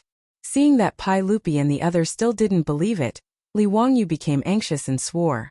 If I, Li Wangyu, did this, I'll be struck by lightning and die a horrible death. Pus will flow from the top of my head and ulcers on the soles of my feet. The Tangs were still quite respectful and humble towards oaths. Seeing that Li Wangyu dared to make such an oath, they had no choice but to believe it. Li Wangyu secretly breathed a sigh of relief in his heart. This matter really wasn't done by him. At most, he just guessed that it was done by his beautiful superior. He definitely didn't violate the oath. Ziyu, do you know why my Guanyin maidservant went to your Dingzhou village? Li Er spoke out and asked. Li Wangyu shook his head like a rattledrum. I don't know. Maybe she felt bored in Chang'an City and went to relax? He didn't lie. He guessed that his beautiful superior was avenging him, but he really didn't know why Empress Zhongsun and the others went to Dingzhou village. At this point, Pai Lupi naturally didn't have the mood to hold any court meetings. It was more important to figure out what his wife went to do. After hastily announcing the adjournment of the court, Pai Lupi prepared to personally go to Dingzhou village to see what Empress Zhongsun and the others were up to. In this hall, nearly half of the officials and nobles didn't leave. They planned to follow Pai Lupi to Dingzhou village. Li Wangyu naturally wanted to slip away. No matter what his beautiful superior wanted to do, it was best for him not to get involved. But he wanted to run, but Pai Lupi wouldn't let him go. Zio, lead the way. I and everyone else will follow you to Dingzhou village. In response, Li Wangyu could only rub his nose with an awkward smile and follow Pai Lupi and the others out of Taiji Palace. The large group of people rode out of Chang'an City and headed in the direction of Hu County. When they arrived at Dingzhou village, they found out that Empress Zhongsun and the other madams of the officials and nobles had indeed come here. Moreover, they had directly gone to Li Wangyu's manor. Bastard, you still dare to say this has nothing to do with you? Tell me, why did Her Highness and the others go to your manor? Cheng Yaojin couldn't help but scold Li Wangyu. Uncle Cheng, I really don't know. No matter what Her Highness and the others want to do, it has nothing to do with me. I died unjustly and was locked up in the Taiji prison. I really don't know anything about this. Pai Lupi waved his hand impatiently. That's enough. What's the point of saying all this now? Won't it be clear once we ask? Everyone urged their horses to pass through Dingzhou village and arrived in front of Li Wangyu's manor. However, at this time, the manor's door was tightly shut and there was no one in sight. Pai Lupi glanced at Li Wangyu, meaning to ask him to hurry up and open the gates. Li Wangyu helplessly urged his horse forward and shouted, "Open the gates, I'm back. Hurry and open the gates." He shouted a few times before the tightly shut door slowly opened. After the door was opened a crack, two heads popped out. They were none other than Aphrodite and Perrin. "Lang Jun, you're back? Lang Jun, did the sage let you go back?" As soon as the two girls finished speaking, they immediately noticed the large group of people behind Li Wangyu. When they saw Li Er riding on the horse, they couldn't help but playfully stick out their tongues. "Perrin, Aphrodite, it's broad daylight. Why are the gates closed? Hurry up and open the gates to welcome His Majesty in." Aphrodite and Perrin curtsied to Pai Lupi. "Greetings, Your Majesty. Greetings, Your Majesty. However, it's inconvenient for His Majesty to enter the manor today." Chapter 539. Li Wangyu was stunned by the two girls' words. What do they mean? They actually refused to let Pai Lupi in? When did these two girls of his become so bold? Pai Lupi looked displeased, and the officials and nobles were also in an uproar. The ladies of Li Wangyu's residence were too bold. They actually dared to stop a saint outside. Did they eat a bear's heart or a leopard's gall? Li Wangyu coughed lightly and was about to speak, but Perrin and Aphrodite bowed to him again. "Lang Jun, you can't return to the residence today either." "What? They're rebelling against the heavens. I can't even return to my own home? What are these women trying to do?" Li Wangyu was completely dumbfounded. Cheng Yaojin had an impatient personality. He walked up and glared at them. "You two girls, make it clear to me. Why can't His Majesty and I enter the residence today?" Perrin wasn't afraid of his ferocious appearance and playfully stuck out her tongue at him. "Greetings, Duke Lu. Today, all men are not allowed to enter the residence." "Why is that?" Pai Lupi finally couldn't help but ask. "In reply to Your Majesty, the residence is full of madams today. The lingerie store is releasing a new line of underwear today, so Her Majesty the Empress and all the other nobles were invited. Moreover, the residence is full of women now, and most of them are frolicking by the water. Their clothes are skimpy, so it's really inconvenient for men to enter." Perrin's answer left Pai Lupi and the other officials and nobles speechless. They couldn't bring themselves to say that they wanted to enter Li Wangyu's residence. No matter how beastly Pai Lupi was, he wouldn't openly run in to see the other madams of the officials and nobles. Her clothes were revealing, and she was playing with water. Clearly, Li Wangyu's mansion was full of scenes of spring. Naturally, no man could be allowed to enter. Not to mention other people. If any man dared to enter Li Wangyu's mansion now, Pai Lupi would directly order people to slap him and send him to the palace to be a palace eunuch. Cheng Yaojin, Fang Xianling, and the others looked at each other. No one dared to say that they wanted to enter the Lai hot. Li Wangyu, on the other hand, was thinking more. Releasing new underwear? Could it be a lingerie release? Victoria's Secret fashion show? His saliva was about to flow out, and he hated that he couldn't rush back to the manor right now. This was the man's dream show, that he had only seen on TV, and had never seen live in his previous life. Thinking of this, he couldn't help but ask, where did this model come from? Aphrodite clapped her hands excitedly. Langjun, you really know this word. Yes, model. Sister Chongqing mentioned it a few times, but I didn't remember it. Those models were all invited by elder sister Chongqing from the Peace Square, and the Hu people's wine shops at a high price. Li Wangyu was speechless. As expected, his beautiful boss really knew how to have fun. But what was her purpose of bringing Empress Zhongsun, as well as all the madams and young ladies of the civil and military officials, to his mansion? Li Wangyu was still confused and didn't understand. Pai Lupi coughed softly and turned to look at the officials. Gentlemen, since the madams are gathering in Li Wangyu's mansion today, why don't we have a small gathering in Dingzhou village today? After the madams' gathering, we will return to Chang'an together. What do you think? What he meant was that Empress Zhongsun and the others would have fun in Li Wangyu's mansion, while they would wait in Dingzhou village in case anything happened. Pai Lupi still felt that today's matter was full of strangeness. Even if they came to Li Wangyu's mansion to attend the underwear conference, they should have at least said hello. Not to mention that not only his wife and the concubines in the harem did so, but also the madams of the noble officials' mansions. This didn't make sense. Cheng Yaojin, Fang Xianling, and the others naturally nodded at Pai Lupi's words. But Perrin bowed again. Your Majesty, I'm afraid that Her Highness and the madams won't return to Chang'an today. Huh? What do you mean? Why is that? Pai Lupi was stunned and quickly asked. Your Majesty, Her Highness and the madams think that Chang'an is too dirty, so they plan to stay in our mansion for a few days. When Chang'an becomes clean, they plan to go back. Perrin's words immediately silenced Pai Lupi and the other officials. What did she mean? She thought that Chang'an was dirty?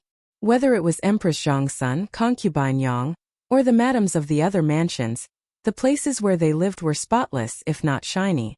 Why did she think that Chang'an was dirty? Fang Xianling and Du Ruhui suddenly understood and couldn't help but turn their heads and glare at Li Wangyu.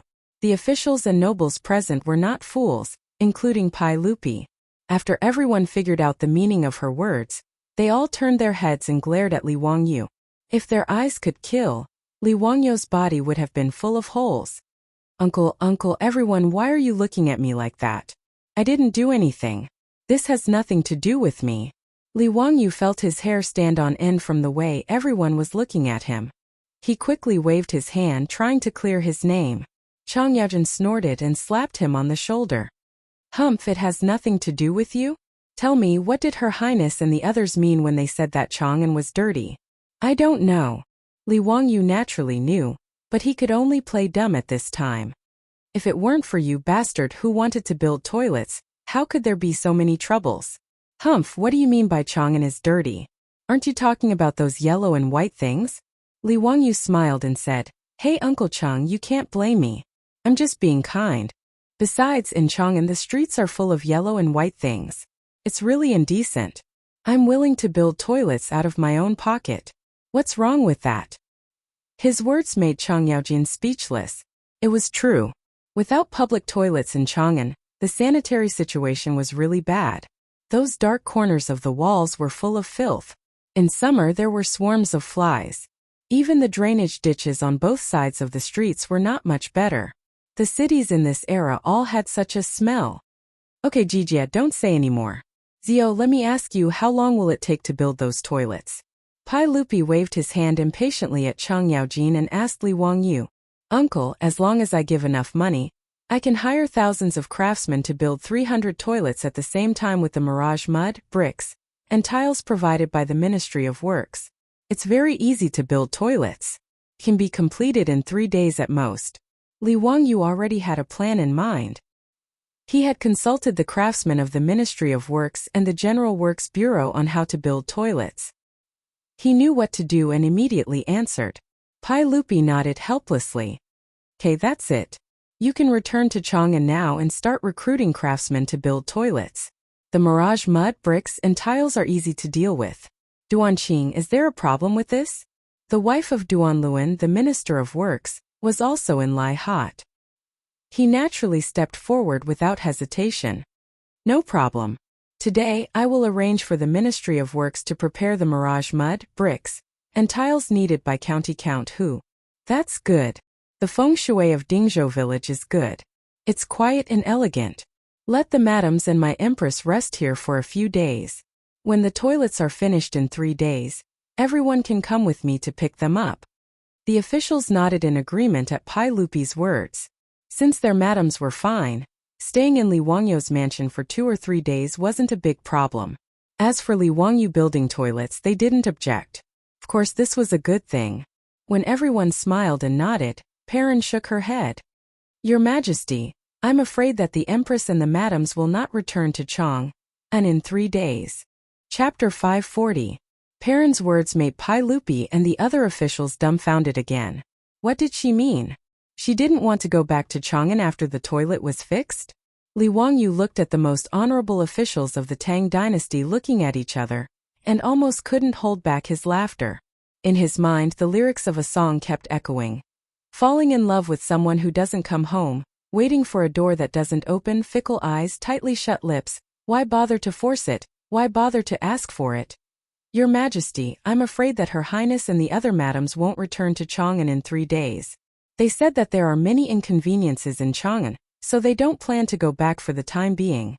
Perrin continued. Inconveniences? Was this a joke? Not to mention Empress Zhongsun and the imperial concubines, who lived in luxury in Taiji Palace. Even the madams of the officials and officials had everything they needed. Where did the inconveniences come from? Pai Lupi and the other officials were puzzled, but Li Wangyu understood. Damn it! Did my beautiful boss fool Empress Zhongsun and the other madams into a women's rights movement, with the purpose of building a women's toilet in Chang'an? The more Li Wangyu thought about it, the more certain he was that it should be so. Otherwise, it couldn't explain the reaction of Empress Zhongsun and the others. After guessing the truth, Li Wangyu didn't dare to say anything for fear of getting into trouble. He wanted to build a women's toilet, but it was just a habit of his later life. He didn't think so much. If he knew that there would be so many troubles, Li Wangyu wouldn't ask for trouble. After all, he wasn't a staunch supporter of feminism. He even had the idea of having multiple wives. How could he offend so many people in order to build a women's toilet? But anyway, in the eyes of the officials and Pai Lupi, Li Wangyu was the first to propose to build a women's toilet. Once everyone figured out the true purpose of his wife, Li Wangyu would be in deep trouble. Thinking of this, Li Wangyu's footsteps quietly moved a few steps away from Chang Yaojin, Li Er, and the others so as not to get into trouble.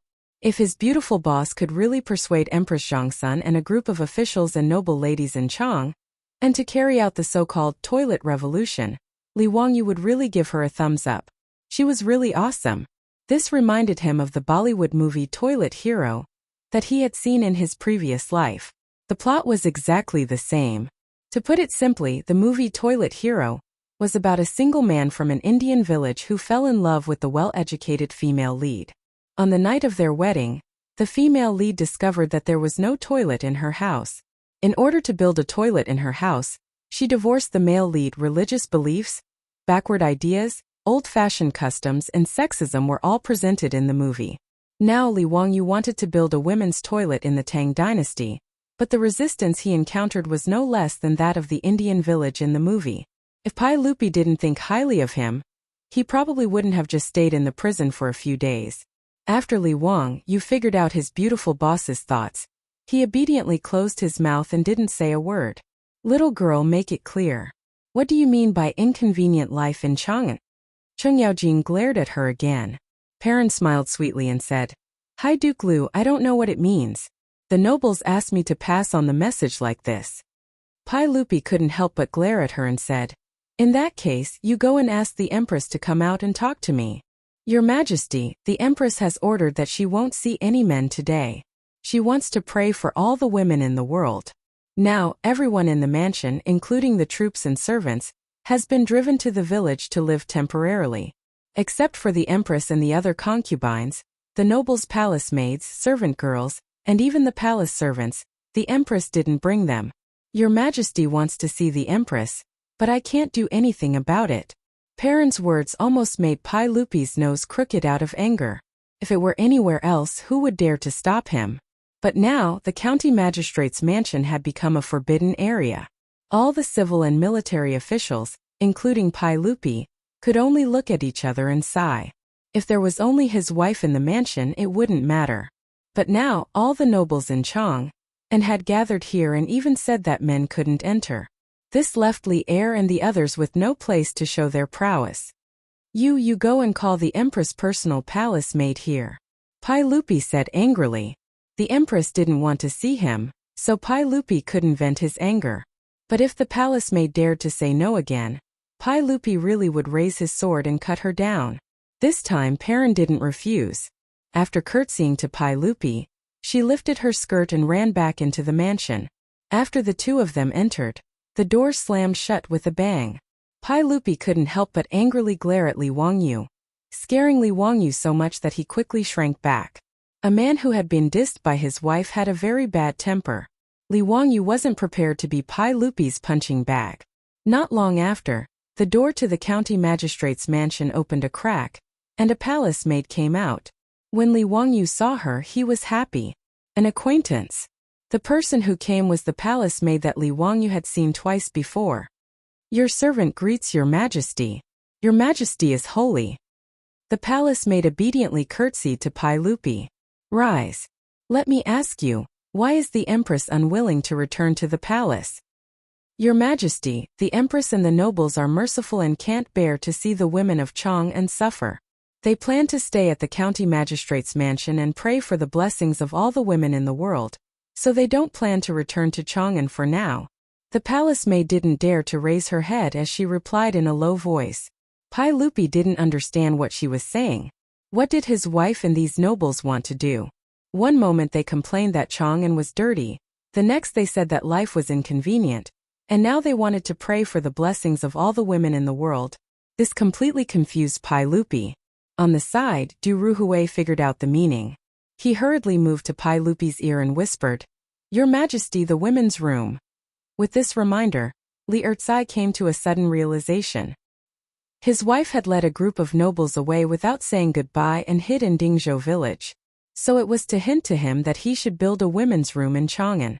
This was something that Pai Lupi hadn't thought of. After understanding the whole story, Pai Lupi couldn't help but turn his head to look for Li Wangyu. It was all this trouble caused by this bastard.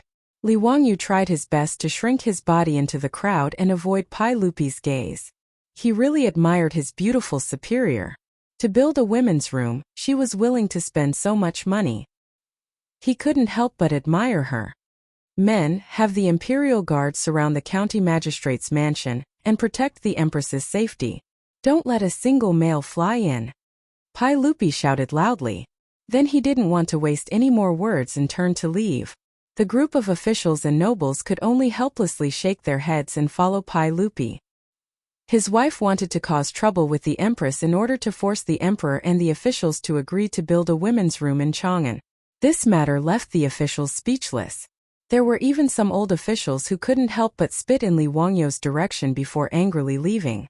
Li Wangyu could only awkwardly rub his nose and pretend he didn't see these angry officials. After all, in order to build this women's room, he had even spent time in prison. Now Empress Zhongsun was leading a group of nobles in an uprising. Let's see how Pai Lupi and the officials would deal with it. Chapter 541. Since he could not enter his own mansion, Li Wangyu could only follow Pai Lupi and the others back to Chang'an.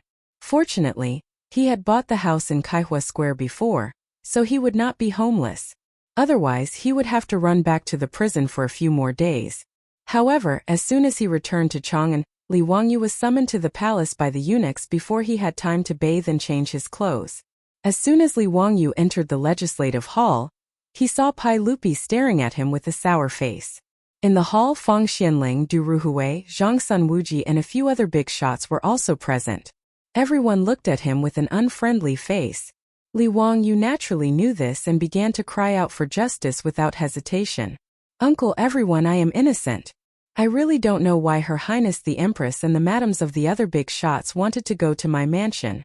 This is really a great injustice. I have been obediently staying in the prison of the censorate for the past few days, but I have not gone anywhere. If you don't believe me, you can find Chengchumo Fongjun. Do go to confront them and ask them if I know anything about this matter. Besides, whether I have gone to the palace to seek an audience with Her Highness the Empress these days, you can ask me too. Li Wangyo's words made the faces of Pai Lupi and the others soften a little. Pai Lupi naturally knew that Li Wangyu had not gone to see the Empress these days. He did not believe that Li Wangyu had the ability to abduct all the noble ladies in Chang'an.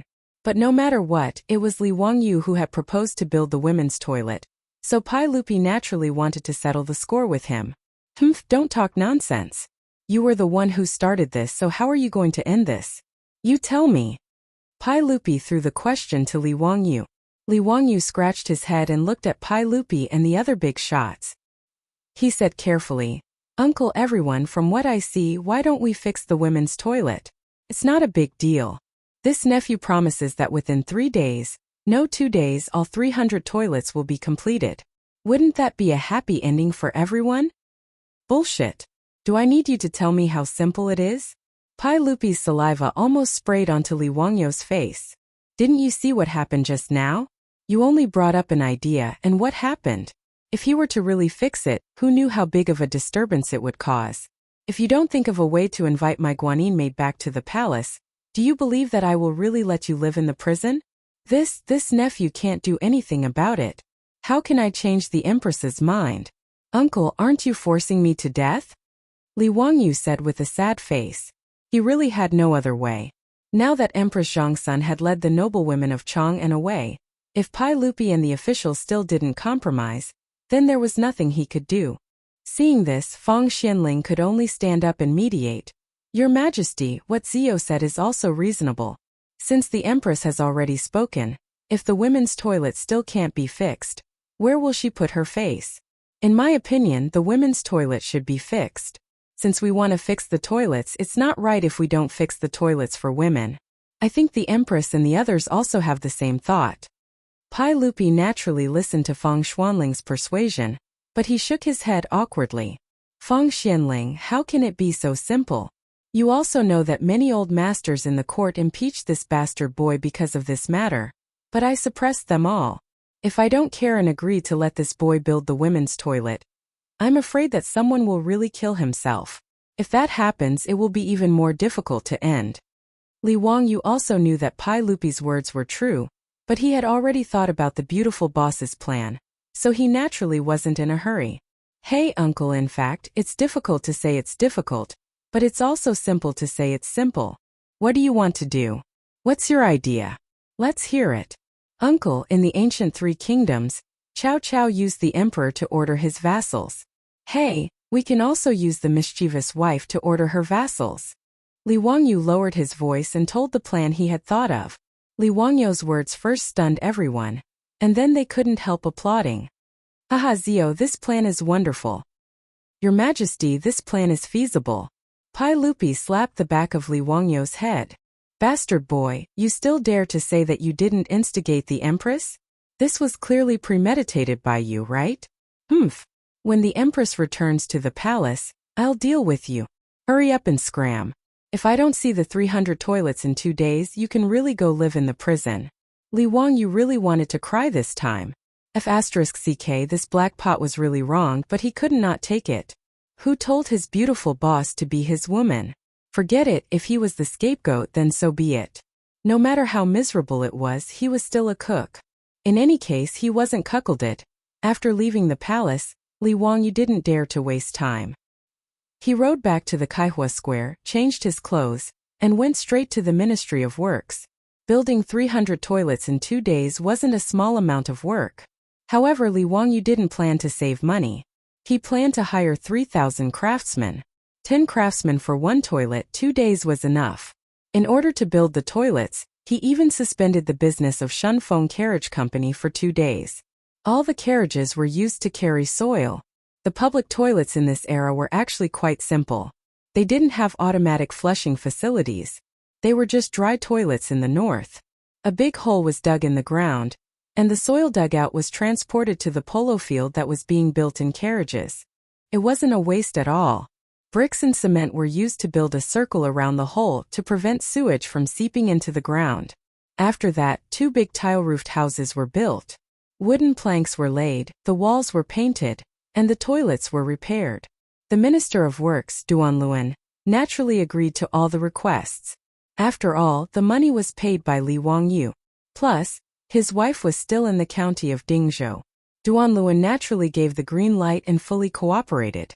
The Ministry of Works mobilized craftsmen, mirage mud, bricks, and wood to build the toilets in Chang. The construction project started in the afternoon. The 10 craftsmen dug the holes and repaired the houses. Their efficiency was quite high. In 2 days, 300 brand new toilets appeared in the various squares and streets of Chang. However, the toilets were repaired, but trouble came with them. On the second day of the imperial court, dozens of old officials stood out in anger and knelt on the ground. Pai Lupi naturally knew what they wanted to do, but he pretended not to know. He asked, "Everyone, what is this matter?" "Your Majesty, we want to impeach County Count Hu. He is unscrupulous and has broken the rules of the ancestors. He is guilty of the most heinous crimes. If your Majesty doesn't stop County Count Hu's evil deeds, we would rather fight to the death than tolerate such an immoral act." Pai Lupi pretended to be surprised and said, "Oh, there's such a thing? Li Wangyu, is there such a thing?" Li Wangyu was prepared to watch a good show today, so he naturally got up early to attend the court. When he heard Pai Lupi's question, he quickly stood up and bowed to Pai Lupi. "Your Majesty, I don't know what you are talking about. However, I admit that I have not done what you are talking about." Immediately, an old official stood up and angrily rebuked, "How dare you quibble? County Count Hu, let me ask you, did you build the toilets in Chang'an?" "That's right, I did." "Humph, it's good that you admit it. Did you also build the women's toilets? Isn't building toilets for women a violation of etiquette and ethics?" Seeing Li Wangyu admit it, the old official snorted contemptuously and raised his voice again. Li Wangyu quickly waved his hand. "Wait, who said I built the women's toilets? Still not admitting it? We aren't blind. You order people to build toilets on the left and right. Aren't they the men's and women's toilets?" Li Wangyu smiled even more brilliantly. "Everyone, I'm afraid you are mistaken. Those 2 toilets are the men's toilets." Chapter 542. Li Wangyu's words enraged the officials. They were so angry that their fingers trembled. A group of people jumped up and angrily rebuked, "Nonsense! You still dare to quibble at this point. It's written clearly on the blueprints you gave to Wanyan and Chang. The toilets are divided into left and right, with men on the left and women on the right. Is there anything wrong with that? Now the 300 toilets in Chang and are identical to your blueprints. Do you still dare to say that you didn't build the women's toilets?" Li Wangyu wasn't angry. He chuckled and spread his hands. "You are all scholars. Don't you know how to read? The 300 toilets in Chang and all have the words men's toilets written on the walls. It's the same on both sides. Why do you ignore it?" His words, however, stunned the old officials who were impeaching him. Li Wangyu looked at Cui Zhua and Lu Deheng and smiled. "If you don't believe me, you can ask the Ming House in Chang'an and Wanyan. Cui Ming House, Lu Ming House, am I wrong?" Cui Zhua and Lu Deheng quickly stepped forward. "County Count Hu is right. Of the 300 toilets in Chang'an, the left and right are all men's toilets." They weren't the only ones who said this. Many of the officials present had also seen the toilets. They all said, "County Count Hu is right. I've also seen the newly built toilets. Although they haven't been officially opened, it's written clearly that the left and right are all men's toilets." This was beyond the expectations of this group of old scholars. They hadn't seen the toilets before. They had only heard the servants report that the toilets built by County Count Hu were all left and right. That was why they had come to impeach Li Wangyu. How is this possible? Since they're all men's toilets, why did you build the left and right toilets? Someone noticed something was wrong and questioned. Li Wangyu shrugged. "I was willing." His words made the faces of the officials turn red, but they didn't know how to refute him. After all, Li Wangyu was the one who paid for the toilets. As long as the toilets were not built, other people could do whatever they wanted. It was none of their business. In fact, all of the officials present could see that Li Wangyu's toilets were clearly the men's and women's toilets. But others just wouldn't admit it, and the words men's room were clearly written outside the toilet. In this Taiji palace, of all the civil and military officials, the only ones who were unwaveringly opposed to building a female toilet were actually a group of old teachers and defenders. Most of the officials were non-committal about this. It didn't matter whether he cultivated it or not. However, ever since 2 days ago, their wives and daughters had silently followed the empress to the Count of Hu County's manor, and they had an attitude of not coming back until the women's toilets were repaired. The officials naturally began to favor Li Wangyu. However, no one was willing to come out and clarify this matter, so they all pretended to be confused. Pai Lupi saw that Li Wangyu had made the group of old teachers speechless, so he chuckled and said, "All right, since this is a misunderstanding, let's not talk about it anymore. Everyone, let's start discussing state affairs." He wanted to dismiss the old officials with a few words, and it made the old teachers even more depressed. The group of old teachers saw that no one in the hall supported them, so they decided to act shamelessly. They didn't argue with Li Wangyu, and they all once again knelt before Pai Lupi. "Your Majesty, this is clearly Count Hu County's scheme. His Majesty can't be deceived by him. Your Majesty, we can't make an exception like this. Since ancient times, men have always been superior to women. This is the way of the heavens. How can women go out to use the toilet? Your Majesty, if Count Hu County insists on building the women's toilets, I can only use my death to show my sincerity and complain to the people of the world about this inversion of ethics." There were even some old teachers who pointed their spears at Empress Zhang's son. "I heard that Her Majesty and the other dukes' wives are staying at Count Hu County's manor because they were instigated by Count Hu County. They want to support Count Hu County in building the women's toilets. Your Majesty, Her Majesty should be the mother of the world. How can she support Count Hu County in doing such a thing? This isn't a hen taking charge of the morning sun. This is the downfall of ethics, and this is a disaster." Pai Lupi saw that these old teachers were becoming more and more unreasonable, and his brows furrowed. Li Wangyu naturally didn't want to take the blame. He refuted. "Shut up. Is Her Majesty the Empress someone you can humiliate? Her Majesty the Empress and the other dukes are in my manor praying for the people of the world. Ruin dares to distort black and white like this and spout nonsense? Your Majesty, I want to impeach these people for harboring unfathomable motives. They even said something like a hen taking charge of the morning sun. This is comparing Her Majesty the Empress to Daji. Could Your Majesty be the tyrant King Zhou?" The earliest allusion to a hen taking charge of the morning sun came from Daji and King Zhou of Shang. It meant that once an old hen crowed, the family situation would decline.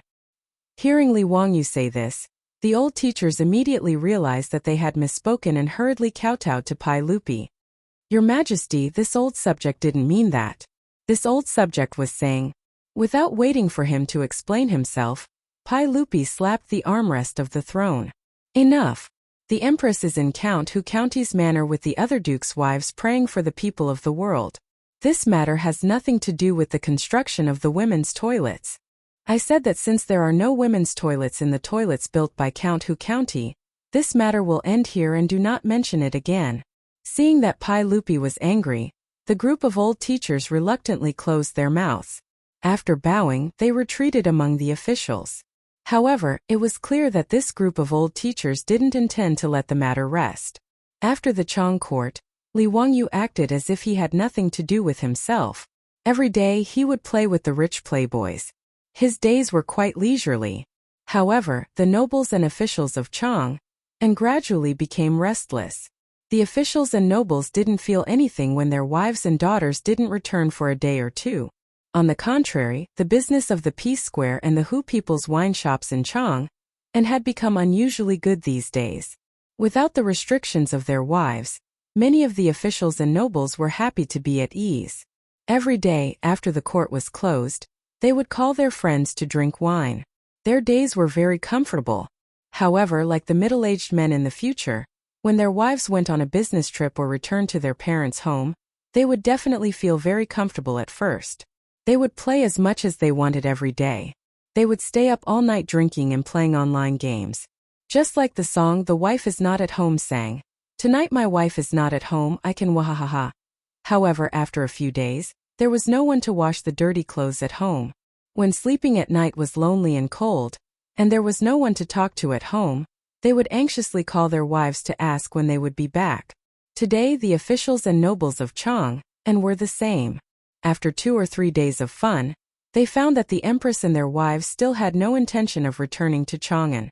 They couldn't help but feel a little flustered.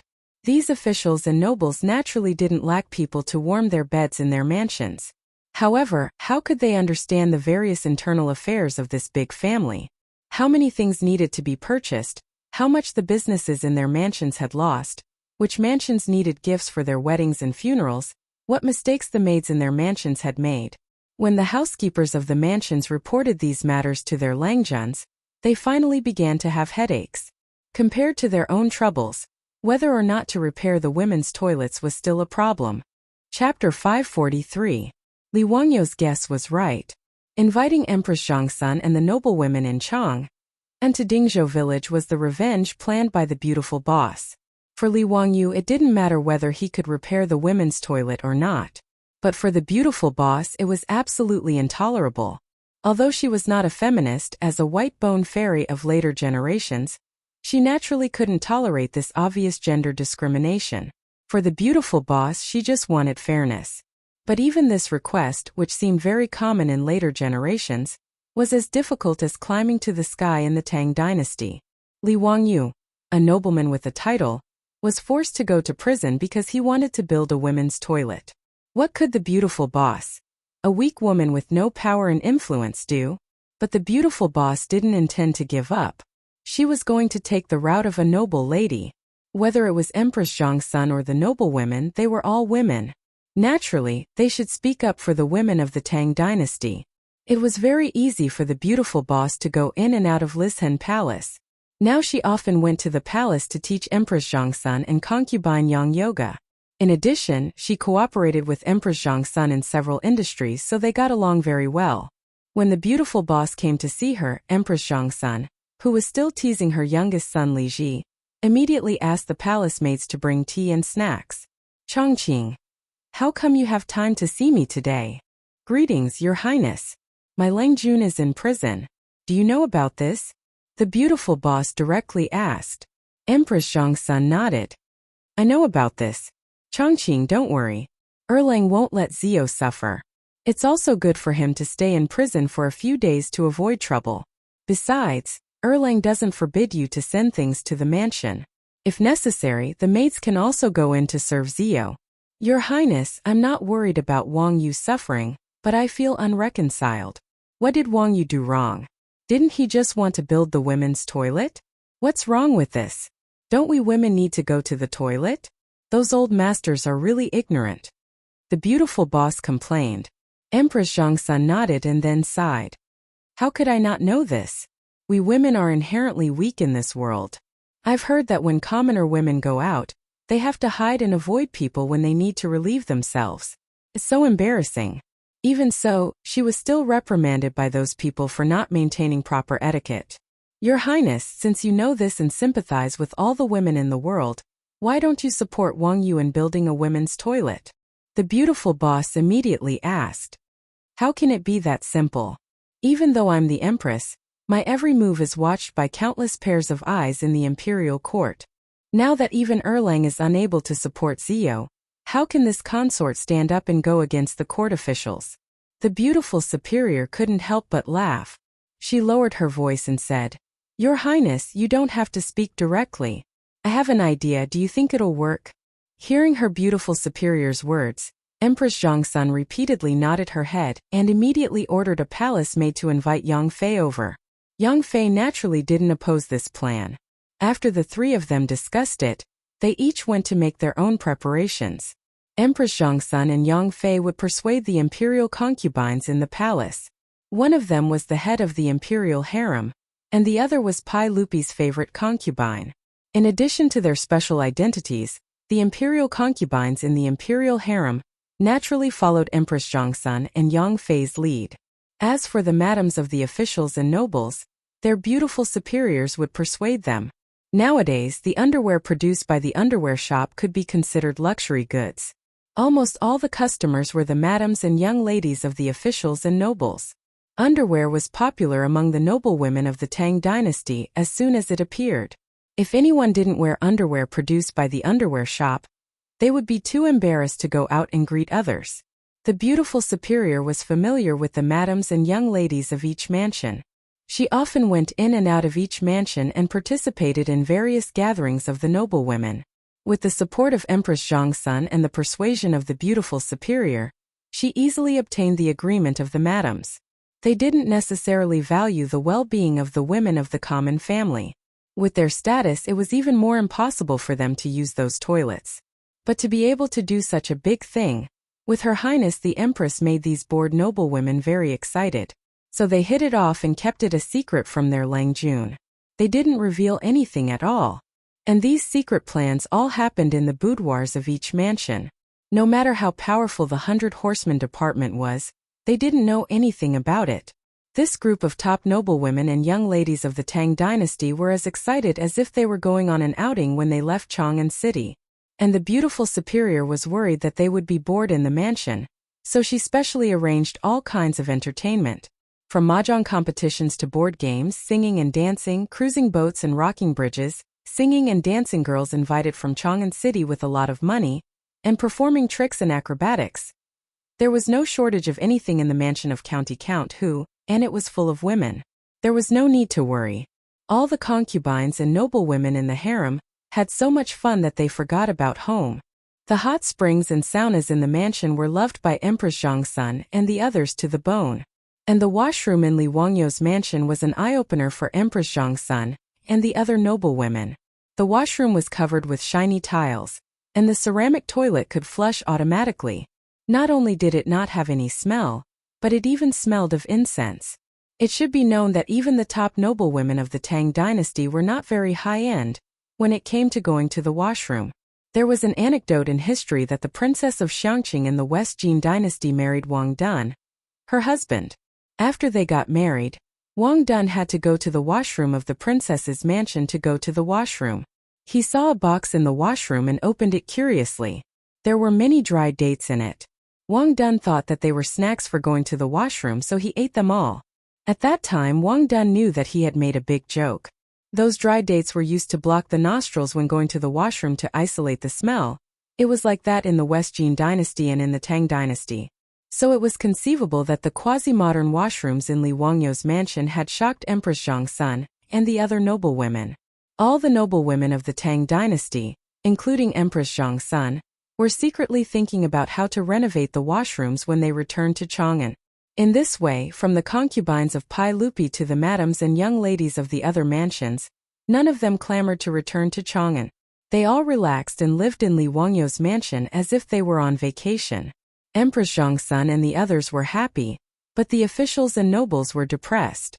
In the past few days, those old masters were surprised to find that their colleagues, who were usually respectful to them, looked at them with resentment in their eyes. Not to mention talking to them and greeting them, everyone avoided them as if they were the plague. This group of old masters, whether it was their age, their official qualifications, or their influence in the scholarly circles, were the reasons why they were usually respected. Even the officials and nobles who were higher than them were polite and respectfully called them Lord Lu, Lord Du, and Lord Xianyuan after meeting them. And they were used to it. They even flaunted their seniority and didn't take the other officials seriously. But in the past few days, when those officials saw them, they didn't even greet them, let alone greet them. What's more, some even glared at them and spat a mouthful of thick phlegm on the ground before turning away with disdain. What was even more unexpected was that they were impeached in the Chang dynasty today. Chapter 544. In the Taiji Palace, the first official could not take it anymore and stood up to impeach the group of old teachers. Like a signal gun, almost 100 court officials stood up to impeach the group of old teachers. They finally understood that if they did not overthrow the group of old teachers, the female toilets in Chang, and would not be able to be built. And if the female toilets were not built, their wives would not return to Chang'an. In this way the choice was simple. What about the difference between men and women, the reversal of ethics, disrespect of etiquette and etiquette? These were all nonsense. Was it considered etiquette to have yellow and white things all over the street? Could it be that it was ethical to make young ladies and young wives act like thieves and hide everywhere to relieve themselves? The court officials went all out in order to drive the group of old teachers out of the court. They came up with all sorts of reasons to impeach them. Speaking of which, the group of old teachers, although their official ranks were not low, most of them did not have any real power. They were all officials in noble positions. If one were to say that they had taken bribes and perverted the law, that was true. Even when Pai Lupi asked the 100 Horsemen Department to investigate them, they did not find anything. But this was not a problem for the court officials. In order to bring back their wives, they racked their brains and began to find faults with the old teachers. There were typos in official documents, improper words and actions, and undamaged clothes. These were all child's play. Even the dogs of the old teachers who urinated and defecated on the road were grounds for impeachment. Pai Lupi was not surprised by this farce of impeachment. Instead, he sat on the throne and smiled as he watched the crowd perform. The group of old teachers was completely dumbfounded. Usually, they were the ones who impeached others from a moral high ground. When had they ever been treated like this? They were so angry that their faces turned pale. Their bodies trembled as if they had Parkinson's disease. Your Majesty, I am innocent. Are these people crazy? How dare they humiliate me like this? Your Majesty, I have been humiliated by the court officials like this. How can I still stand in the court? I beg to be buried. Your Majesty, since you don't need me, I will return. I beg to retire and return to my hometown. The group of old masters was too lazy to say anything more. They could clearly see Pai Lupi's attitude. Thus, they all knelt down and took off their official hats with trembling hands. Naturally, they were unwilling to resign. However, in this great hall, they were being pushed down by so many officials. Even if they were attached to their positions, what could they do? If he didn't know what was good for him, he might end up like those old officials who had been taken down from the prison. That would be a fate worse than death. Pai Lupi pretentiously stood up from the throne and walked down the steps to help the old masters up. You are all my trusted subordinates. How can you leave like this? Don't say such things again. However, even though he said that, he pretended not to see the official hats that were placed on the floor. He had no intention of picking it up and putting it back on for these old teachers. Pai Lupi's actions chilled the hearts of these old masters even more. Originally, they were just going through the motions of resigning. Now they could only follow this path to the end. Disheartened, the old masters once again asked to resign. Their attitudes and tones were much more resolute. Pai Lupi was still unwilling. The old masters asked to be buried again. With 3 requests and 3 requests to stay, both sides had completed the ritual process. Both sides were so polite that it seemed like the ruler and his subjects were harmonious. This was also the proper procedure. To put it bluntly, it was just a polite gesture. Don't take it seriously. If Pai Lupi urged them to stay, the old masters would take it seriously and continue to wear their official hats with a clear conscience. Then they would have lived their lives in vain. Pai Lupi pretended to be regretful and sighed. Since you have already made up your mind, I can't force you. Although I am distressed, I can only follow your wishes. Pai Lupi pretended to wipe away tears that did not exist. I will grant each of you 100,000 gold for your return home.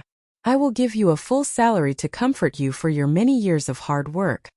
The full salary that Pai Lupi was talking about was the retirement salary of these old masters after they retired. It was not reduced by half but full salary. After an official of the Tang dynasty retired, the salary was only half of what it was when they were still in office. Bai Juyi once wrote a poem like this. 70 years of age, the full crown is hung up. Half salary and half carriage are hung up. The cook tells the court that he has run out of salt and rice. Wife and children are unhappy. Niece and nephew are bored. First, I will sell 10 mu of land in Nanfang. Next, I will sell 5 mu of land in Dongdu. It meant that after they retired, they would only have half of their salary. Their lives were bleak and they would have to sell their land to make a living. Pai Lupi's words made the group of old masters kneel down again. After repeatedly thanking him, they reluctantly left Taiji Palace with tears in their eyes. After the group of old masters left, All the civil and military officials could not help but breathe a sigh of relief. They looked at each other and smiled. No one mentioned this matter again. Pai Lupi was even more satisfied. He sat back on the throne and pretended that the previous matter did not happen. He changed the topic and began to discuss state affairs. Pai Lupi had long disliked these dozens of old officials in the imperial court. Each of them was stubborn and conservative. They often had restrictions on the imperial court. They often brought up the ancestral etiquette to talk about things. This made Pai Lupi unhappy for a long time. However, these old officials had a great influence in the imperial court and the scholarly circles. Although Pai Lupi was unhappy with them, he could only endure it. He did not expect that because Li Wangyu wanted to build a toilet on a whim, it caused a lot of trouble in the imperial court. This group of old officials and old masters, because of a small female toilet, were sent to prison or resigned. This made the imperial court much quieter. After taking down this group of old masters, the officials eagerly waited for Li Wangyu to change the words on the toilet. Li Wangyu had built 2 toilets on the left and right. They were clearly the men's and women's toilets. This was not only seen by the old masters, but also by the officials. Now that there were no more restrictions, as long as Li Wangyu ordered people to write the words women's toilets, everyone would be happy.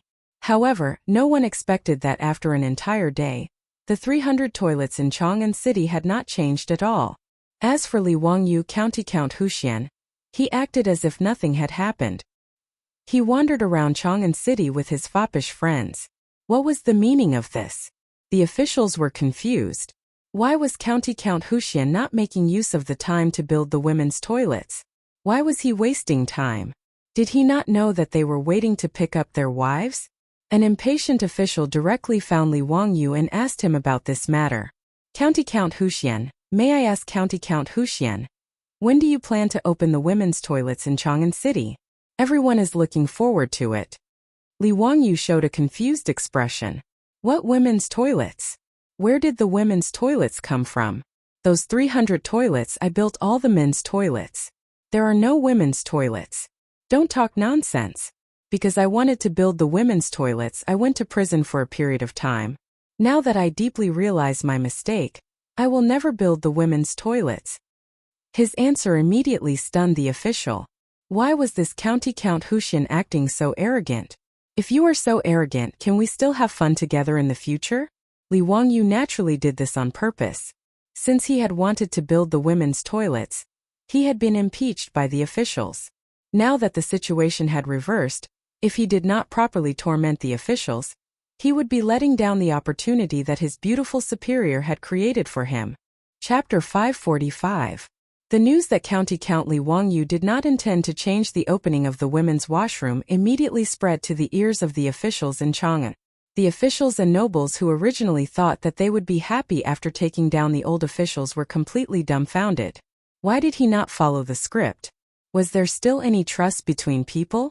Some people immediately understood that this was County Count whose revenge on them, who asked them to stand by and watch when others were impeached for building the women's washroom. Some even hit them when they were down. Now that the situation had reversed and the officials were asking Li Wangyu to change the women's washroom, they would naturally be criticized by County Count Hu. After the court was dismissed, Pai Lupi had nothing to do, so he invited Feng Xianling, Du Ruhui, and Zhang Sun Wuji into the palace to play mahjong with him to pass the time. Currently, Empress Zhang Sun and a group of madams were living comfortably in County Count Hu's residence and had no intention of returning. Pai Lupi and the other old men had a lot of time to play mahjong. Ever since Li Wangyu created mahjong, it quickly became popular in Chang'an. Not only did Pai Lupi and the officials and nobles like it, but it also quickly became popular in the marketplace and in the various gambling houses. The sound of playing mahjong resounded throughout the land of China nearly 1,000 years in advance. 50,000, Your Majesty. Now that Ziyu is provoking the officials like this, I'm afraid he will cause a lot of trouble. Feng Xianling casually threw out a card. Pai Lupi hurriedly shouted. Bang! 9 of them. Feng Xianling, it's okay. This kid must have some complaints in his heart. Let him vent his anger. Zhang Sun Wuji looked at Pai Lupi and reached out to take the 9 of them. Win. All of them. Your Majesty, you are very kind. In my opinion, it would be good to let County Count Huxian go and stir things up a bit. Although the Tang dynasty was established for less than 10 years, we inherited too many officials from the Sui dynasty and became depressed. Now that His Majesty was in the prime of his life, it was time for him to work hard. How could he allow these officials to hold His Majesty back? There was nothing wrong with Count Huxian building a toilet, but there were people in the court who stirred up trouble out of nothing and stirred up a lot of trouble. This is still a small matter. If Your Majesty wants to reform the old practices, I'm afraid it will be even more troublesome. Feng Xianling and Du Ruhui both nodded their heads in agreement. Your Majesty, you really can't blame County Count Hu for this. Even though the old officials in the court who strongly opposed it are no longer here, there are still many people who have opinions about the women's washroom because of their instigation. This subject has heard that there are quite a few elderly people on the street with dove canes who are shouting that if a female toilet is to be built, they will go and destroy the toilet. Du Ruhui also laughed. Feng Xianling nodded. These people are even more troublesome than the old officials in the imperial court. They are all very old and can't be beaten or scolded. If they really ordered people to push down the toilets, Ziyu really wouldn't be able to do anything. I'm afraid even Wanyan and Chang and counties would be at their wits' end. The elderly that the two of them were talking about were those above 60 years old, who were highly respected among the people. The country would give them the king's staff, also known as the dove canes. The elderly who received the dove canes would not only receive a rank of 7, but they would also have the privilege of walking on the side roads of the emperor and entering and exiting the government offices. Even if they committed a crime, they would be given a lighter punishment. The 10 bamboo scrolls of the king's staff said, "When one is old and receives the king's staff, there is a dove on it. When the people see it, they will compare it to righteousness. If anyone dares to scold or beat them up, they will be considered traitors." This meant that the elderly who held the dove canes were like envoys. Anyone who dared to scold or beat them up would be heavily punished. These elderly were already very famous among the people, and with the dove canes given to them by the government, they were even more respected. These elderly also had the duty to help the government educate the people and promote filial piety. As for the construction of the women's washroom, apart from the old officials in the imperial court, the ones who opposed it the most were the elderly. Zhang Sun Wuji also smiled. I think that County Earl who knows about this matter, which is why he didn't make a move. He wants to use the wolf to swallow the tiger strategy. Haha, I'm really curious what the situation will be like when the officials and generals of the imperial court face off against these elderly. Li Er clapped his hands and laughed heartily. He threw a few chips to Zhang Sun Wuji and said, "That makes sense. I want to see what Zio can do. Haha, come let's continue. Since the madams of the various manors aren't here, we will light up the lanterns and fight. No one is allowed to leave." While the 4 of them were leisurely playing around in the governance hall, the officials couldn't sit still anymore. Many officials who were familiar with each other all invited them to discuss how to solve this matter. Some of the more impulsive officials complained, "In my opinion, we shouldn't wait for the county earl to make a move. We should find someone to change the toilet. Wouldn't that be the end of it? This county earl is obviously trying to make things difficult for us." Brother's words make sense. Anyways, the toilets have already been built. Rather than asking the county earl, why don't we change the toilets ourselves? I don't believe that the county earl will fall out with us. Okay, then let's do that. We'll immediately find blacksmiths to do it. What's done can't be undone.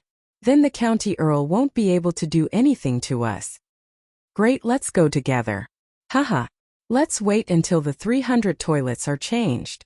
Let's see what the county earl can do. The officials all felt that this method was feasible. As they said, it was better to rely on oneself than to rely on others. Rather than sitting there and worrying, why not do it themselves? They just needed to find some blacksmiths to change the names of the toilets.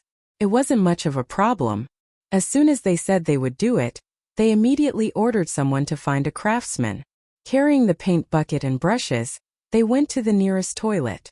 The toilets in Chang'an City were all of the same design. They were split into left and right, with a thick brick wall in the middle. The officials all knew that these were the men's left and women's right toilets. However, the toilets on both sides of the road were painted in red, with the words men's room written on them. Go, erase the words on the right side of the toilet and change them to women's toilet. The officials ordered the blacksmiths to change the logo of the toilets. The blacksmiths agreed and began to work. However, they saw a group of people rush out from the inner building. The ones in the lead were a few elders holding a dove's staff. Stop! What are you doing? The officials looked at each other, not understanding what these elders were shouting about. However, even these 4th or 5th rank officials were very polite to the elders holding dove staffs. Greetings, elders. I'll have the blacksmiths change the words on the toilets and change the toilets on the right side to the women's toilet. What advice do you have for me? Preposterous. Truly preposterous. You are all officials of the imperial court and hold high positions. How can you do such a preposterous thing? How can this woman use the toilets outside? Do you still have any morals? That's right. It was wrong of County Count Who to build a women's toilet. Fortunately, County Count Who repented under the teachings of the saint. The toilets built today are all men's toilets. This is in line with the principles of yin and yang. As the saying goes, men should be outside and women should be inside. How can this woman use the toilets outside her home? The words of the elders made the officials look at each other in dismay. Why were there so many elders among the commoners who had such an attitude after defeating a group of old masters in the imperial court? The officials suddenly had an epiphany. *CK It seems like we've been tricked. We've been used as a tool by County Count Who. Chapter 546. In the face of the elders' criticism, the officials could only bite the bullet and try to persuade them. Esteemed elders, we are only doing this out of goodwill. You all have wives and daughters in your manors. Can you bear to see them embarrassed because they need to go to the toilet? As the saying goes, don't do unto others what you don't want done unto you. Why can't a woman go to the toilet? Speaking of which, these officials did not necessarily support women going to the toilet outside as they saw it as indecent. However, the situation was beyond their control and they had no choice. They could only stand on Li Wangyo's side and persuade the elders. However, their words had no effect at all. The elders opposite them looked at them with disdain. Tui, how can my wives and daughters be so unruly? If they dare to go to the toilet outside, I can't break their legs. No matter what, this toilet can't be changed to a female toilet. Otherwise, don't blame me for getting someone to push it down. One of the officials was unhappy and reprimanded. Nonsense. You are all elders with a dove's cane. How can you be so insensible? The construction of the female toilets is also a major matter of the country. How can we allow you all to pester us endlessly? If you dare to spout nonsense again, I'll throw you all in jail. It would have been better if he had not said that. Once he said that, it was as if he had poked a hornet's nest. The group of elders immediately jumped up and down. All right, if you want to arrest me, then arrest me. I want to see which law I've broken. Yes, this Lang Jun has such great authority. Just take us away. I want to see who dares to change this toilet today. If you want to change it, then kill me first. After that, you can do whatever you want. The elders' words put the officials in a difficult position. These elders with dove's cane were not to be trifled with. As long as they did not commit any crimes, even Pai Lupi would have to be polite to them to show his respect for the elders and respect for filial piety. Everyone looked at each other, not knowing what to do. For a moment no one said anything. The craftsman at the side did not understand and asked softly, Lang Juns, do you still want to change the words? Change my ass. The official, who was already angry, became even angrier after being questioned by the craftsman. He kicked over the paint bucket and turned to leave. The others shook their heads helplessly. They were truly at a loss when encountering this group of venerable elders. Everyone turned around and left, leaving behind the blacksmiths who were at a loss. In fact, the reason why Li Wangyu refused to show himself, other than deliberately making things difficult for those officials, was also because of this group of elders. After he came out of the prison, he found out that the merchants of the east and west cities, in order to support him, actually held a strike against those officials who slandered him.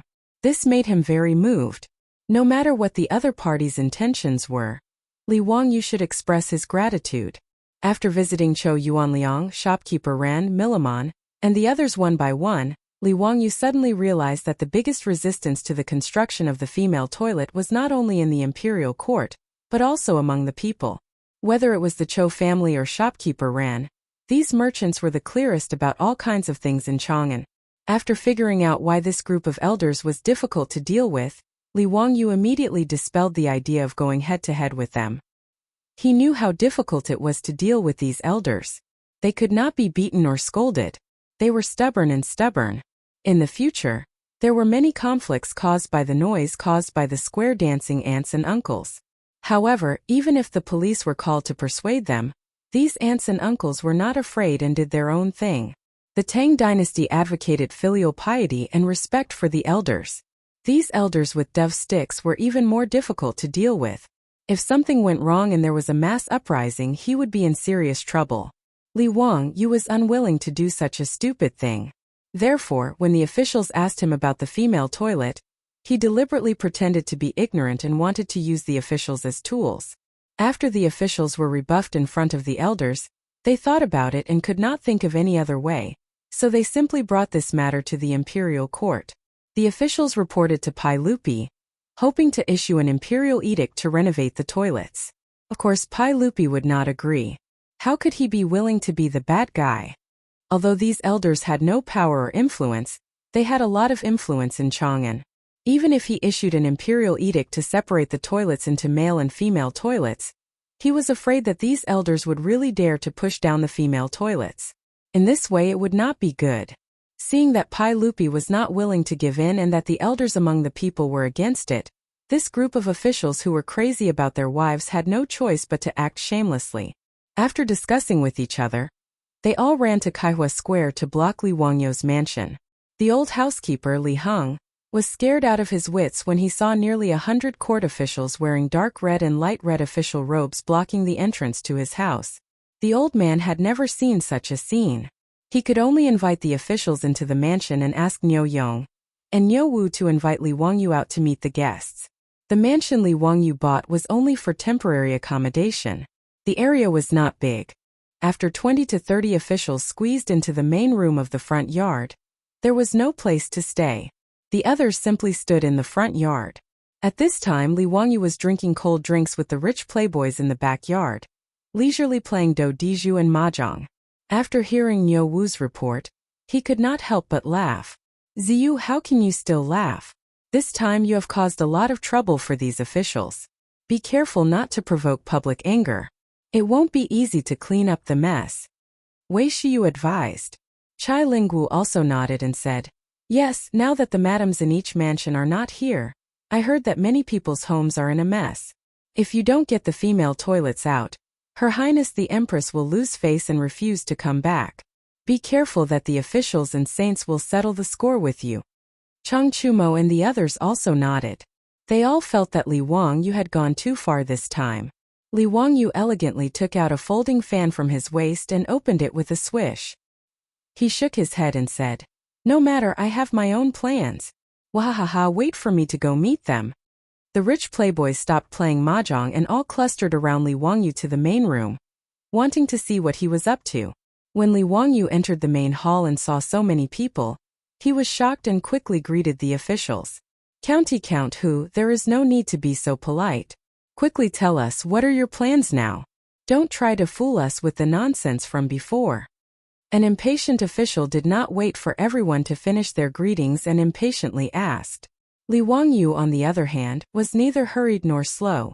After bowing to everyone, he opened his mouth and said, Everyone, it's not that I'm trying to fool all of you. It's just that I didn't think that I would do something bad with good intentions. It is not that I, Li Wangyu, am looking for trouble. It is just that when I saw how dirty Chang'an was and found it intolerable, I became impulsive and wanted to use my own money to build toilets. But who would have thought that for the sake of building toilets, I would be locked up in the prison by the saints?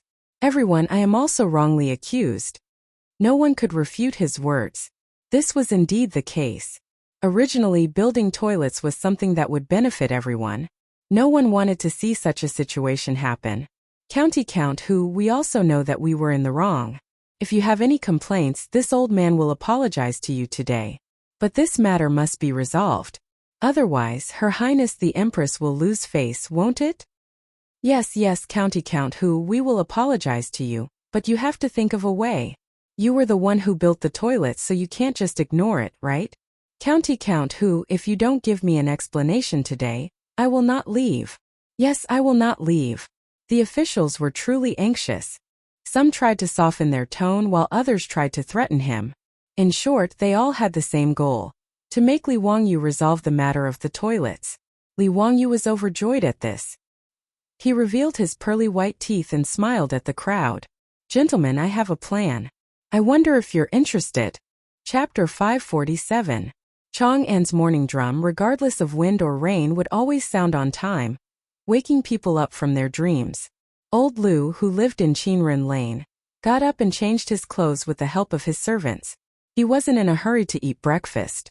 Instead, he picked up his extremely precious dove staff and walked out of his house with the help of his servants. This dove staff, which was bestowed by the government, was Old Lu's favorite. Even his eldest son couldn't touch it. As an elder of Qinren Lane, Old Lu was used to walking around the lane every day after getting up. He greeted his neighbors and received everyone's compliments. The gate of the lane hadn't opened yet, but there were already some neighbors who had gotten up early and were busy. When they saw Old Lu, they would politely greet him with their hands clasped. As the oldest elder in Qinren Lane, Old Lu was used to this. He greeted everyone with a smile, and then continued to walk around the lane. Old Lu walked to the toilet that was built by the county magistrate. He looked at the two toilets on the left and right. They both had the words men's toilet written on them. He nodded with satisfaction. Although the toilet on the left was still open, Old Lu didn't care that much. If those officials wanted to change the toilet on the right into a women's toilet, he absolutely couldn't. If the government wanted to force a change, Old Lu would rather tear down the women's toilet than compromise. In any case, as an elder, he wasn't worried that the government would do anything to him. Not to mention the fact that the county magistrate of Wanyan County was only at the 6th rank. Even those high-ranking officials in red robes would be polite when they saw him.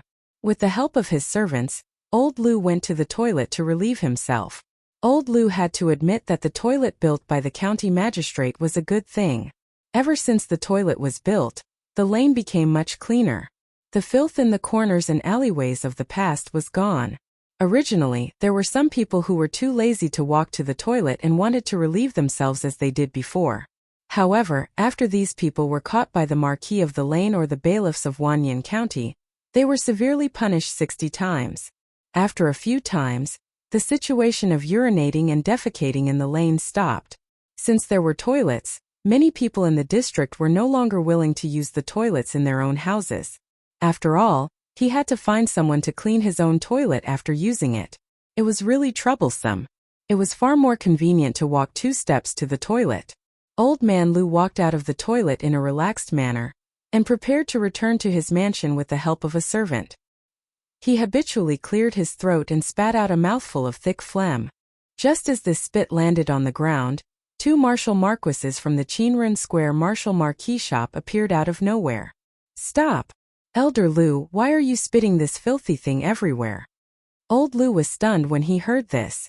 He thought to himself, I just spat a mouthful of phlegm. How did it become something filthy? 2 martial marquis, did you see wrongly? Old me only spat out some phlegm. The 2 martial marquis nodded their heads. Since you admit it, then that's good. The Tang dynasty law clearly states that those who pass through the walls with filth will be flogged 60 times. Was this phlegm not filthy? Elder Lu, you are an elder. According to the law, your punishment can be reduced by half, but you still need to be flogged 30 times. Your old arms and legs will definitely not be able to take it. Since it's like this, then fine me with copper. Fine me with 5 pounds of copper. Take out the money. The rule that the martial marquis was talking about was that if one threw trash on the street, the punishment would be 60 flogs. And the penalty of 5 pounds of copper was a copper coin. How could Old Man Lu bear this? Furthermore, he felt that he only spat a mouthful of phlegm. How could it become throwing trash? He immediately started arguing with the 2 martial marquis.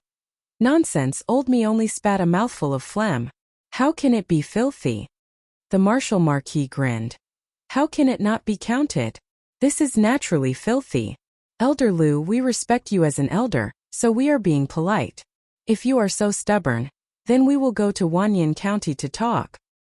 Humph. Let's go. Old me does not believe that the Lu Ming house can sit by and watch you act so recklessly. Old man Lu said angrily. Their argument naturally attracted the attention of the neighbors in the square. Everyone was discussing, but they did not dare to say anything. After all, they were not as old as Old Man Lu. They were still in awe of the Marshal Marquis. This argument did not end, and it really went to Wanyan County's Yamen. And the neighbors who were watching immediately ran to Old Man Lu's house to report. This scared Old Man Lu's few sons. They quickly followed the neighbors and rushed to the Yamen. Qinren Lane and Wanyan County's Xinyang Lane were only separated by a large street. By the time Old Lu's several sons arrived, Wanyan County's county magistrate Lu Deheng had already begun the trial. As an elder, Old Man Lu did not need to bow when he saw an official. He just casually stood in the main hall and casually cupped his hands towards Lu Deheng. Lu Ming House, Old Me wants to ask you to give me justice. These two Marshal Marquis shops Marshal Marquis, causing trouble out of nothing. They said that Old Me spat out a mouthful of phlegm, and that Old Me should be beaten 30 times or punished with 5 pounds of copper. I also ask Lu Ming House to give justice to Old Me and reprimand these two Marshal Marquis, who are causing trouble out of nothing. After he finished speaking, Lu Deheng, who was sitting behind the high table, laughed. Old Man Lu, your words are wrong. Since you admit that you spat on the ground, that naturally belongs to the category of filth. What wrong did these two Marshal Marquis do? If they turn a blind eye, they will not be able to do anything. They will be punished with the same punishment. What? What are you talking about? Old Me has spat out phlegm all my life. When have I ever heard of this being considered filth? Lu Ming House, you cannot be so biased towards Marshal Marquis. Old Man Lu heard this and became anxious. Lu Deheng sneered. If Old Man Lu feels that this county is biased towards Marshal Marquis, you can go to the Imperial Censorate to report this county. However, the punishment of copper or 30 beatings cannot be avoided. Old Man Lu, you can choose for yourself. You! Old Man Lu was so angry that he could not speak. Ever since he became an elder, when had he ever been so angry? Without waiting for him to continue to be angry, he heard someone in the hall shout. Accept the punishment, we accept the punishment, we accept the punishment of 5 pounds of copper. The ones who spoke were Old Man Lu's sons. After they heard the news, they hurriedly rushed over. Once they heard Lu Deheng's words, they did not dare hesitate and immediately accepted the punishment. Old Man Lu was over 70 years old. 30 beatings could directly take his life. How could they not accept the punishment? Although it was painful to take out a copper coin, it was not to the extent of hurting his muscles and bones. Old Man Lu's sons immediately took out a copper coin from their money pouch and paid the punishment. Only then did this matter end. A few people carefully supported Old Man Lu out of the county government. Old Man Lu angrily glared at the county government's gate and habitually wanted to spit again. However, his son was so scared that he hurriedly stopped him. Father, you don't dare spit again. A copper coin. Old Man Lu finally reacted and quickly swallowed the spit back. He angrily stomped his foot. Return home. The sun had just risen and he had lost a copper coin for no reason. Old Man Lu felt that he did not look at the almanac when he went out today and bumped into a villain. But he did not expect that this unlucky matter was not over yet. Chapter 548. With the help of his sons, Old Lu walked out of Wanyan County and prepared to go back to Qinren Square angrily. He had just walked a few steps when he was stopped by the Yamen runner of Wanyan County. Stop! Who told you to walk on the left? Carriages, horses and pedestrians should move to the right. Don't they know this simple rule? If you walk on the wrong side, you will be beaten 50 times. Old Lu, as an elder, how can you not follow the law? The Yamen runner's words made Old Lu's blood pressure rise. This is the street in the square, not the street outside. How can I walk on the right side? Every day in Chang'an City, caravans came and went. Walking on the right side was an iron law. If someone violated it, he would be beaten 50 times. But that was the rule set to avoid congestion on Vermilion Bird Avenue. Now the Yamen runner actually asked him to walk on the right side of the street in the square. How could old Lu not be angry? How could he not feel that the Yamen runner was deliberately looking for trouble? Old Lu, we respect you as an elder, so we are trying to persuade you. Which law of the Tang dynasty says that in the square we don't have to walk on the right side? You. Old Lu pointed at the pedestrians on the street with his dove cane. There are so many people who don't walk on the right side. Why don't you stop them? The Yamen runner rolled his eyes. They are not elders. Old Lu, you are an elder with a dove cane. Naturally, you have to set an example and educate the people. How can you be the same as these people? The Yamen runner's words made old Lu lose his temper. The status of an elder and the dove cane in his hand were what he valued the most. An elder indeed had the obligation to help the government educate the people. He could only be silent. Supported by his sons, he walked to the right side of the street and slowly walked to his own mansion. When he arrived at the gate of his mansion, he found that a group of people had gathered. Seeing that old Lu had returned, they hurriedly made way. What's the commotion now? Old Lu was already fuming with anger, and questioned in an unfriendly tone. Blocking his door were a few martial marquises from Qinren Square. After seeing Elder Lu, the few martial marquises did not lack etiquette. After bowing to him, they replied, Elder Lu, the horses and mules in your residence defecated on the street, producing filth. And the dog in your residence peeing at the corner of the wall and spitting filth. Just now, when he spat out a mouthful of phlegm, he caused a ruckus in the county magistrate's office for 10,000 years. In the end, he was fined 1 copper coin, which made old Lu extremely depressed. Now that he heard that even his own family's horses and dogs would be caught and punished by Wu Ho for peeing outside, he immediately exploded. What do you want? Weren't all the dogs and horses in Chang'an the same? Are you blind? Why are you pestering the old me? The martial marquis were not angry and laughed. Elder Lu, how can others compare to you? You are an elder, holding the dove staff in your hand to educate the common people, to be a role model for the common people. Before he could finish, old Lu felt a little dizzy, and his body couldn't help but sway a little. If it weren't for the support of his sons, he would have fallen to the ground. Old Lu struggled to stand up straight. Old me accepts the punishment. Return to the residence. Today no one is allowed to take a step out of the residence. His sons were in a flurry, supporting their father back to the residence, and with a bang they closed the door. This movement caused the surrounding neighbors to discuss spiritedly. No one knew what was wrong with the martial marquis and the bailiffs of 10,000 Years County. Even a small matter like this was related to old Lu. They didn't know that the same thing as old Lu was happening all over Chang'an City today. Those elders, as long as they left their own residences, their every move would be closely watched by the martial marquis and bailiffs. As long as there was the slightest mistake, someone would come forward to stop them. If it wasn't a copper penalty, it would be a beating, causing these elders to be furious, but they couldn't do anything about it. Not to mention spitting or the residence's dog peeing outside. Even if they walked on the road and saw a pit on the side of the road and ignored it, there would immediately be martial marquis who would come forward and point at the pit, asking the elders to fill it up. Elder, the officials have already given strict orders. No one is allowed to go through the pits in the streets. The streets and markets were fixed and repaired. How can you turn a blind eye to these pits? What if someone falls? Hurry up and flatten these pits. Nonsense, how can this be done by old me? Why not? You are an elder holding a dove staff, you should educate the people. Seeing these pits, why is it unfair? These words made the elders speechless, and they could only obediently lower their heads. In less than half a day, the elders who usually liked to walk around with their dove staffs, pointing and pointing, were all gone. They all retreated back to their residences, afraid that the martial marquis and bailiffs would find trouble. This was actually the bad idea that Li Wangyu gave to the officials. Weren't those elders willing to stand on the moral high ground and criticize others? Then let's mold them into moral saints. Not only can they not make the slightest mistake, but they also have to immediately fix the road when they see injustice. They have to help the poor, comfort the crying children, and help the women when they are in trouble. In short, in Li Wangyu's words, he wanted these venerable elders to have the highest moral cultivation and perfect character. They should become people who know everything and do everything well. After listening to Li Wangyu's words, Chang Chumo couldn't help but click his tongue. My mother, if anyone can do this, I will cut off my head and let him kick it like a ball.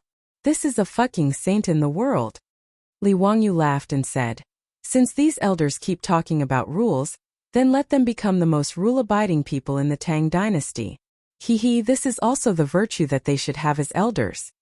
Li Wangyu didn't have the slightest sympathy for these moral saints. Just like Tolstoy, after he found an older and cheaper woman and ended his virginity, he cursed in his diary and cursed women.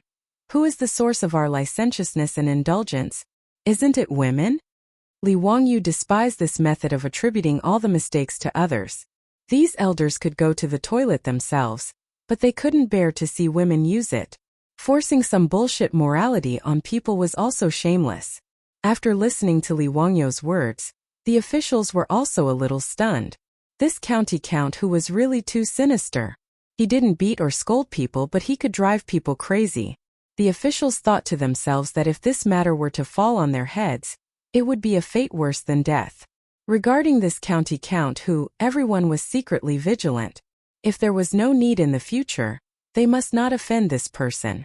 He was too ruthless. This way of killing people with a soft knife was really sinister. However, the officials didn't object. Regarding this group of stubborn elders, they thought that perhaps this was the only way to deal with them. Therefore, with the cooperation of the officials, a vigorous God creation movement was carried out in every square in Chang'an City,